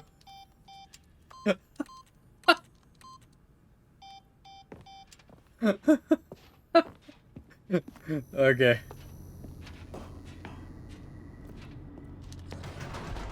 Perhaps the bucket had missed something. Perhaps it had not seen how much joy Stanley got from slamming the number 3 repeatedly.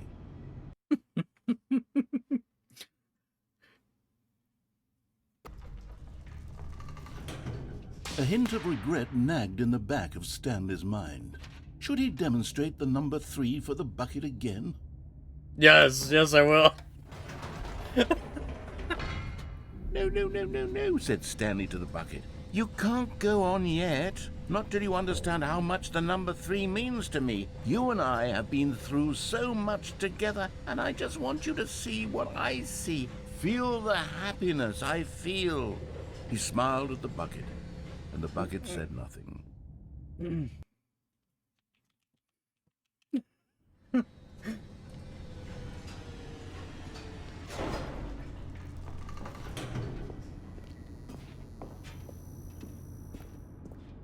Here we go, said Stanley. This time I'll really show you. He ran to the number 3 and began to wail on it like a musician on a beloved instrument, weaving a concerto of truth and passion.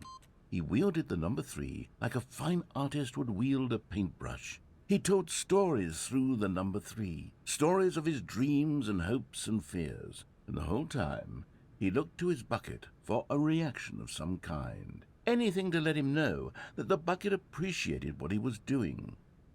The bucket conveyed absolutely nothing at all, only silence.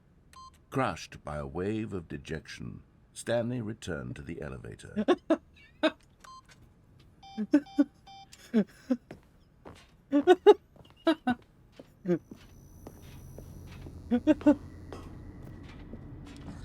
Okay. Stanley and the bucket were so close. They'd always been there for one another. Why suddenly could the bucket not connect with this passion of Stanley's? The question caused Stanley to ruminate the whole way down the elevator. He knew that there must be a way to get through to the bucket, to communicate fully with his dear friend. Surely there was a solution, mustn't there be?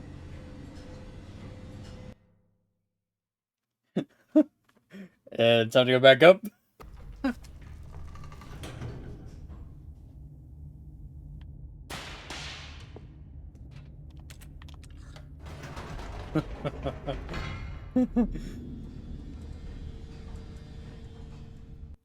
The narrator didn't say anything that time. Said Stanley. I know what to do. I know how to fully express this feeling in my heart. He decided right then and there that he would hold a press conference Oh my where god. he would speak to the public on all matters relating to pressing the number 3 over and over. He would elaborate fully on what the number 3 meant to him and why he felt so alive when pressing it. Then the bucket would be able to see his joy through the eyes of others. It would get to see the world react to this discovery of Stanley's. And it would be through the public eye that the bucket would finally understand Stanley's work. For months, he advertised and marketed his press conference, building excitement around it, developing and rehearsing it, until it couldn't be refined a single measure further. When the big day arrived, Stanley was as prepared as he'd ever been for anything in his life.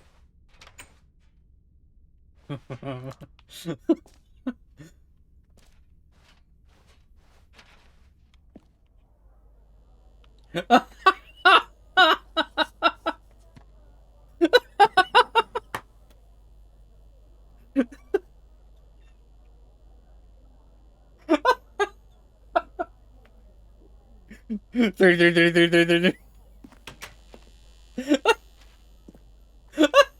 There's more 3s. This was it. One last chance to win the bucket over. One opportunity to share a true connection with a loved one.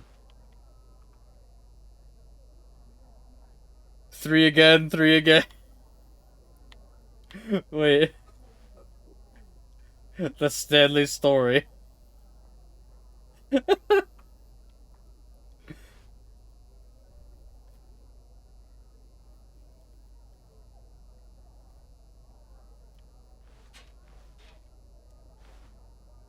Congratulations, Stanley. Remember where you came from. I came from the number 3. And specifically pressing it all the time.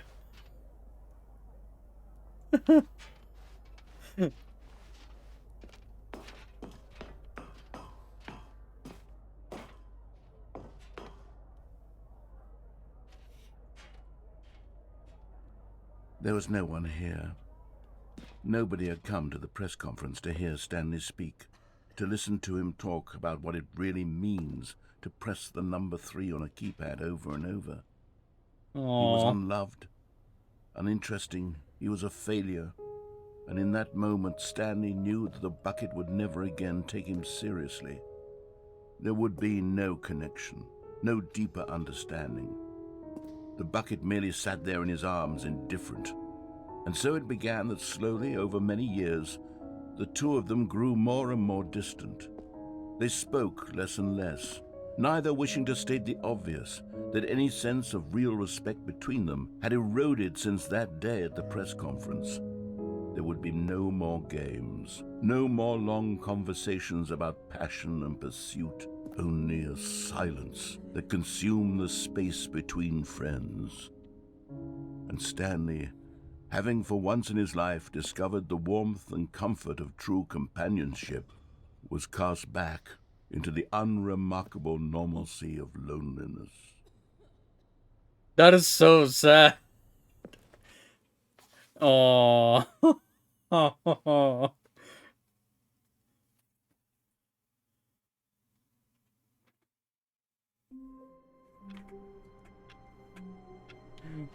Not my bucket.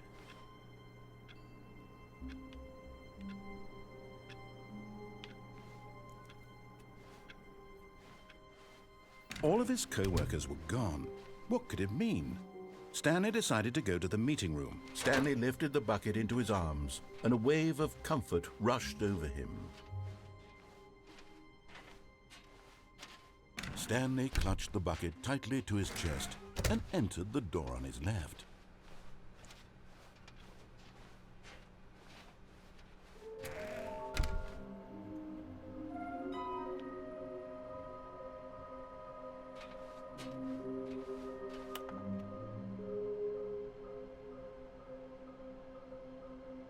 A private but smelly place for an important person.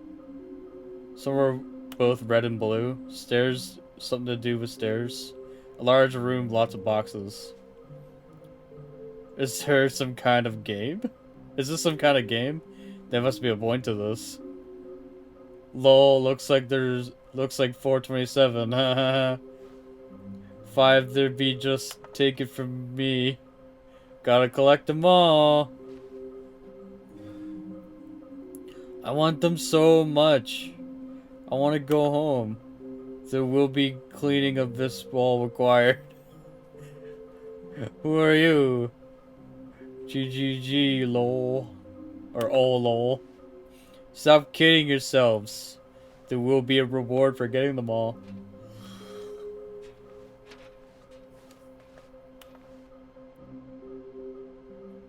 Reduce 1 plank to allow ease of access to past fence. Construct bridge to allow collection of shiny float. Retrieve Chris's remains from the warehouse floor? Chris died? Construct new structurally sound bridge.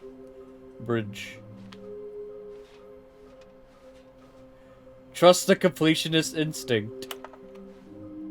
Why wouldn't they just tell us something will happen? This investigation,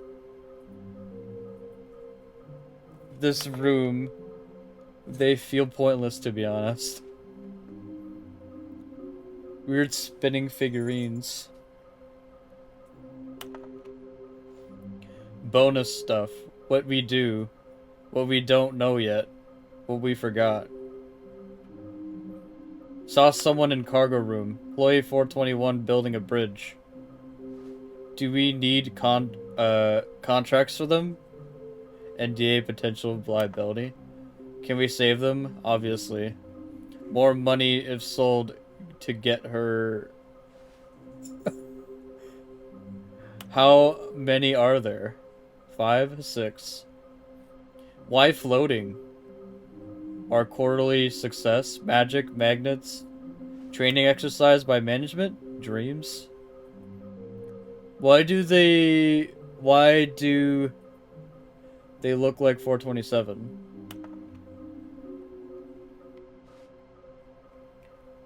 Why should we make them employees? Interns? Yes, maybe? Or should we? What do they want? Money, stock options, or data?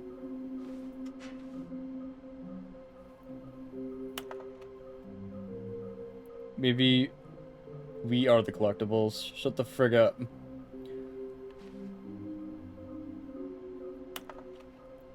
To my main concern, I managed to pick up sounds unusual to our regular office ambiances or local audio sources using an array of cardioid microphones, also known as directional mic, a microphone which picks up sound from a particular area.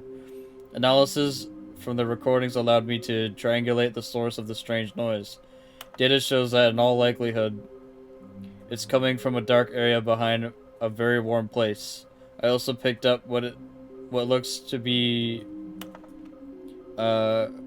reverberance of a proclaimed surface. Anyone know where that leads? Wouldn't you like to know?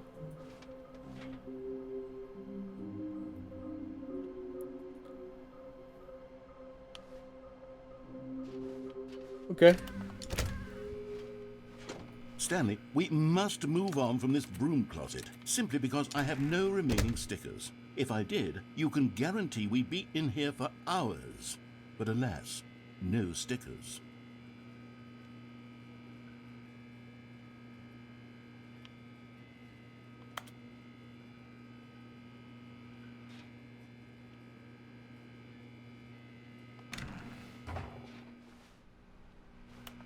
Oh, is that it? Oh, damn it. Okay. Coming to a staircase, Stanley and the bucket walked upstairs to the boss's office. Figure downstairs. I had a feeling I should have went down there. I guess I still can.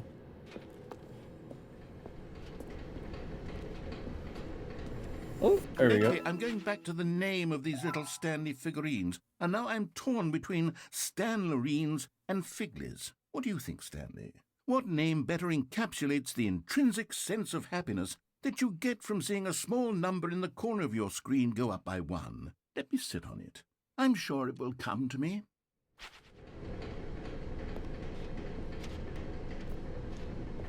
I kind of want to do this, but I also kind of think this might be the same.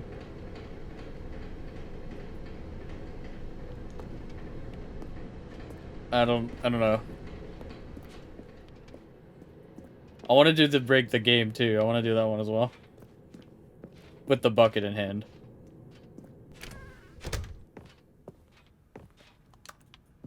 Okay. Stepping into his manager's office, Stanley was once again stunned to discover not an indication of any human life. But Stanley guessed the correct code by sheer luck. Was it that the bucket knew all along? Was the bucket guiding him? Yes, this is certainly the most logical explanation.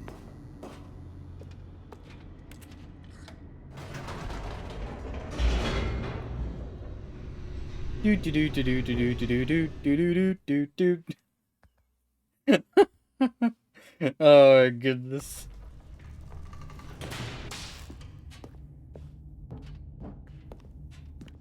Stanley and the bucket walked straight ahead through the large door that read, Mind Control Facility. I've also only seen one ending from the right door. Oh my god, there's more endings though? Although this passageway had the word escape written on it, the truth was that at the end of this hall, Stanley and the bucket would both meet a violent death. The door behind them was not shut. Stanley and the bucket still had every opportunity to turn around and get back on track. At this point, Stanley and the bucket were knowingly walking forward into a very painful death for each of them.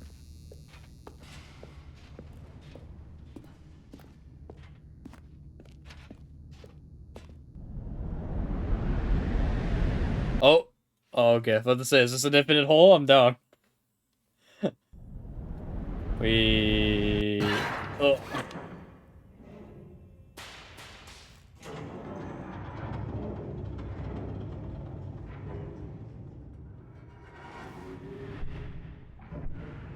As the machine whirred into motion and Stanley and the bucket inched closer to their demise, Stanley reflected on how meaningless the bucket's warmth and comfort had turned out to be.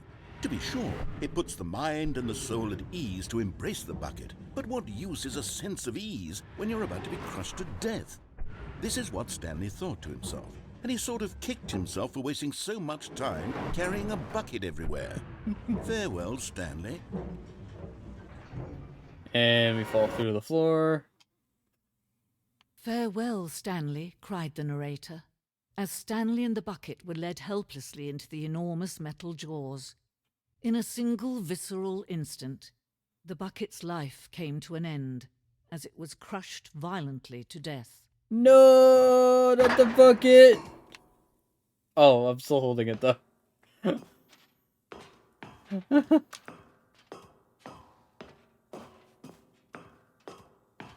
Stanley Parable. It was a shame, the death of such a magnificent bucket. It's true that all buckets are radiant in their own way, but this one stood above the rest. It was a glorious bucket to behold.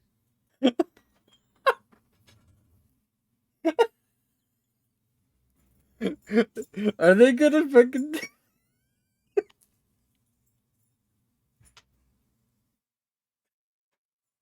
Look at this. There's a whole article written on the bucket.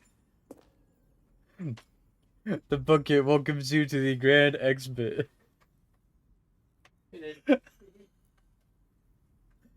You're understanding that the masterpiece... You're the Fuck. I'm laughing so hard right now, I can't focus.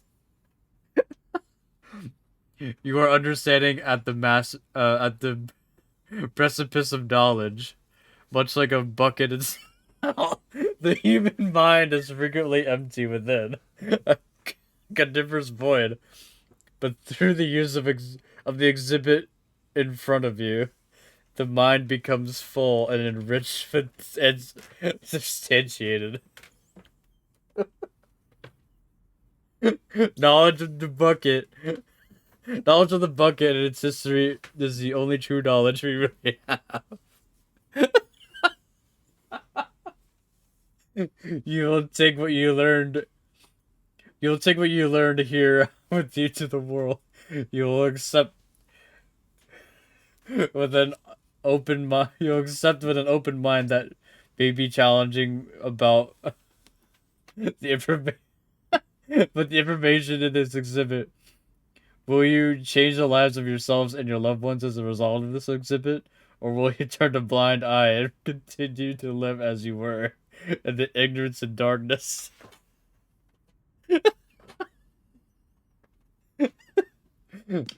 Oh my god.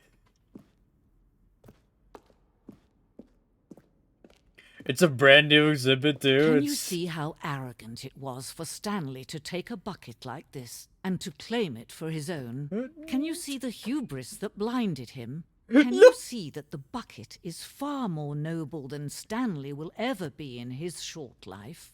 No, don't go.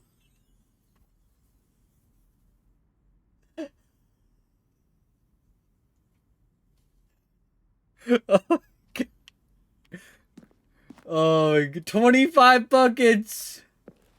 A photograph of 25 buckets, the greatest number of buckets ever captured on camera. The photographer experienced catonic shock for several weeks as a result of the euphoria from exposure to this many buckets at once.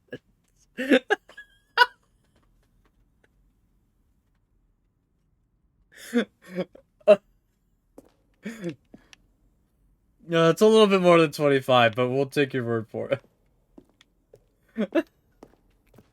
Oh my god, my face is gonna start hurting because I'm laughing so much.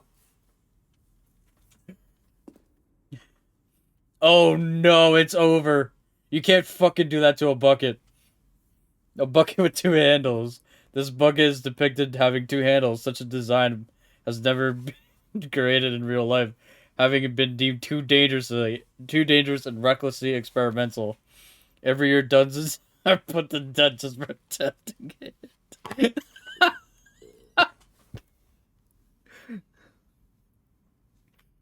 He accidentally did the bucket museum before the normal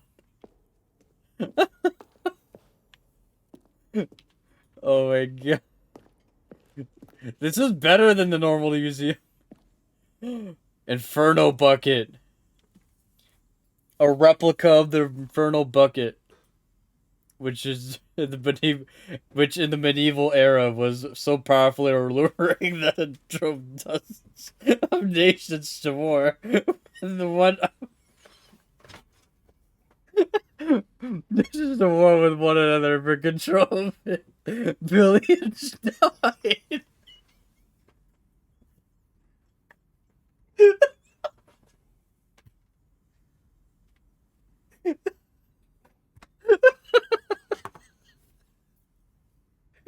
Oh my god, I'm crying. This is so funny. And in spite of it all, the simple fact remains no one can control a bucket. Billions died.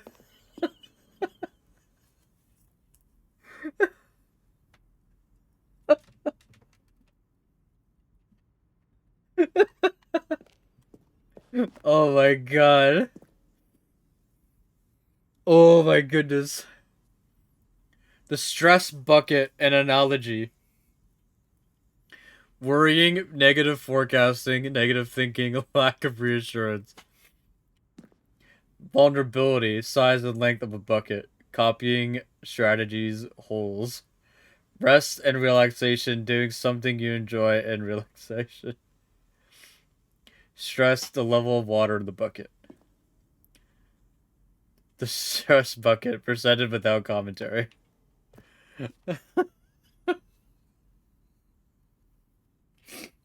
Oh my goodness. This game is so funny.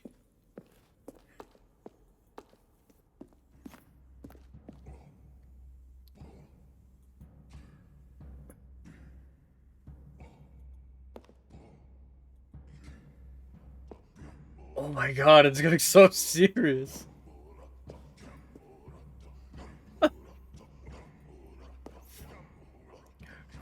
Cave drawing. While we know that buckets predate the existence of mankind, we do not know by how long. This cave drawing depicts depicts early man's discovery of practical uses of the bucket, by which time the bucket had already likely been around for several millennia. Notice in these drawings how the bucket is allowing itself to be used, having judged humanity to be worthy of its treasures.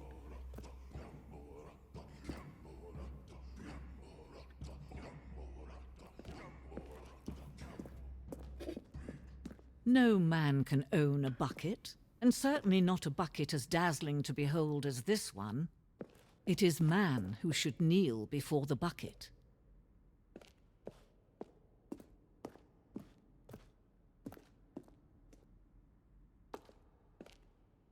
A hanging bucket. This piece symbolizes the necessary relationship between bucket and humanity.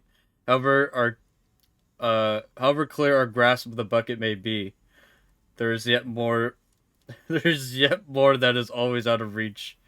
This distance inevitably is for our own good. At an infinite hole. Oh, I'm walking. I took the bucket. But there is something we can do. Something we can do together, you and I, that will right this terrible wrong. Let Stanley die. Let him be crushed by the machine. Don't reset the game. Don't give him another opportunity to run off with another beautiful bucket. We can save the world's buckets from their treatment as tools and implements if only we let Stanley die together. The bucket shall take its place as ruler, as leader, as commander of a new world, a new vision.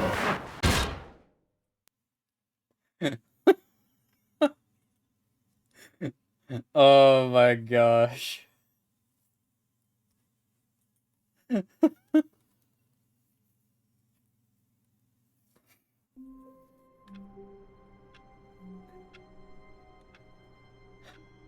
This game.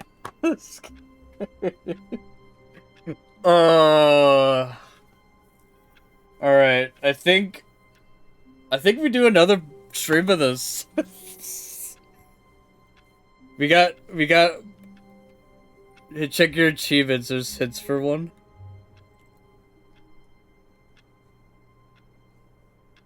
Last thing. Don't play the Stanley. Set all the sliders in the menu to all available numbers. Wait Stanley Parable in 4 minutes. Check the door 435 times. 8. 430.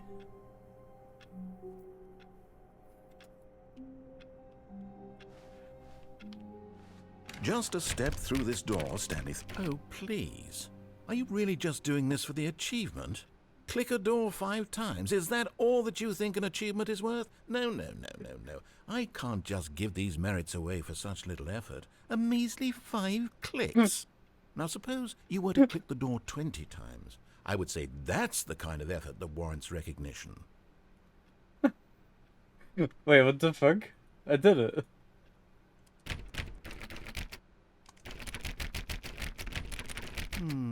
I have to say, I'm still not feeling the satisfaction of witnessing true effort for a noble cause. Perhaps 50 clicks will do it. Yes, almost certainly 50 clicks.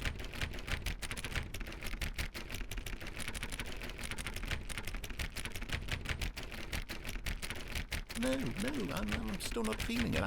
I want this achievement to have meant something. It has to be a true reward for valiant effort. I want to see some hustle, Stanley. I want to see commitment, a willingness to go all the way, no matter what the cost.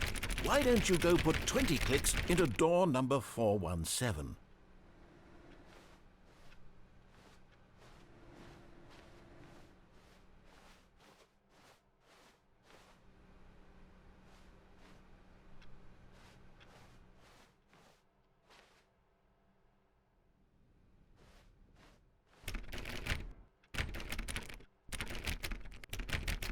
Oh, great. Now, go click a few times on door 437.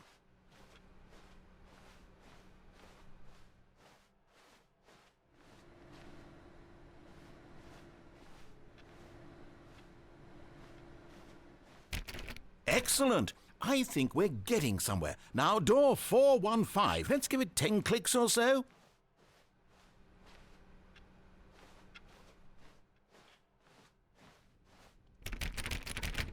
Now, back to door number 437.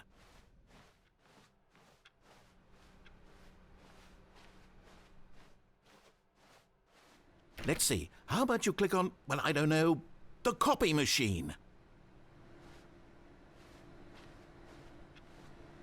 All right, back to room 417. I'm really feeling it now. I think we're getting somewhere.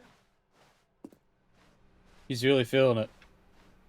Okay, now go climb on employee 419's desk.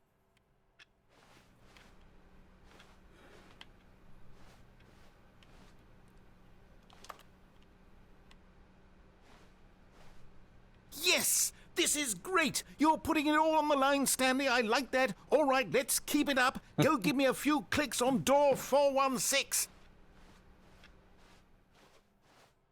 We've almost got it! Now the copy machine, do that one again! This is setting me on a wild goose chase.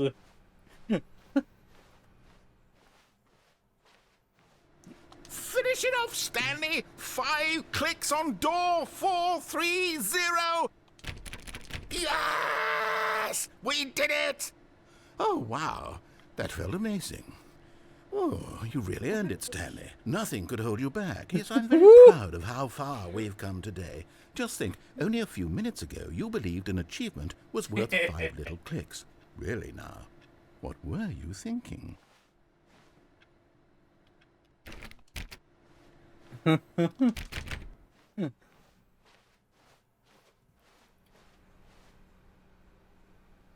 The confusion and the chaos all seemed to melt away as Stanley embraced the bucket.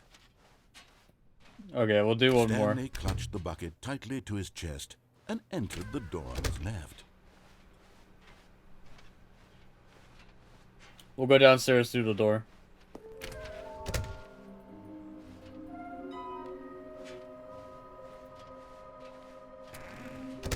Oh, wait. Stanley, we must move on from this broom closet, simply because I have no remaining stickers. If I did, you can guarantee we'd be in here for hours. But alas, no stickers.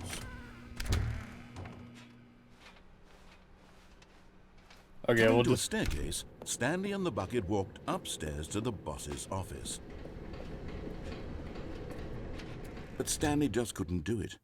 He considered the possibility of facing his boss, admitting he had left his post during work hours. He might be fired for that. And in such a competitive economy, why had he taken that risk? All because he believed everyone had vanished? His boss would think he was crazy. And then something occurred to Stanley. Maybe, he thought to himself, maybe I am crazy. He looked down at the bucket in his arms. Am I crazy? He asked the bucket. The bucket returned his gaze, but said nothing at all. That's strange, Stanley thought. Usually the bucket is a source of guidance and wisdom for me in difficult times such as these. He held the bucket close, yet felt none of its familiar reassurance and comfort. And that's when Stanley realized, this isn't my bucket.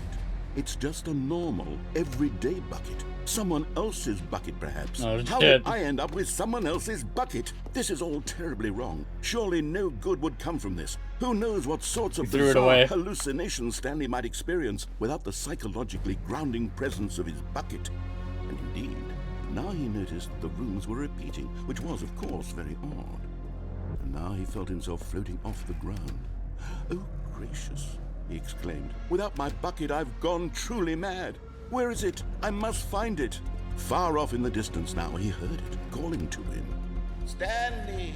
Stanley, it's me, the bucket. Could it truly be? He rushed forward from room to room, passing by one bucket after the next. None of them were his. None of them were his special bucket. Oh, Come to fuck. me, Stanley. Find me. Oh, He had to no. find the bucket. He had to return to his old friend. It was the only way to truly restore his sanity. And then suddenly, he froze dead in his tracks. He knew where the voice of the bucket had been coming from. The real bucket was inside of him all along. It What? was incredibly painful. Stanley doubled over in agony and blacked out. And now he's dead. This is the story of a woman named Mariella. Mariella woke up on a day like any other. She arose, My. got dressed, picked up her bucket of comfort and security, and walked to her place of work. She has a fucking too. But on this particular day, her walk was interrupted by the body of a man who had stumbled through town, talking and screaming to himself, and then collapsed dead on the sidewalk. Right away, she knew what the problem was. This man had no bucket. I knew it. Of course, he'd gone mad, ranting and raving about a narrator describing all of his actions and how everything is predetermined and free will is an Sorry. illusion and it's all Bucket just a sticking video out of his game. ass. It could all have been prevented if only he'd taken his bucket with him. Perhaps he didn't even realize he'd forgotten his bucket at home in the first place. How cruel the world can be, Marianne thought, and she hugged her own bucket even tighter. But of course, she had no time for this. There were a myriad of confusing problems she would soon have to confront at work, for which her bucket would provide absolute guidance and total clarity on everything. Heck yes, she thought to herself, my life kicks ass. And she backflipped all the way to work.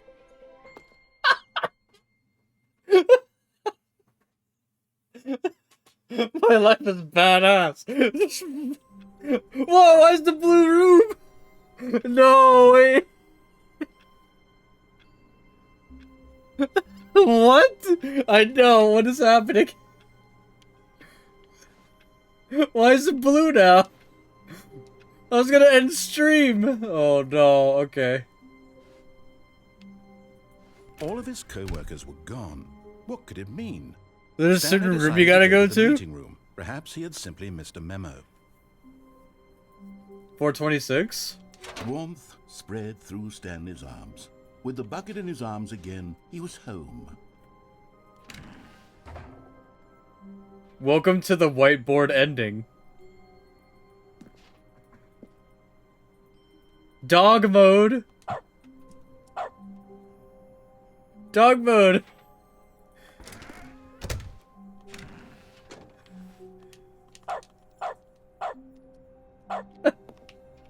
Okay.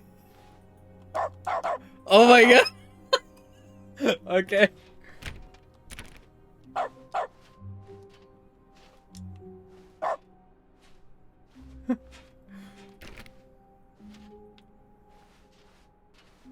Stanley pressed the bucket upon every little thing in the office.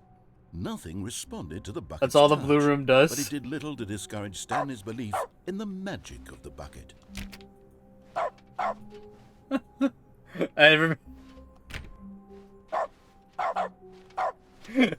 Dog mode. It's just.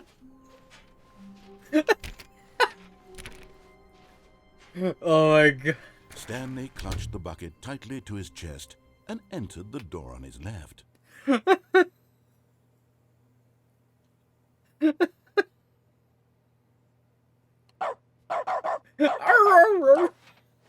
Yay! This was not the correct way to the meeting room, but Stanley had felt the bucket calling to him, telling him that the employee lounge was simply the place to be.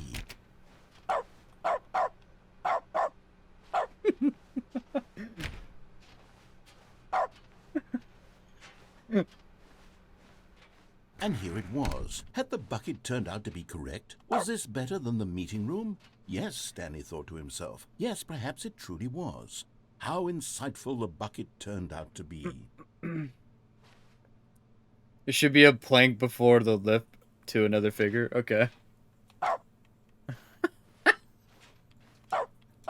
Truly, being here with the bucket was a grand adventure.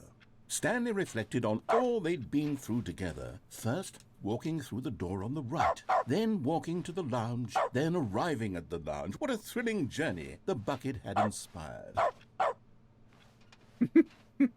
No, never mind. The bucket was wrong.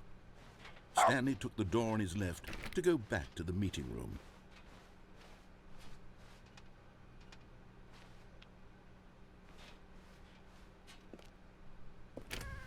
No, Said the bucket. don't go to the meeting room. Go somewhere else. The cargo lift, yes. Go there. Go to the cargo lift.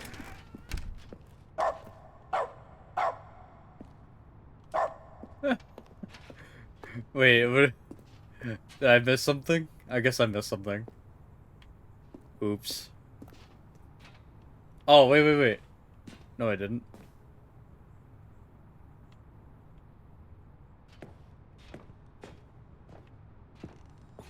You're getting close now, Stanley. You've nearly gotten all of the Figler and Marines. Very soon, you'll collect the last one. And then the first number will equal the second number, and that will be it. We'll be different people by then. Different in the sense that we used to have none of them. And now we have them all.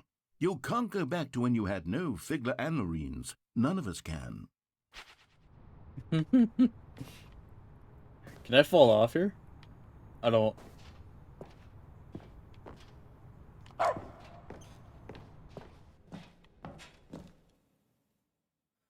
We.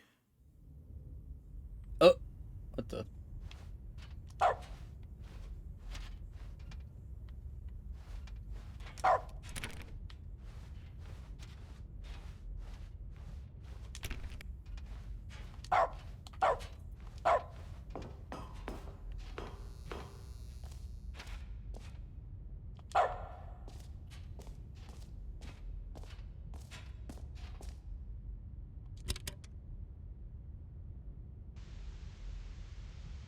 Okay, this is day number 295. Tape number... I don't even know. I've lost track. Nothing feels real anymore. The longer I study this bucket, the less sense anything makes. The sheer euphoria I feel every time I pick it up. No matter how many times I've done it, it's always the same feeling. And the emptiness in my chest when I set it down. It doesn't make sense. There's no explanation for it. I still haven't figured out why I see the world so differently when this bucket is in my arms. What the? Why everything feels so... What do I do with this treasure? I can monetize it. Yes. It's unthinkable the amounts of money people will pay for even just an hour with the bucket. This So is my serious. golden ticket. This But I is have so to be serious. Because as soon as this gets out, there's going to be a target on my back. Even now, I don't know who might be trying to get... What's that? Who's there? Camporata. Oh shit. Ice Shover.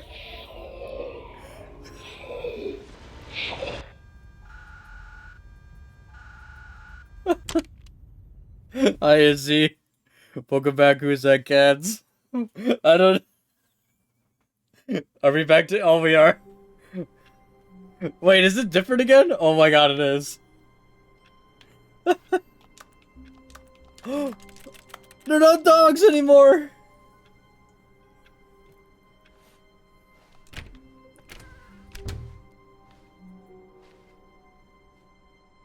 Do I grab it, Ren? Stanley picked up the bucket and smiled. He'd never be alone again, not truly alone, not with the bucket around. Stanley clutched the bucket tightly to his chest and entered the door on his left. Going here again. This was not the correct way to the meeting room, but Stanley had felt the bucket calling to him, telling him that the employee lounge was simply the place to be. And here it was. Had the bucket turned out to be correct? Was this better than the meeting room? Yes, Stanley thought to himself. Yes, perhaps it truly was. How insightful the bucket turned out to be. No, never mind. The bucket was wrong. Stanley took the door on his left to go back to the meeting room. No. No, said the bucket. Don't go to the meeting room. Go somewhere else. The cargo lift, yes. Go there. Go to the cargo lift. Good, said the bucket. Now ride the lift all the way to the top. There's something up there I need you to do. Stanley did not question why or how this bucket was speaking to him. It should have alarmed him, of course, because buckets can't talk. But Stanley chose not to think about this obvious fact. He was firmly convinced that the bucket had spoken to him, and he unthinkingly did whatever the bucket asked.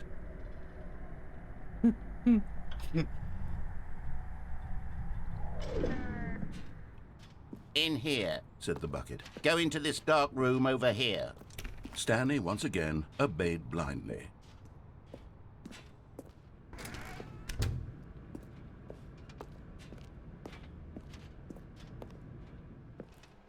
Is this bucket evil? Now pick up the phone, Said the bucket. pick up the phone, and it will take us back home, where we can go about life together. Do I unplug it again?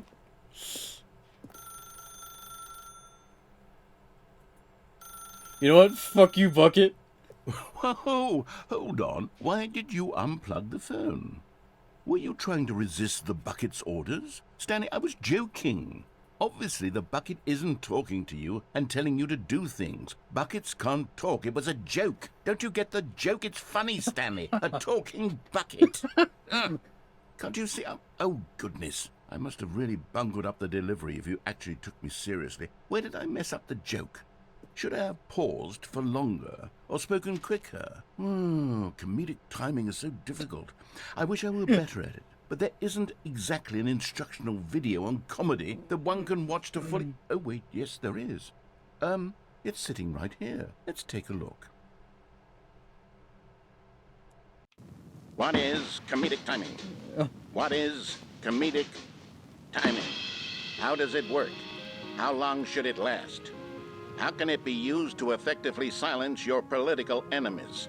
And more importantly, can it be taught in its entirety within 90 seconds? Thankfully, the answer to all of these questions is yes. Let's dive deeper. If you've ever told a joke or made someone laugh, in all likelihood, you did it while standing 50 to 80 centimeters from them in a room of no more than 76 degrees Fahrenheit, with one of your So arms specific. raised straight upward at a 15-degree angle from your body. These are the optimal conditions for good comedic timing. To begin the joke, start by stating and spelling your name. Next, provide a brief synopsis of the joke, including the specific times at which the recipient of the joke will laugh, and then spell out your name a second time. With these steps complete, it's time to begin the humor. Speak the entire joke in no more than 18 seconds and no less than 13 and a half, pausing only for bathroom breaks when necessary.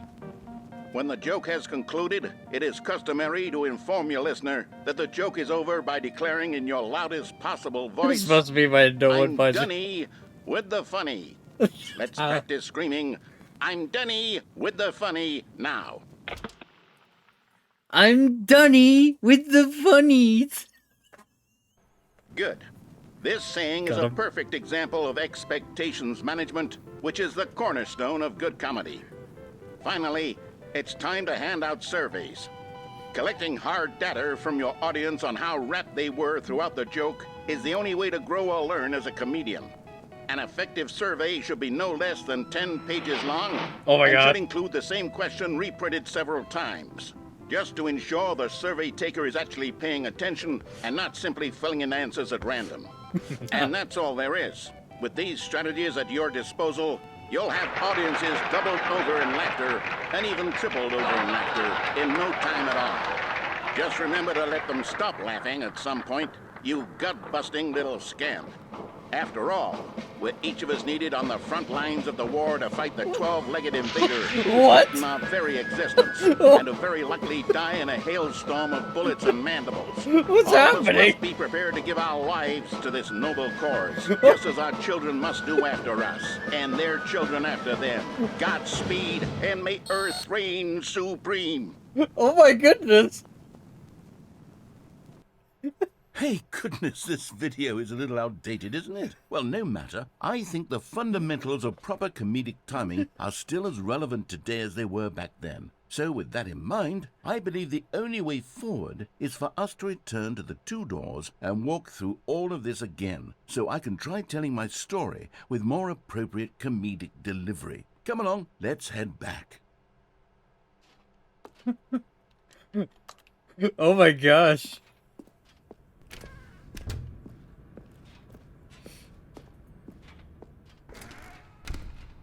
His stuff doesn't mess up anymore? Okay. I can feel it. This time, I'm really going to nail the delivery. You'll be in stitches. A talking bucket, you'll say? How ridiculous. How absurd. What a hilarious concept. The king of comedy. That's what you'll call me. Thank goodness we had the instructional video. Otherwise, who knows where we'd be right now. Well, I wouldn't be the king of comedy, that's for sure. The bucket spoke to Stanley. The bucket spoke? The bucket spoke? Oh, I'll figure it out on the fly. No need to overthink things.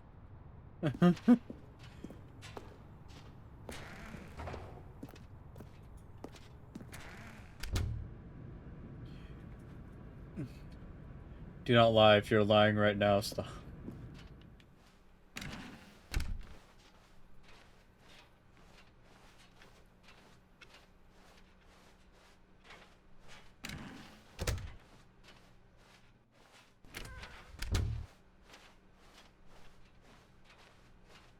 What happened to my sticker? Wait. I didn't realize I was missing one. Here we go. You ready? When Stanley and the bucket came to a set of 2 open doors, they entered the door on the left.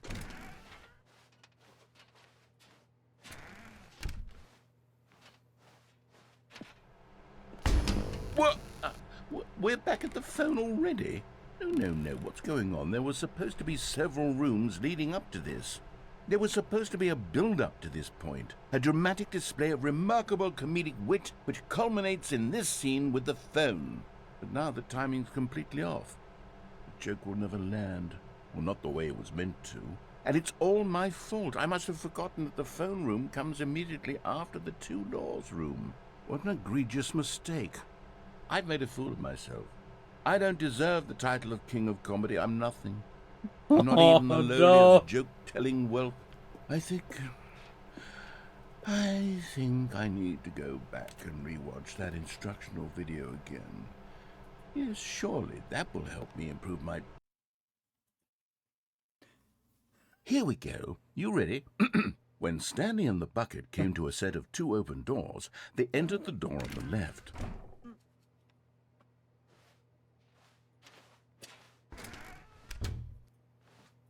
Oh my god, you can actually... What? We're back at the phone already? No. Oh my... Here we go. You ready?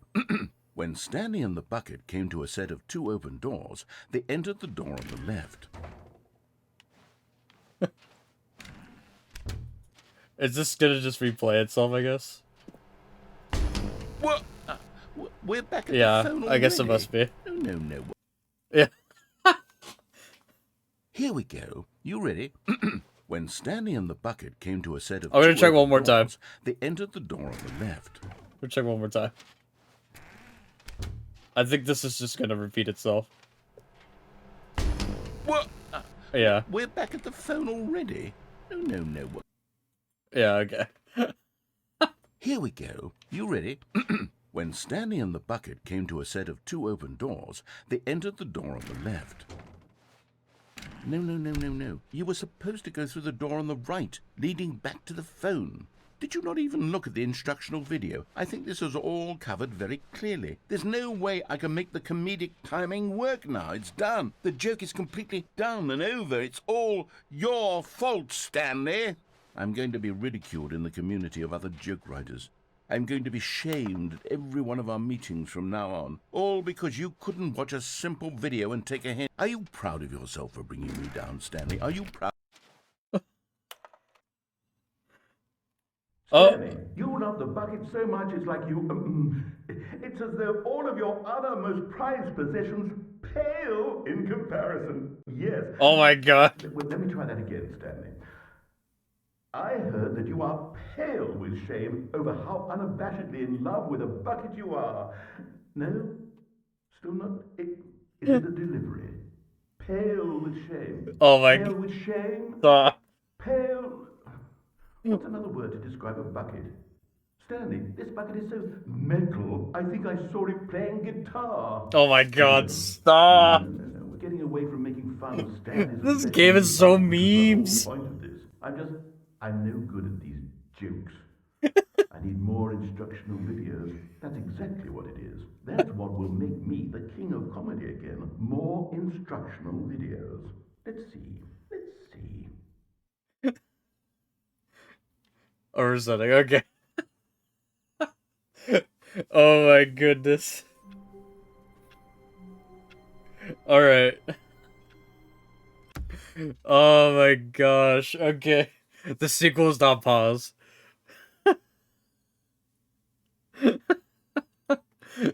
All right, guys. I think with that, I'm gonna end stream for now. This is so funny. Oh my gosh. There's bound to be clippable moments throughout all of that. I gotta watch it over again. Alright, well, thank you to Izzy Plays, Zombie G, Who's Dat Cats, Camerat, It's Crimson, Twitching Dodge for the raid and the lurk. We got Kuma Monster here. Thank you for lurking.